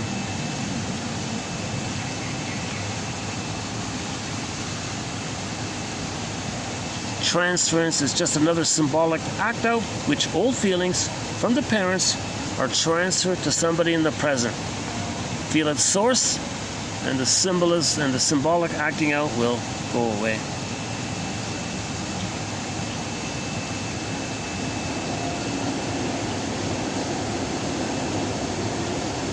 Once real need is repressed and rerouted, we become less direct and more symbolic.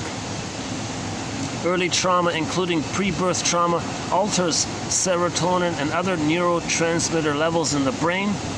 Oxygen deprivation at birth lowers the set points of serotonin. Look at that, right? Oxygen deprivation. The mother smokes, the mother drinks, the mother's arguing, the mother's taking caffeine, whatever it is, or birth canal or birth trauma issues. Oxygen deprivation at birth lowers the set points of serotonin. He's too stressed up, he's too stressed. He doesn't feel safe to have the serotonin. Serotonin is when you feel safe. When the baby feels safe and loved, he gets serotonin.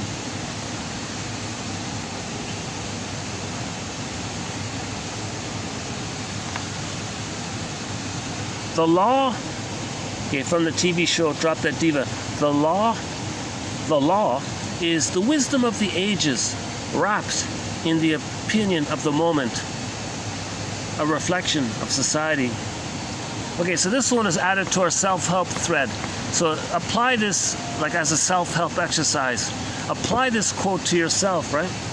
So everything that you've learned about yourself,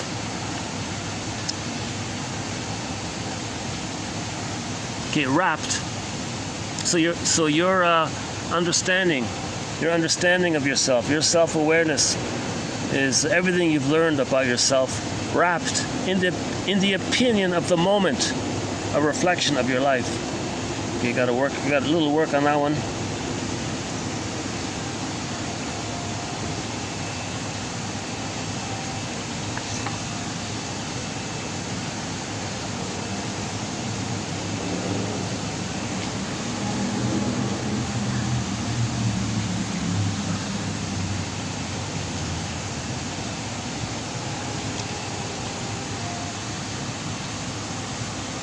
Yeah, the neurotic's pattern is first to find a neurotic like their parent, then struggle to get love. For example, you find a cold woman and try to make her warm. You find a critical man and try to make him accepting. The struggle for love is what is ingrained, not the getting of it. Getting a parent love often makes the neurotic feel worse because the underlying feeling is of being unloved. That's back to the cat one. Yeah, there's one in here about the cat. So a kitten was born, and the experimenter did this unpleasant thing where he blindfolded the kitten. So the kitten never had the experience of seeing things and then laying down neural circuits of the interaction of seeing things because he was blindfolded.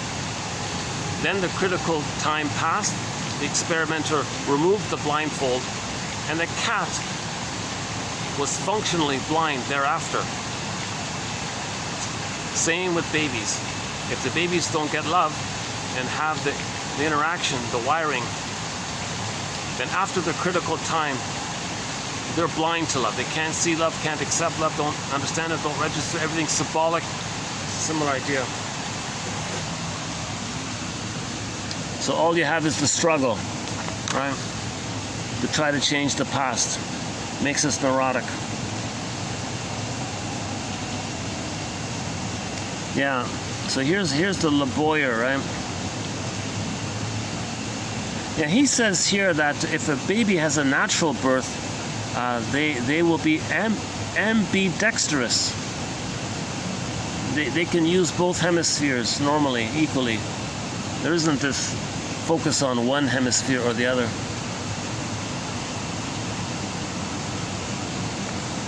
He is in a symbolic struggle because the love is symbolic and does nothing about feeling his real need, the act goes on and on. The struggle generalizes. The job of neurosis is to keep us from feeling real, being real.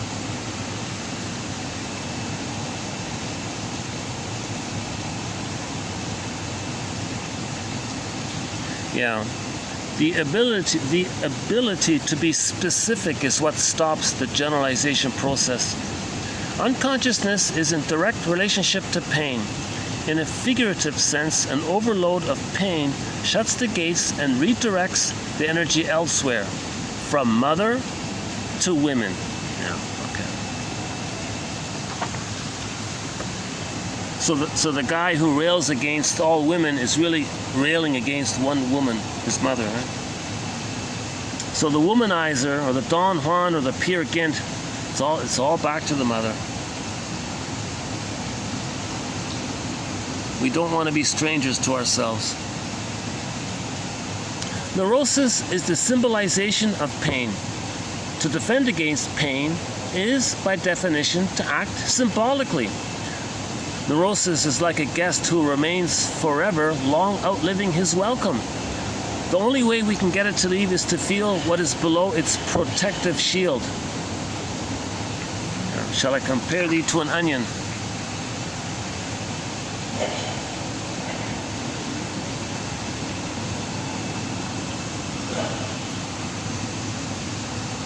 The strength of our beliefs helps us to avoid seeing the strength of hidden childhood pain.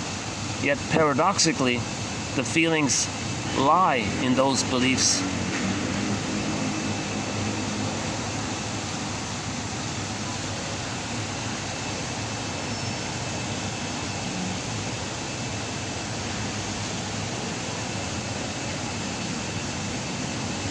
I remember feeling my need to become a therapist and be helpful, trying symbolically to help my mother to get well and be a real mother. Yeah, so this is Janov speaking about why he became a psychologist. He wanted to help his mother to get well and be a real mother.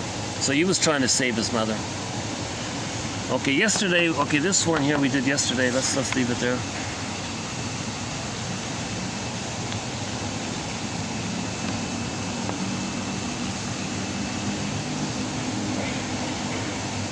Yeah, pain makes just about everything shut down or constrict, including our perceptual apparatus. If the mother uses her son to satisfy try to satisfy her old painful needs, she'll be unlikely to see beyond her need and perceive the hurt she is inflicting into her child. Yeah, we talked about this one before, right? So the mother parentified the son. She had a need to be parented. So she parentified the son, brainwashed the son to take care of her, respond to her, listen to her, respect her, do what she, never let her feel alone, accompany her, kind of give her that kind of response that she wanted. And she brainwashed the child for that. So the child gave himself up to that end to try to please the mother, save the mother, cure the mother. Right? So the mother's need was so great, she couldn't see the actual pain that her son was feeling. So there was a family photograph, and the son in the photo was looking downcast and sad, head looking down, obviously in pain. She held up the photo, told a group of people, how happy her son is. Everybody's going, oh my God. She couldn't see it. She actually couldn't see that her son was in pain. She only saw her need to be loved by her mother, seen in proxy form, the child being a proxy for the missing good mother. And she can only see that. She can't see anything else. She can only see her need. Right? If she were confronted, no, seriously, look at the photo more carefully. Your son looks in pain. She couldn't see it. She didn't have the apparatus. She couldn't see it. Because if she were to see it, it would bring up too much pain of having been unloved by her mother. So she only sees her need for love. So she couldn't see, right? Pain makes just about everything shut down or constrict, including our perceptual apparatus. So she was soul blind. She doesn't see reality, she only sees a projection of her need.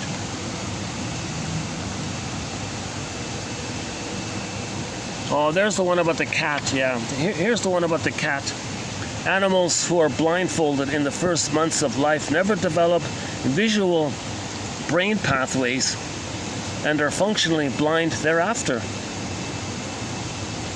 No amount of visual stimulation later on will make a difference. It's no different with love, except that when love is lacking early in life, we cannot, quote, see it in front of us.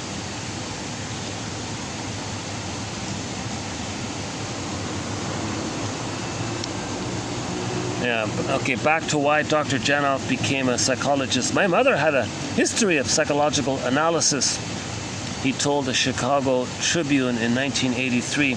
He was drawn to the field, he said, quote, to try to cure my mother, you see, so she'd take care of me.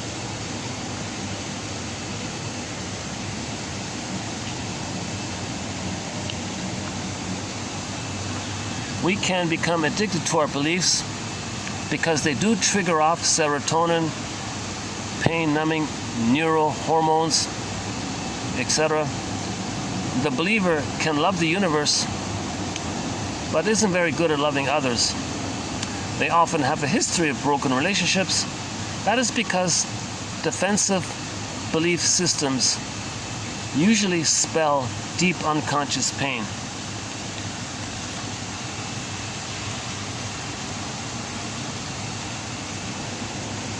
Neurotics are reacting to an unresolved past projected onto the present.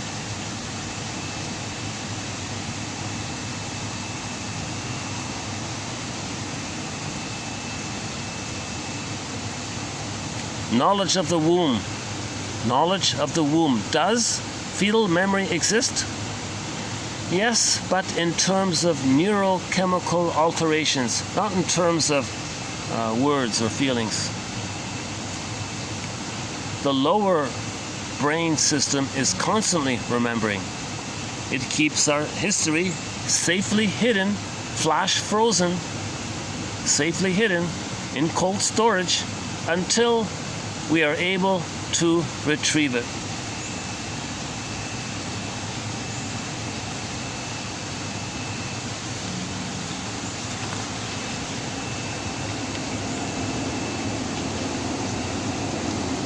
The brainstem is shouting at the neocortex, listen to me, I need to tell you something. You've got to hear this. I've got a connection to make. Let me through.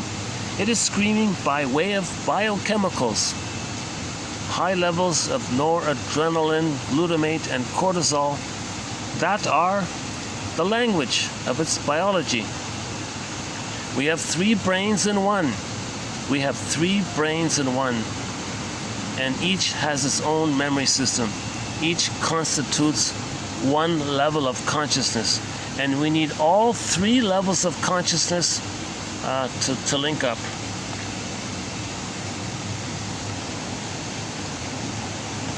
Get a scaffolding one.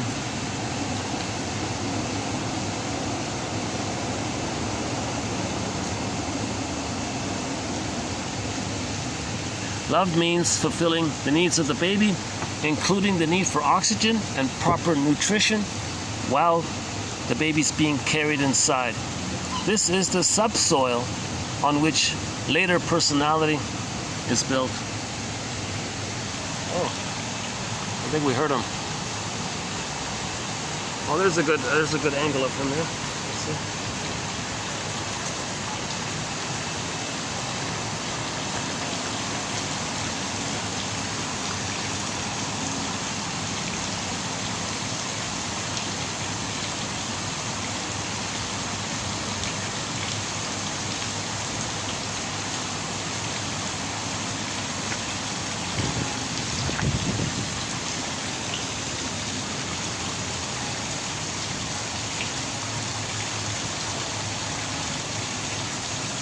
Oh, okay.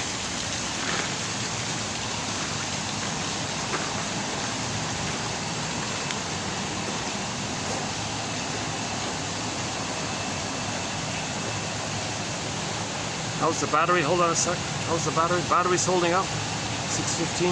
Okay. Hold on a sec. Let me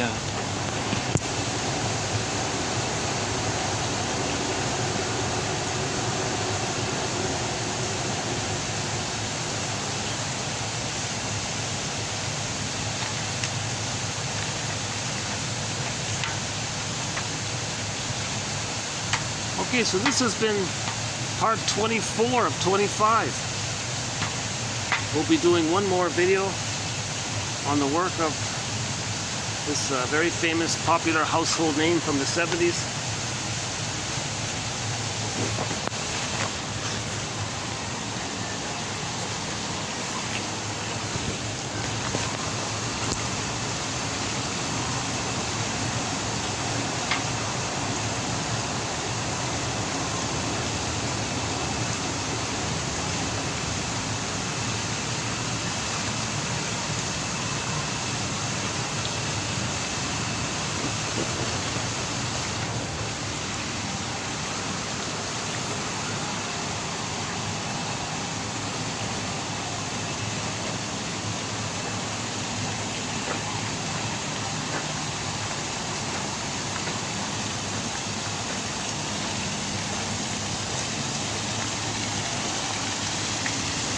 Thank you. Thank you. See you.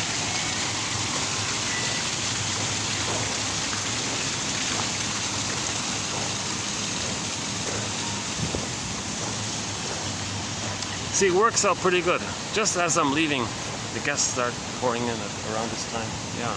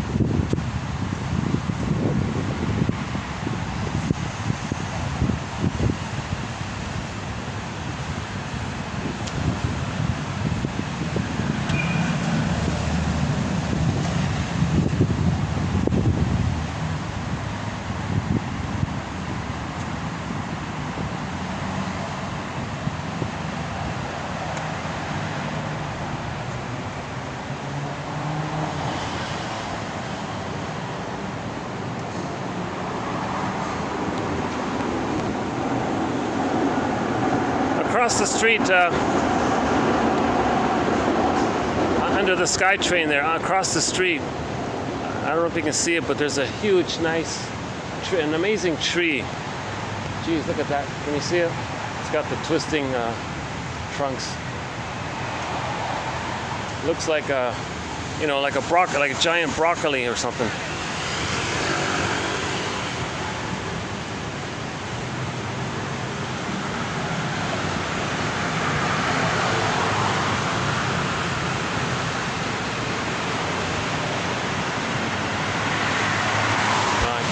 Can I get it?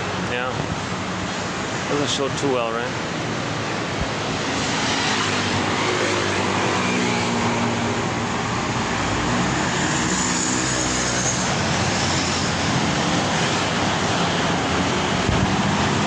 I think what I'll do this time is just wrap it up here. I won't do an extended part.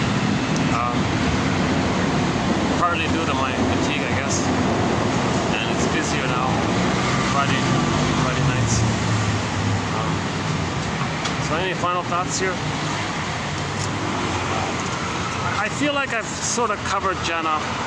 I feel like maybe unless I'm missing something basic, I feel like I've covered sort of the main message of Janav's work. This very strong emphasis of that to understand ourselves, to heal ourselves, we got to look at this whole issue of trauma in the first brain. Anxiety comes from there, OCD behavior comes from there, psychosomatic symptoms come from there, symbolic acting out comes from there. If a baby's born with PTSD, obviously it came from there, right? Or if the baby's born too kind of passive or lethargic or something, and the mother can't provide a secure attachment style to heal it, that's from there as well, right?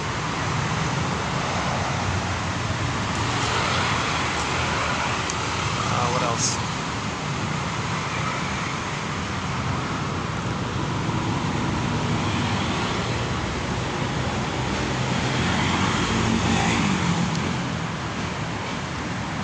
So just as a self-help exercise, if you're feeling okay, just say to yourself, I have 3 brains. I have 3 brains. And if you're feeling some anxiety, say to yourself, oh, this is first line consciousness. This is first line consciousness. Or this is coming from the first brain. Or this is from the first brain. This stuff is coming from the first brain. Just to emphasize that we have 3 brains. That's Janav's biggest contribution, that we have this third brain that we're overlooking.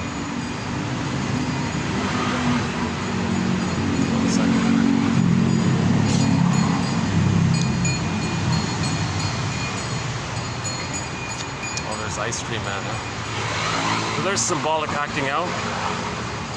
If a person's not physically hungry, but they feel anxiety, they might eat ice cream.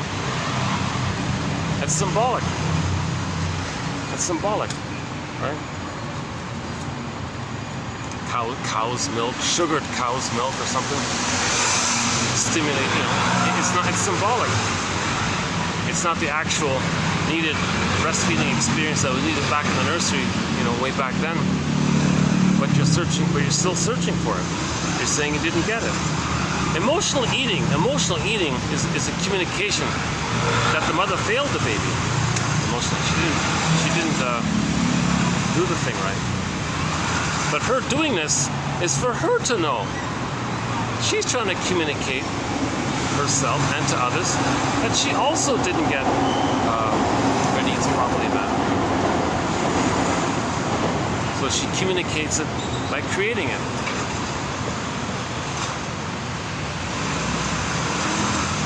Intergenerational trauma.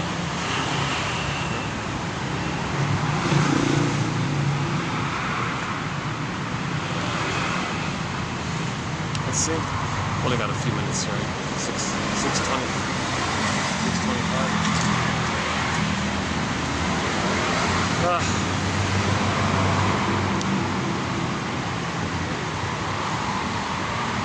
Yeah, my mood is different today. Yeah, I was mentioning earlier. Oh yeah, we have one quote. Do I come across as complaining? We have a quote about that. If a person complains a lot, they complain about this, they complain about this. Okay, it's dispersed. You got to take it back to identify the true, specific complaint of what to whom. It's specific. If you can do that, then in your daily life, you won't find yourself complaining about every little thing. So I'm more stressed today. So I did complain more in this video, right? So under stress, we can regress, right? It's temporary.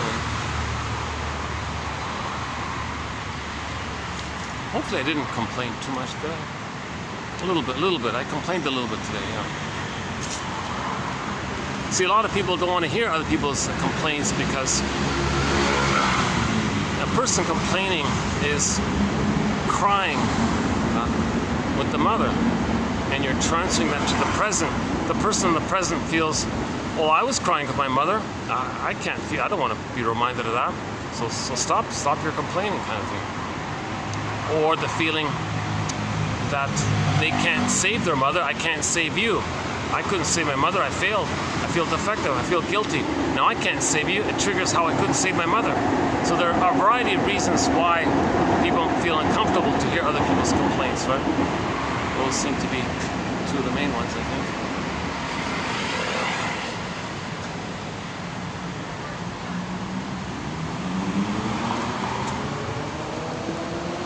Actually, if there isn't too much traffic on this lane here,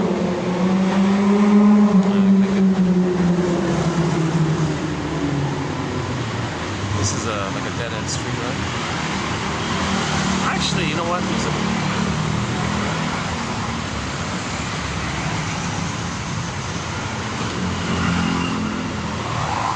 There is it that side or that side? It's gonna get dark soon anyways, let's just leave it here. In the last video, I ended up with a few pretty good jokes, I thought. The pigeon jokes in there, and the guy wanting a quarter for a coffee, that one's in there.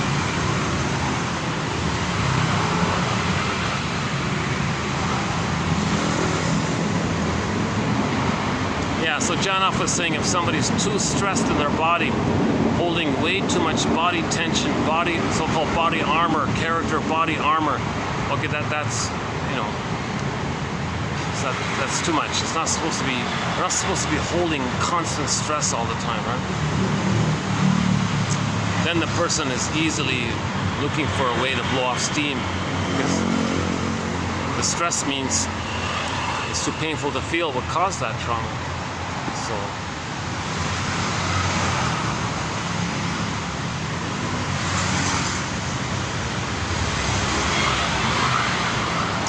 that's another good point about Janoff. Yeah, he makes a distinction between what he calls abreaction, you know,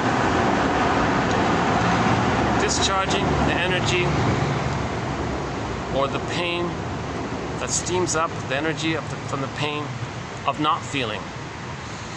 Like somebody with a lot of body armor might be easily irritable or something. Or you gotta be, you know, when you're on eggshells around people, that's from like that, right? Because they're always looking for a chance to.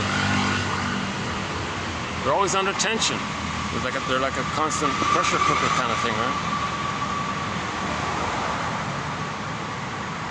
So it's too much. It's not supposed to be set permanently like that. A person's supposed to have a natural yin and yang flow, like the yin yang symbol, day and night, okay?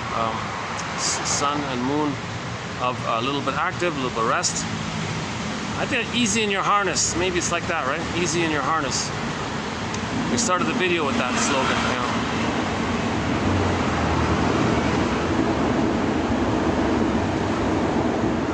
Yeah, I'm not a fan of that. I'm not at all a fan of that author, for sure.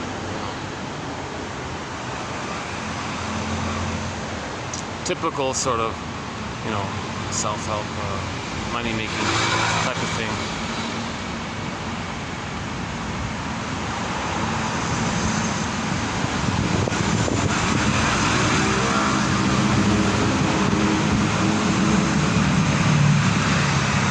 People who scam others, people who cheat others in these things, they're trying to say, look, my mother cheated me.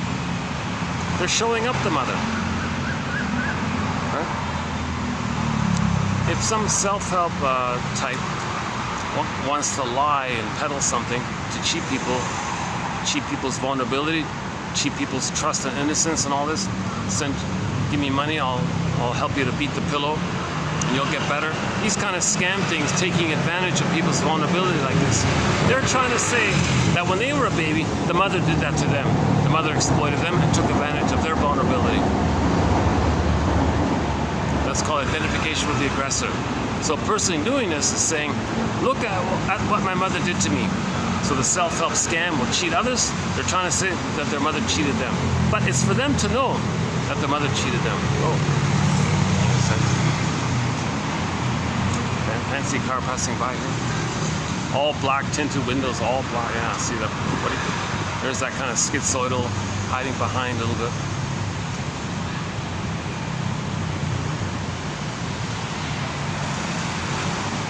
It's hard to tell. You can't generalize with one little thing, right?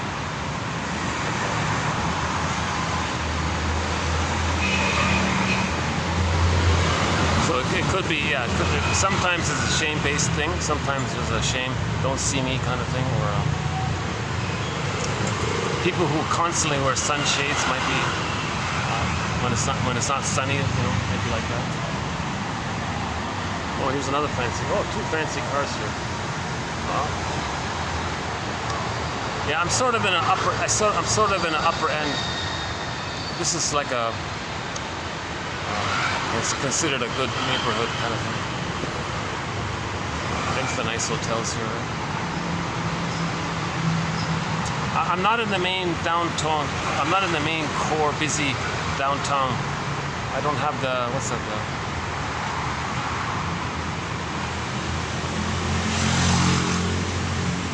Too much traffic to go all the way there. Although it's nice and all that, but it's just it's easier for me to get to this sort of end of town.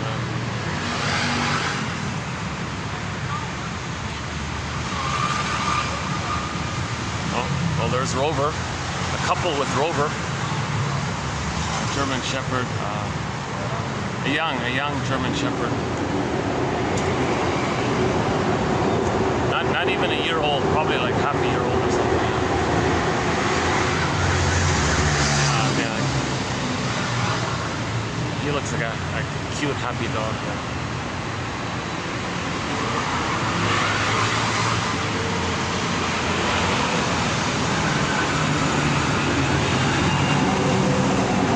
Yeah, back to the cat experiment. That's quite a story about the cat, right? I don't know if it would work with the dog as well. But that's quite a metaphor. That's quite a metaphor. If the baby doesn't experience love, just like how the cat couldn't have the experience of interacting with seeing things and not being able to have the chance to develop neural networks. If the baby's not loved by the mother and doesn't get neural networks, then post the critical period, they're functionally quote unquote blind, right? Meaning that if it's the person, they won't register love, they won't have gratitude, they can't accept it, they only know unloved. They only know the imprint of unlove and the struggle. So that's why they won't have a functional relationship. It's too boring. Right.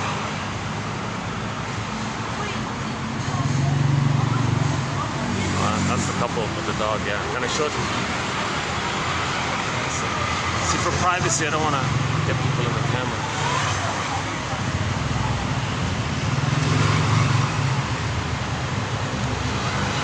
See, it's getting dark quickly, eh? Look at that.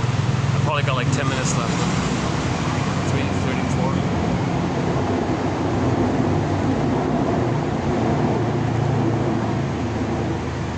Yeah, this video is about the same length as the last one.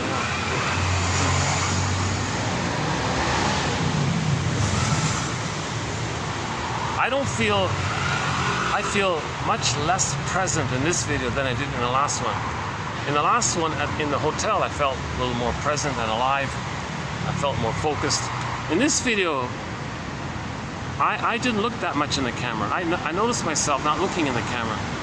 I feel like stressed, hence vulnerable, a little embarrassed. So, yeah, I feel this is, maybe I'm a little...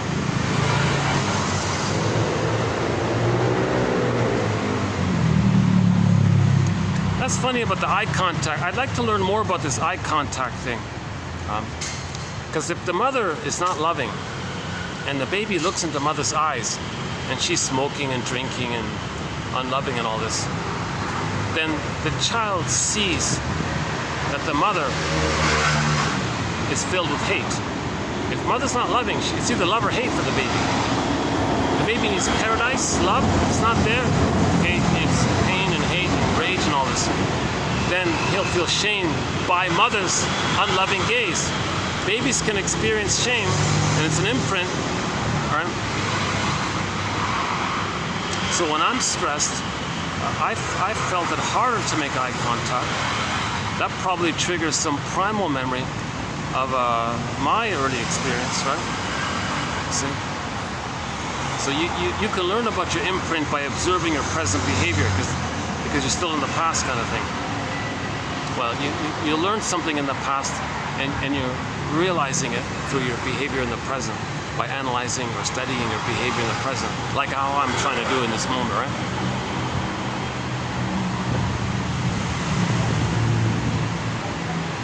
Okay, let's wrap it up here. Lights all gone, right? Okay, I wish I had some good funny thing to close the video on.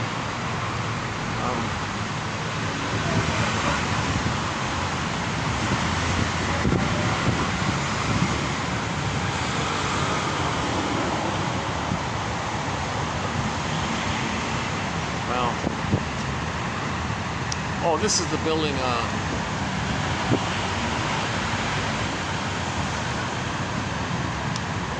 this is the building. I'm sure it costs a small fortune to rent in there. Oh, another taxi. It's going to drop people off. It's not going to pick me up. It's not going to pick up anyone. It's gonna... SkyTrain. I have the fantasy that on the SkyTrain passing by, it says, "Be your own story doctor. Be your own emotional detective. Give you back your real self." www.buymeacoffee.com/psychoanalysis. 10,000 quotes to give you soul vision, to give you night vision, to find yourself. Your real self is in the dark.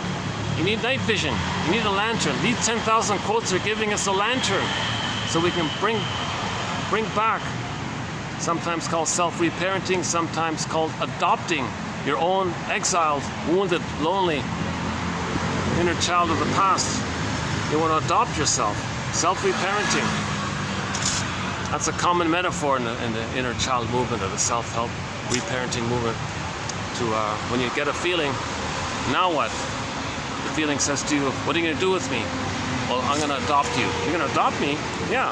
I'm going to be a parent. You're like a little child. I'm going to take care of you." "Well, that's awesome." That's you to yourself, obviously, right? Okay, let's wrap it up here. I'll see you in part 25. Yeah. So we'll see you in part 25. We'll see how that goes.